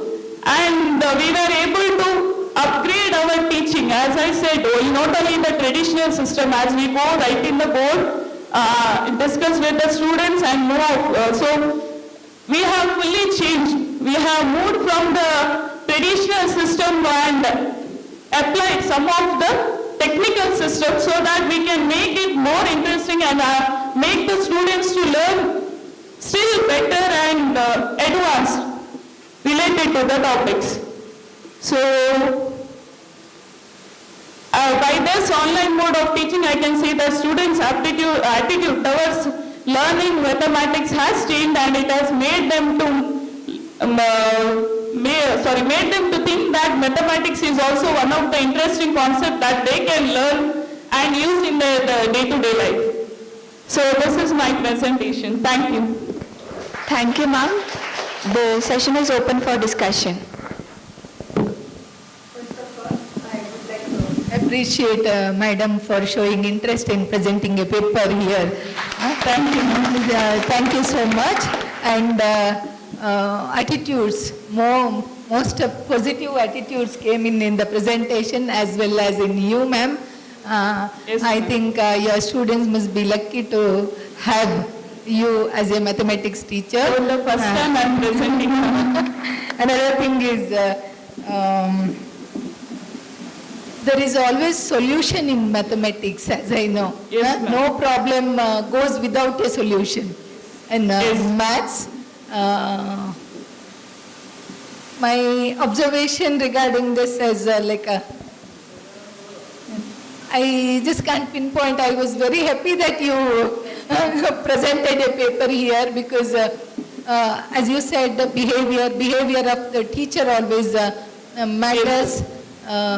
Especially mathematics, students run away from, so trying to keep their attention span is the big task, or I can say Herculean task for mathematics teachers. So thank you once again. Thank you, ma'am.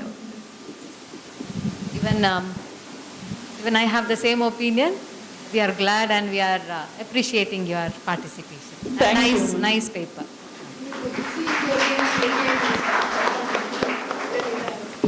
This is my first presentation, but I plan to present here just because my interest, our psychology is more. So for that purpose, especially I have done B.Ed also for that purpose. So I asked Vandana ma'am also whether since I am a mathematics teacher, can I present a paper or not? Why not, ma'am? Now, Bengaluru University is offering a degree course in with mathematics and psychology combination in Puttur, Ambika College, Puttur. Mathematics, philosophy and psychology. And like mathematics, psychology is also a part of life. Without psychology or mathematics, we cannot survive. So I look forward to more and more studies from your side. Thank you, ma'am, for your motivation. Thank you so much for providing me opportunity to present here. Thank you so much. Thank you, ma'am, for sharing your interesting study with us. It was a great presentation. Thank you, juries and audience, for your involvement. It was a wonderful session indeed. I thank all the presenters for their participation and for choosing this platform to share their studies. It was very insightful. I thank both the jury members, Dr. Vani R. Balal ma'am and Dr. Vandana Jain ma'am, for their gracious patience and time. Thank you, juries. I also thank the technical team, the audience, everyone present here, and also the ones attending through YouTube live stream for their constant support and involvement throughout the session. We hope you enjoy the session ahead. Thank you one and all. I request everyone to stay within the hall premises for the valedictory session. The certificate will be mailed to all the presenters and participants through mail. Thank you once again.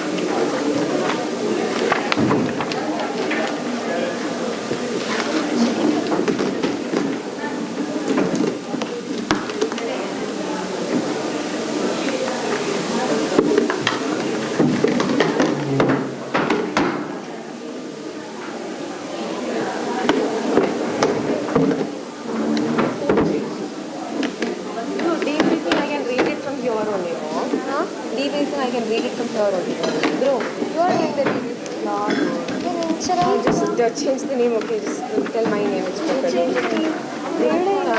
No, just say Akshara. Now, e-meeting I'll have to read it from here only, I don't have to come up here. Two people in the Surya is coming. There.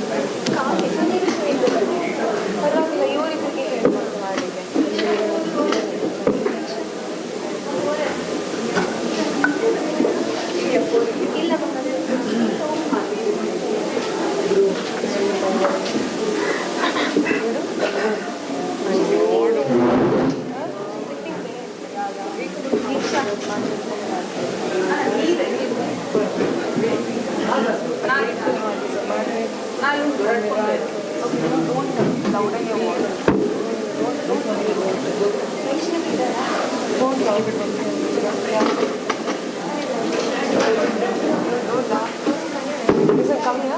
Come here. Don't louden your voice. Read in a very voice. Yeah, read it like that. Don't shout for me. There's a mic. Don't shout, bro, and your voice is not coming. So don't come. I mean, what you do? I should not shout. Today, if you shout, it will look so bad. Because your voice is very good. Otherwise, if you loud your voice, today if you shout your voice, she's there now. She's calling Diksha.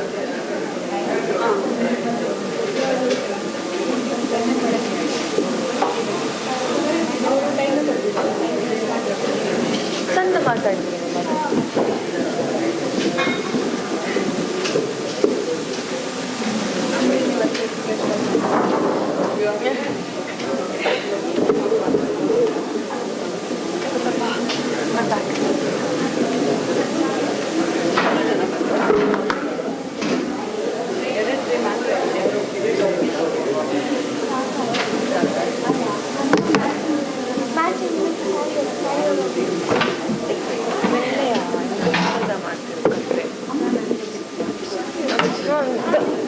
The others didn't come here.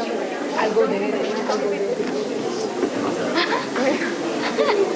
Bye, everybody. It's okay.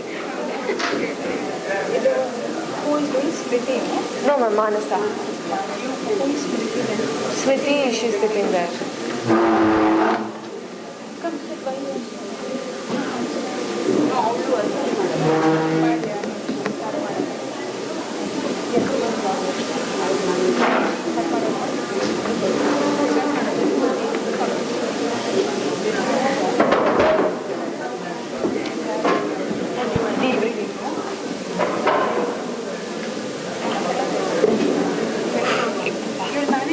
Yes, ma'am. No.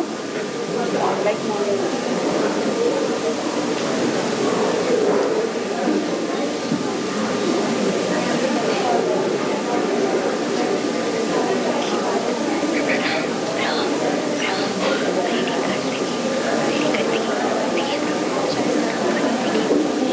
Greetings everyone. I, Manasa Priya from the Psychology Department, take this opportunity to welcome each one of you to the valedictory session of one-day National Hybrid Seminar on Impact of COVID-19 on Cognitive Functioning. This is an immensely exciting evening for our institution. On behalf of the institution, we are delighted to offer a gracious welcome to all of you. I now request all the dignitaries to please come on the dais.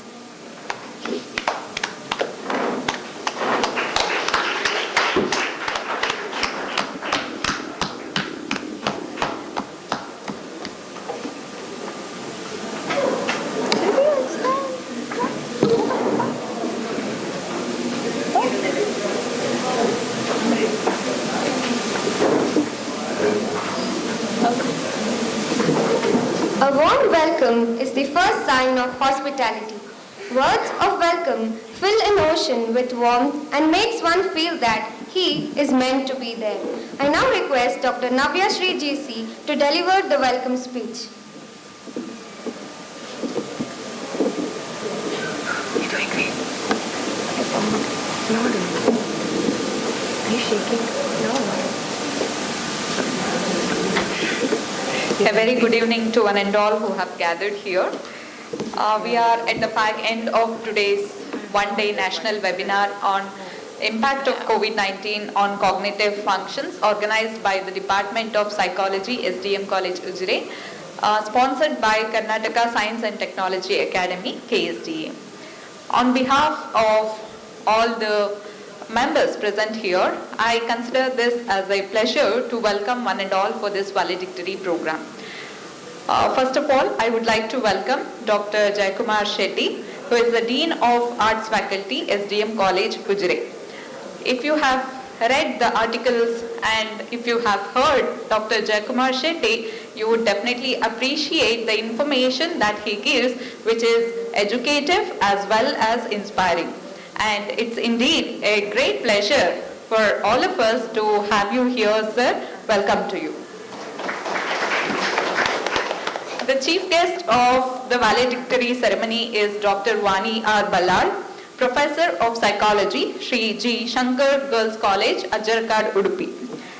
Dr. Vani R. Ballal obliged to be the moderator for the scientific sessions, and we witnessed the very important suggestions she gave to the young budding research scholars as well as researchers, and she also obliged to grace the occasion of valedictory program to be the chief guest. I extend a warm welcome to you, ma'am. I would like to welcome heartily the organizing secretary of today's webinar, Dr. Vandana Jain, HOD of Psychology, who made sure that every plan was ticked right. I welcome you to the program, ma'am. I welcome Ms. Amrin, student coordinator of the seminar, to the program. Welcome you, Amrin. I extend my warm welcome to the professors of psychology from various colleges and the professors of other disciplines who have gathered here, students from various colleges, research scholars, and staff and students of SDM College, technical and non-technical personnel, and all who have gathered here and who are witnessing this program. Welcome to you all. Thank you. Thank you, ma'am. May I now request Ms. Diksha to welcome Dr. Jayakumar Shetty, sir, by offering a token of gratitude.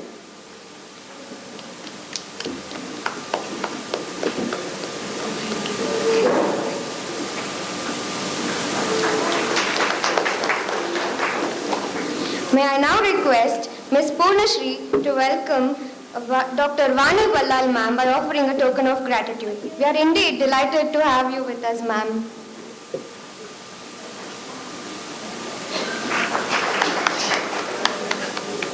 I now request Ms. Vaishnavi to welcome Dr. Vandana Jain with a token of gratitude.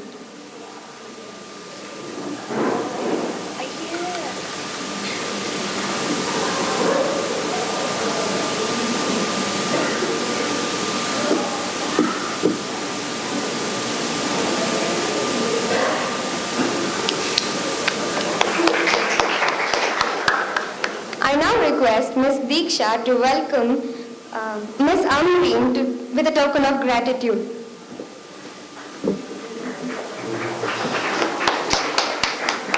Debriefing makes an implicit comparison between desired and observed performance.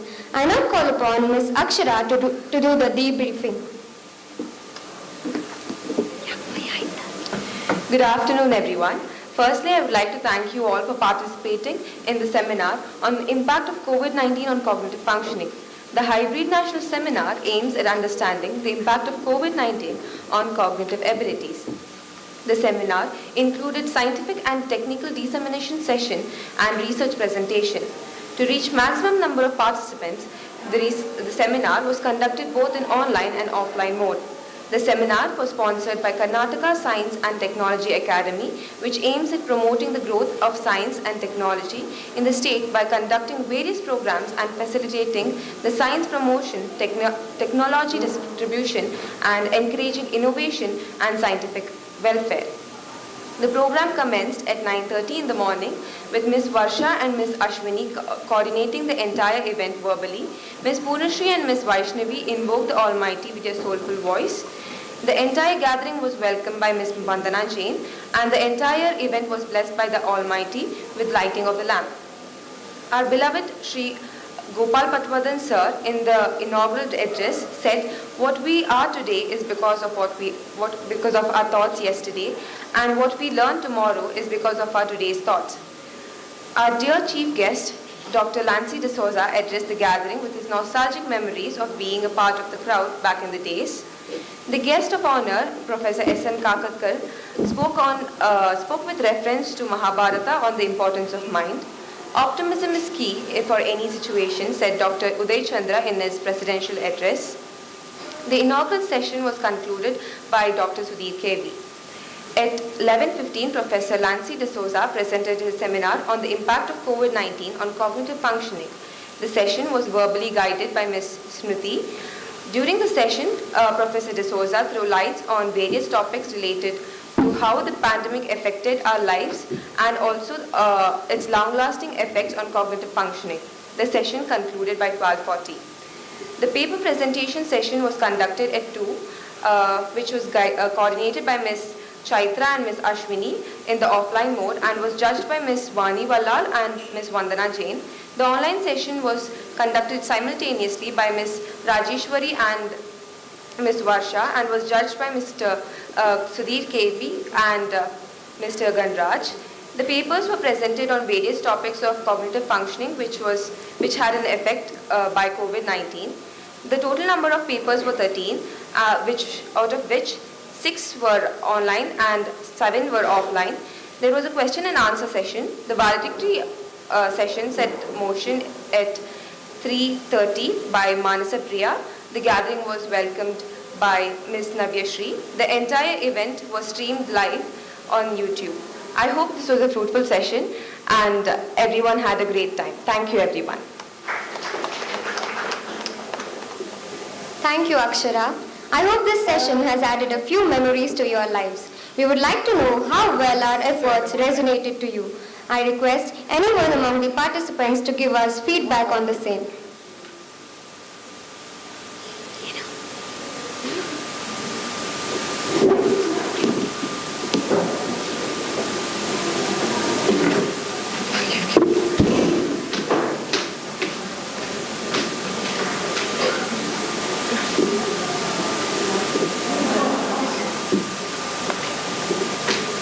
A very good evening to respected organizers, the faculties, and my co-participants gathered here.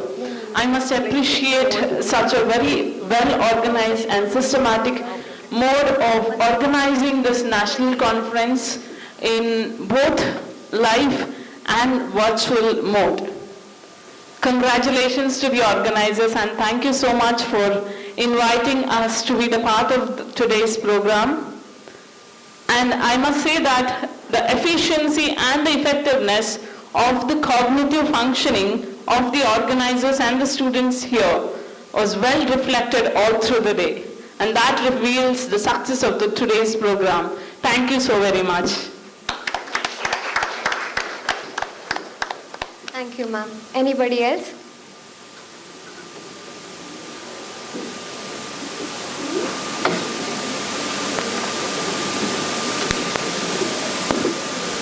A very good evening to all the dignitaries on the dais and all my student friends as well as the faculties or the presenters of the people.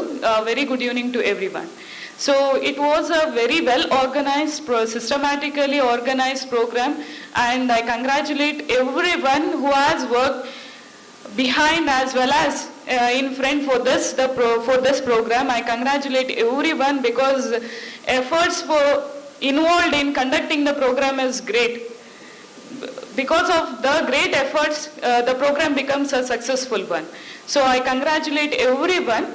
And one more thing, the paper presentation, being the faculty of this college itself, I got the opportunity to present the paper in the field which I am interested but couldn't do my studies, further studies, as I was interested in psychology as well as mathematics. So I heard from the ma'am that now there is an opportunity, but I have crossed the level. So Thank you, Vandana ma'am, for giving me the opportunity to present the paper here in my interesting field. And one more thing is, I thank Vani ma'am, especially whenever we are going to present a paper, the person sitting in front will be with the, what I can say, with the hard face, seeing at us like he is going to eat us now, he or she.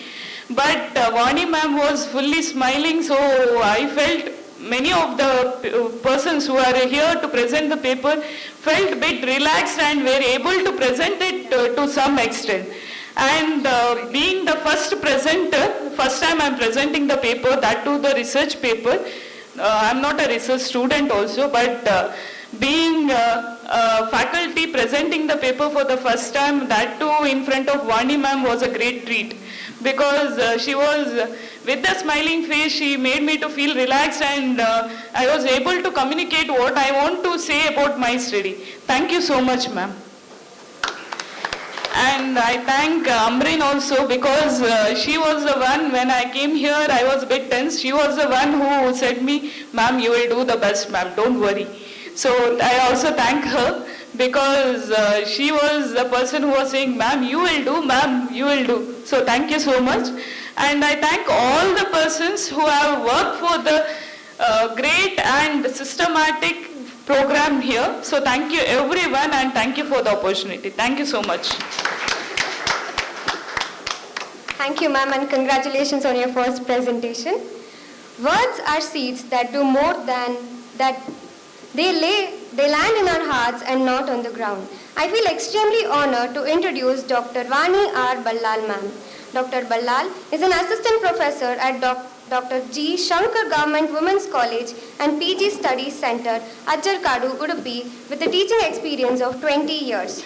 Dr. Vani's qualification is MA and PhD in psychology and additional qualification of basic and advanced counselor course at Bengaluru University and lectureship eligibility select. Dr. R has also a life membership in academic bodies at Bengaluru University, Indian Association of Mental Health and Association Applied of Psychologists. Dr. Vani holds a position as the chairperson of Board of Education and BOS Psychology at Bengaluru University. I now welcome her to the podium as today's chief guest to propose the valedictory address.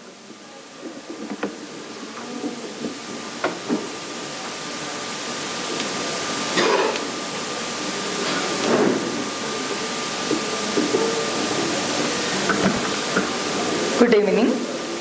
Respected Dr. Jaikumar Shetty sir, Dr. Vandana Jain, Mrs. Amrin, student coordinator, respected organizing committee members and all the delegates. It has been great pleasure being here in this session today. As I said, I would like to thank Dr. Jaikumar Shetty sir, Dean Faculty of Arts and HOD Psychology, Dr. Vandana Jain, for giving me an opportunity to be here or be the part of this seminar.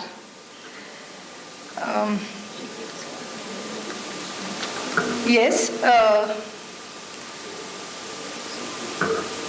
I'm sure that participants would have had very good day today.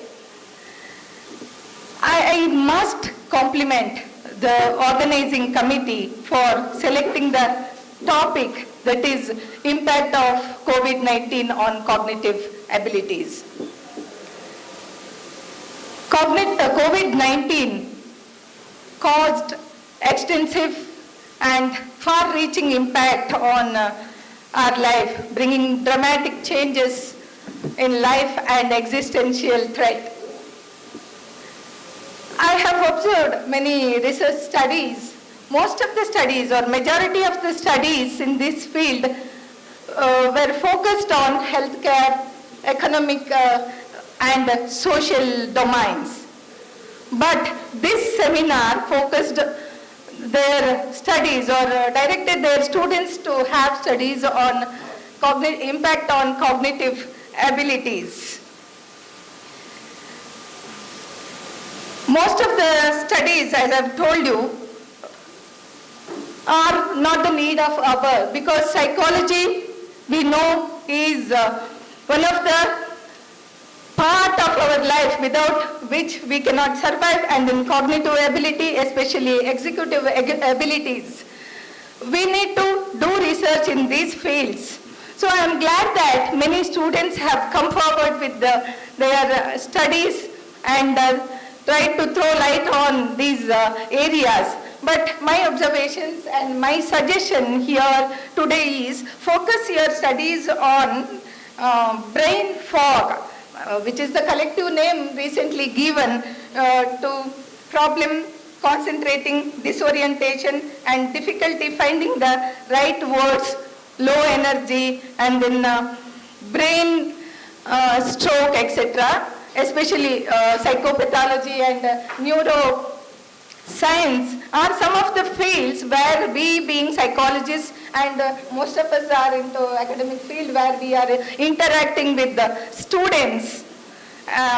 We have a great role to play, or significant role to play in shaping the executive functioning of our students. So, dear students, your studies may throw light on or establish fruitful inquiry which can give rise to establish truth that has great value. So I want you all to carry forward research in different domains, especially focusing on behavior and executive functions. I don't want to take much time, so I would like to conclude my talk with the Norman Cousin's quote. I quote, "It makes no difference how many university degrees or courses a person may own. If he cannot use words to move an idea from one point to another, his education is incomplete." I unquote. Thank you one and all, and I wish you all the best. Thank you, ma'am. Good words are worth much and cost little. Today, we have with us Dr. Jai Kumar Shetty, sir, Dean of STM Degree College, Ujire. He has an academic experience of 33 years and expertise in rural development and microfinance area. Currently, he is working in STM Degree College, Ujire as an economic professor. We feel extremely privileged to have you here today as a president for the program, sir. I now request you to deliver the presidential address. Om Shri Manjunataya Namaha. Respected guest of honor, Dr. Vani R. Ballal, proud alumni of our college. We are really proud to have you here today. Dr. Vandana Jain, head of the Department of Psychology, Ambreen, student coordinator, and all the learned faculty members of our college and other colleges, students, researchers. When I am asked to speak today, I thought, why should I speak? Why should I come here? Then I got three answers for this question. One is, I am also a psychology student right now because I have completed my course, not appeared for practical examinations of Chennai University. Therefore, as a student, I just wanted to attend the seminar and make a presentation, paper presentation. But madam said you come for validatory address. So I stopped that. However, I just want to throw some light on how COVID has deep-rooted effects on the economy. The second one is I got a topic for next research paper of mine just now. Dear learned faculty members and students, I have come with 3 pages of my write-up, but I will restrict my presentation to 5 minutes. When I stop my session, you think that I have delivered my presidential remarks in 5 minutes, that's all. Okay. Have you heard of Sisyphus? Is a person comes in Greek mythology, Sisyphus. Sisyphus was punished by God for oversmarting God. Greek ಮಿಥಾಲಜಿಯಲ್ಲಿ ಬರುವಂಥ Sisyphus ಸಾಯ್ತಾನೆ. ಅವನಿಗೆ ಭಯಂಕರ ಆಸೆ, greediness, he want to live long.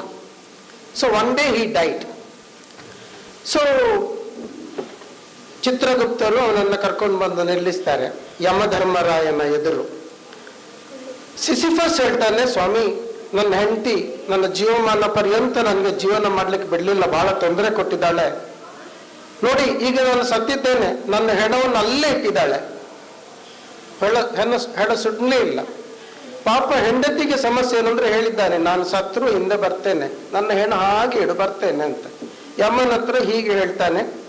ಯಮನಿಗೂ ಹೌದು ಅಂತ ಅನ್ನಿಸಿತು. ಆಯ್ತಪ್ಪ, ಹೋಗಲ್ಲಿ, ಹೋಗಿ ಒಮ್ಮೆ ನಿನ್ನ ಶವಕ್ಕೆ ಸಂಸ್ಕಾರ ಮಾಡಿ ಬಾ ಅಂತ ಹೋಗ್ತಾನೆ. ಹೋದವ ಹಿಂದೆ ಬರುವುದೇ ಇಲ್ಲ. ಅವನನ್ನ ಯಮಧರ್ಮನ ಕಿಂಕರರು ಹೇಳ್ಕೊಂಡು ಬಂದು ಪುನಃ ಯಮನೆದುರು ನಿಲ್ಲಿಸ್ತಾರೆ. ಯಮ ಒಂದು ಪನಿಷ್ಮೆಂಟ್ ಕೊಡ್ತಾನೆ. ಏನಂತ ಹೇಳಿದ್ರೆ, ಉರುಳು ಕಲ್ಲು, ದೊಡ್ಡ ಉರುಳು ಕಲ್ಲನ್ನು ಗುಡ್ಡಕ್ಕೆ ಎತ್ತರಕ್ಕೆ ಎಳೆದುಕೊಂಡು ಹೋಗಬೇಕು. ಗುಡ್ಡದ ತುದಿಯಲ್ಲಿ ನಿಂತಾಗ ನಿನ್ನನ್ನು ಪುನಃ ಭೂಮಿಗೆ ಕಳಿಸ್ತೇನೆ ಅಂತ. ಇವತ್ತು ಕೂಡ ಆ ಸಿಸಿಫಸ್ ಆ ಗುಡ್ಡಕ್ಕೆ ಉರುಳು ಕಲ್ಲನ್ನು ಹೊರಳಿಸಿಕೊಂಡು ಮೇಲೆ ಹೋಗ್ತಾ ಇದ್ದಾನೆ. ತಲೆ ನಿಲ್ಲಿಸಿದ್ರು ದಪ್ಪನ್ನೇ ಕೆಳಕ್ಕೆ ಬೀಳುತ್ತೆ. ಹಾಗಾಗಿ ಅವನಲ್ಲಿ ಮೇಲೆ ಹೋಗಿ ನಗುತ್ತಾನಲ್ಲ, ಆಯ್ತು ನಾನು ಗೆದ್ದೆ ಅಂತ, ಕಲ್ಲು ಕೆಳಗಿರುತ್ತೆ. ನಮ್ಮ ಜಗತ್ತಿನ ಸ್ಥಿತಿ ಕೂಡ ಹಾಗೆ. Covid first wave over, second wave over, and third wave came in the form of Omicron. And all of us know the COVID pandemic has claimed as many American lives as World War I, Vietnam War and Korean War together. That shows that we were all afraid of COVID. Why? We know. Because we were inside the four walls. No communication or no community functions, nothing. But being a student of economics, always I try to analyze the problem from economics. How COVID and lockdown has brought business downswings. But in reality, the deep-rooted problem is much, much devastating than what we have seen or experienced in the last two years.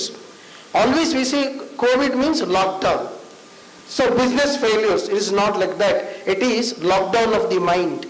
Lockdown of the mind, because our thinking capability has gone down. Many times our reactions, capability to react also has come down. Many times we foresee our anxiety and fearness make us to feel that negative things are more powerful than positive things. That made me to write Subhashita every day morning, Margadarshi. Because during COVID, what has happened? There was lockdown of the mind. Our thinking capability has gone down. We are in the age of knowledge era, where we say, fast changing world. In this world, my dear students, World Economic Report has said, 40% of the jobs that may be generated in the next 15 years is unheard. What does it mean? We have to prepare our students for the jobs which is not known to us. A child entering to LKG after 15 years of graduation, for what, for which job we need to train the baby, we don't know. So in a fast changing world, we need to be adaptable, we need to adapt to new skills. In the context of COVID, because it has affected not our mind, our nervous system. As a result, our thinking capability, ability to absorb, adopt skill also has come down. That is very dangerous. That is very dangerous. I just wanted to tell you that somewhere I have written it. See, the global adult tobacco survey says that if you are living with a smoker, very interesting data, if you are living with a smoker who is smoking 2 packets of cigarettes a day, you will be passively smoking 3 cigarettes a day. Worldwide, 70 lakh people die because of tobacco consumption. In India, 10 lakh people die every year. That means tobacco kills a person in every 6 seconds in the world. So the gap between chatta and chatta is very narrow. is very narrow. So it is threatening to life, threatening to family, threatening to economy. But remember, COVID has almost affected almost all people in the country. Majority are affected directly or indirectly by COVID, having long-term implications which are very, very devastating. Now, what I wanted to say is, yes,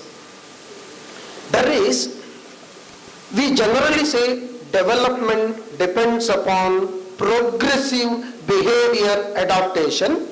Development, we say, what is development? Development is progressive adaptation of our behavior, progressive behavior adaptation, or skill adoption, or entrepreneurship.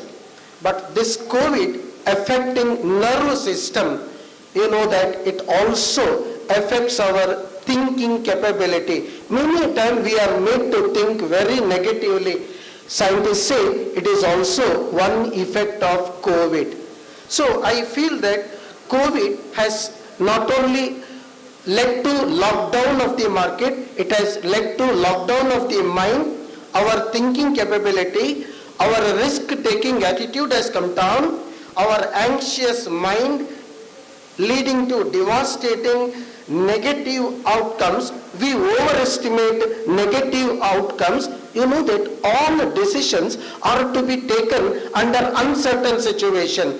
But in such an uncertain situation, because of COVID, scientists say we overestimate negative outcomes that never allow us to take the risk. If we are not ready to take a risk, we cannot march step forward. That is the problem. So here we are now facing the deep-rooted, long-term, devastating problems. So at the superficial level, we say COVID has adversely affected production. Mind it has also affecting the productivity of mankind, which is much, much dangerous than what lockdown we have experienced in the last 1.5 years. Dear learned faculty members and students, I congratulate the Department of Psychology for taking a very interesting topic. Really, we need to indulge in serious research. Why? Research is asking questions. How it adversely affects the mind. Today morning I started to read some articles related to psychology and economics. Very interesting is, if our mind affects, definitely we will not be able to be progressive. If we are not progressive, we will not be an asset to the economy. We will be the liability to the economy. So mind setting is very, very important to be an asset in the economy. If we are the asset in the economy, we will contribute to the well-being of the world. Remember, well-being of the human is important for the well-being of the economy. With these words, I congratulate all the organizers, Dr. Vandana Madam and her team for initiating this program. I also thank for inviting me to be part of this session. With these words, once again, I thank you all. Thank you. Thank you, sir.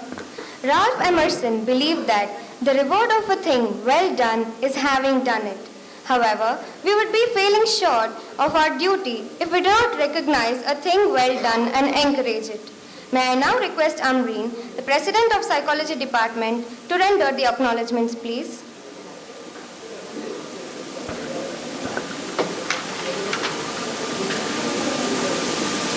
A grateful heart is a magnet for miracles. Acknowledging the good that you already have in your life is a foundation for all abundance. Good evening to all. I deem it a great honor and privilege to propose the vote of thanks on this memorable occasion. Let me, first of all, start by giving glory to the Almighty God for making today's occasion a resounding success. First and foremost, I thank the President of the occasion, Dr. A. Jayakumar Shetty, Dean of Arts, SDM Autonomous College, Ujire, who despite his busy schedule has found time to grace this occasion. Thank you, sir. And I also express my heartfelt thanks to the chief guest of today's occasion, Dr. Vani R. Ballal. Thank you, ma'am. I would be extremely happy to thank Dr. Uday Chandra P., Principal, SDM Autonomous College, Ujire, for his unstinting support for this event, even in his absence. Thank you, sir. We are grateful to our beloved Dr. Vandana Jain, Head Department of Psychology, for her continuous support and encouragement for organizing such events. Thank you, ma'am. I thank all our distinguished invitees present here for accepting our invitation. My heartfelt thanks to the lecturers for their valuable contribution, guidance and encouragement in all our efforts. I owe special gratitude to the non-teaching staffs. Last but not the least, I thank you, my friends, for your cooperation in making this event a resounding success. Once again, I thank you all.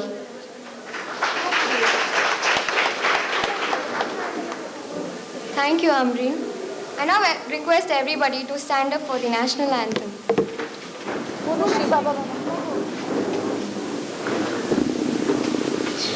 जनगण मन अधिनायक जय हे भारत भाग्य विधाता पंजाब सिंध गुजरात मराठा द्राविड उत्कल बंगा विंध्य हिमाचल यमुना गंगा उच्चल जलधि तरंगा तव शुभ नामे जागे तव शुभ आशीष मांगे गाहे तव जय गाथा जनगण मंगलदायक जय हे भारत भाग्य विधाता जय हे जय हे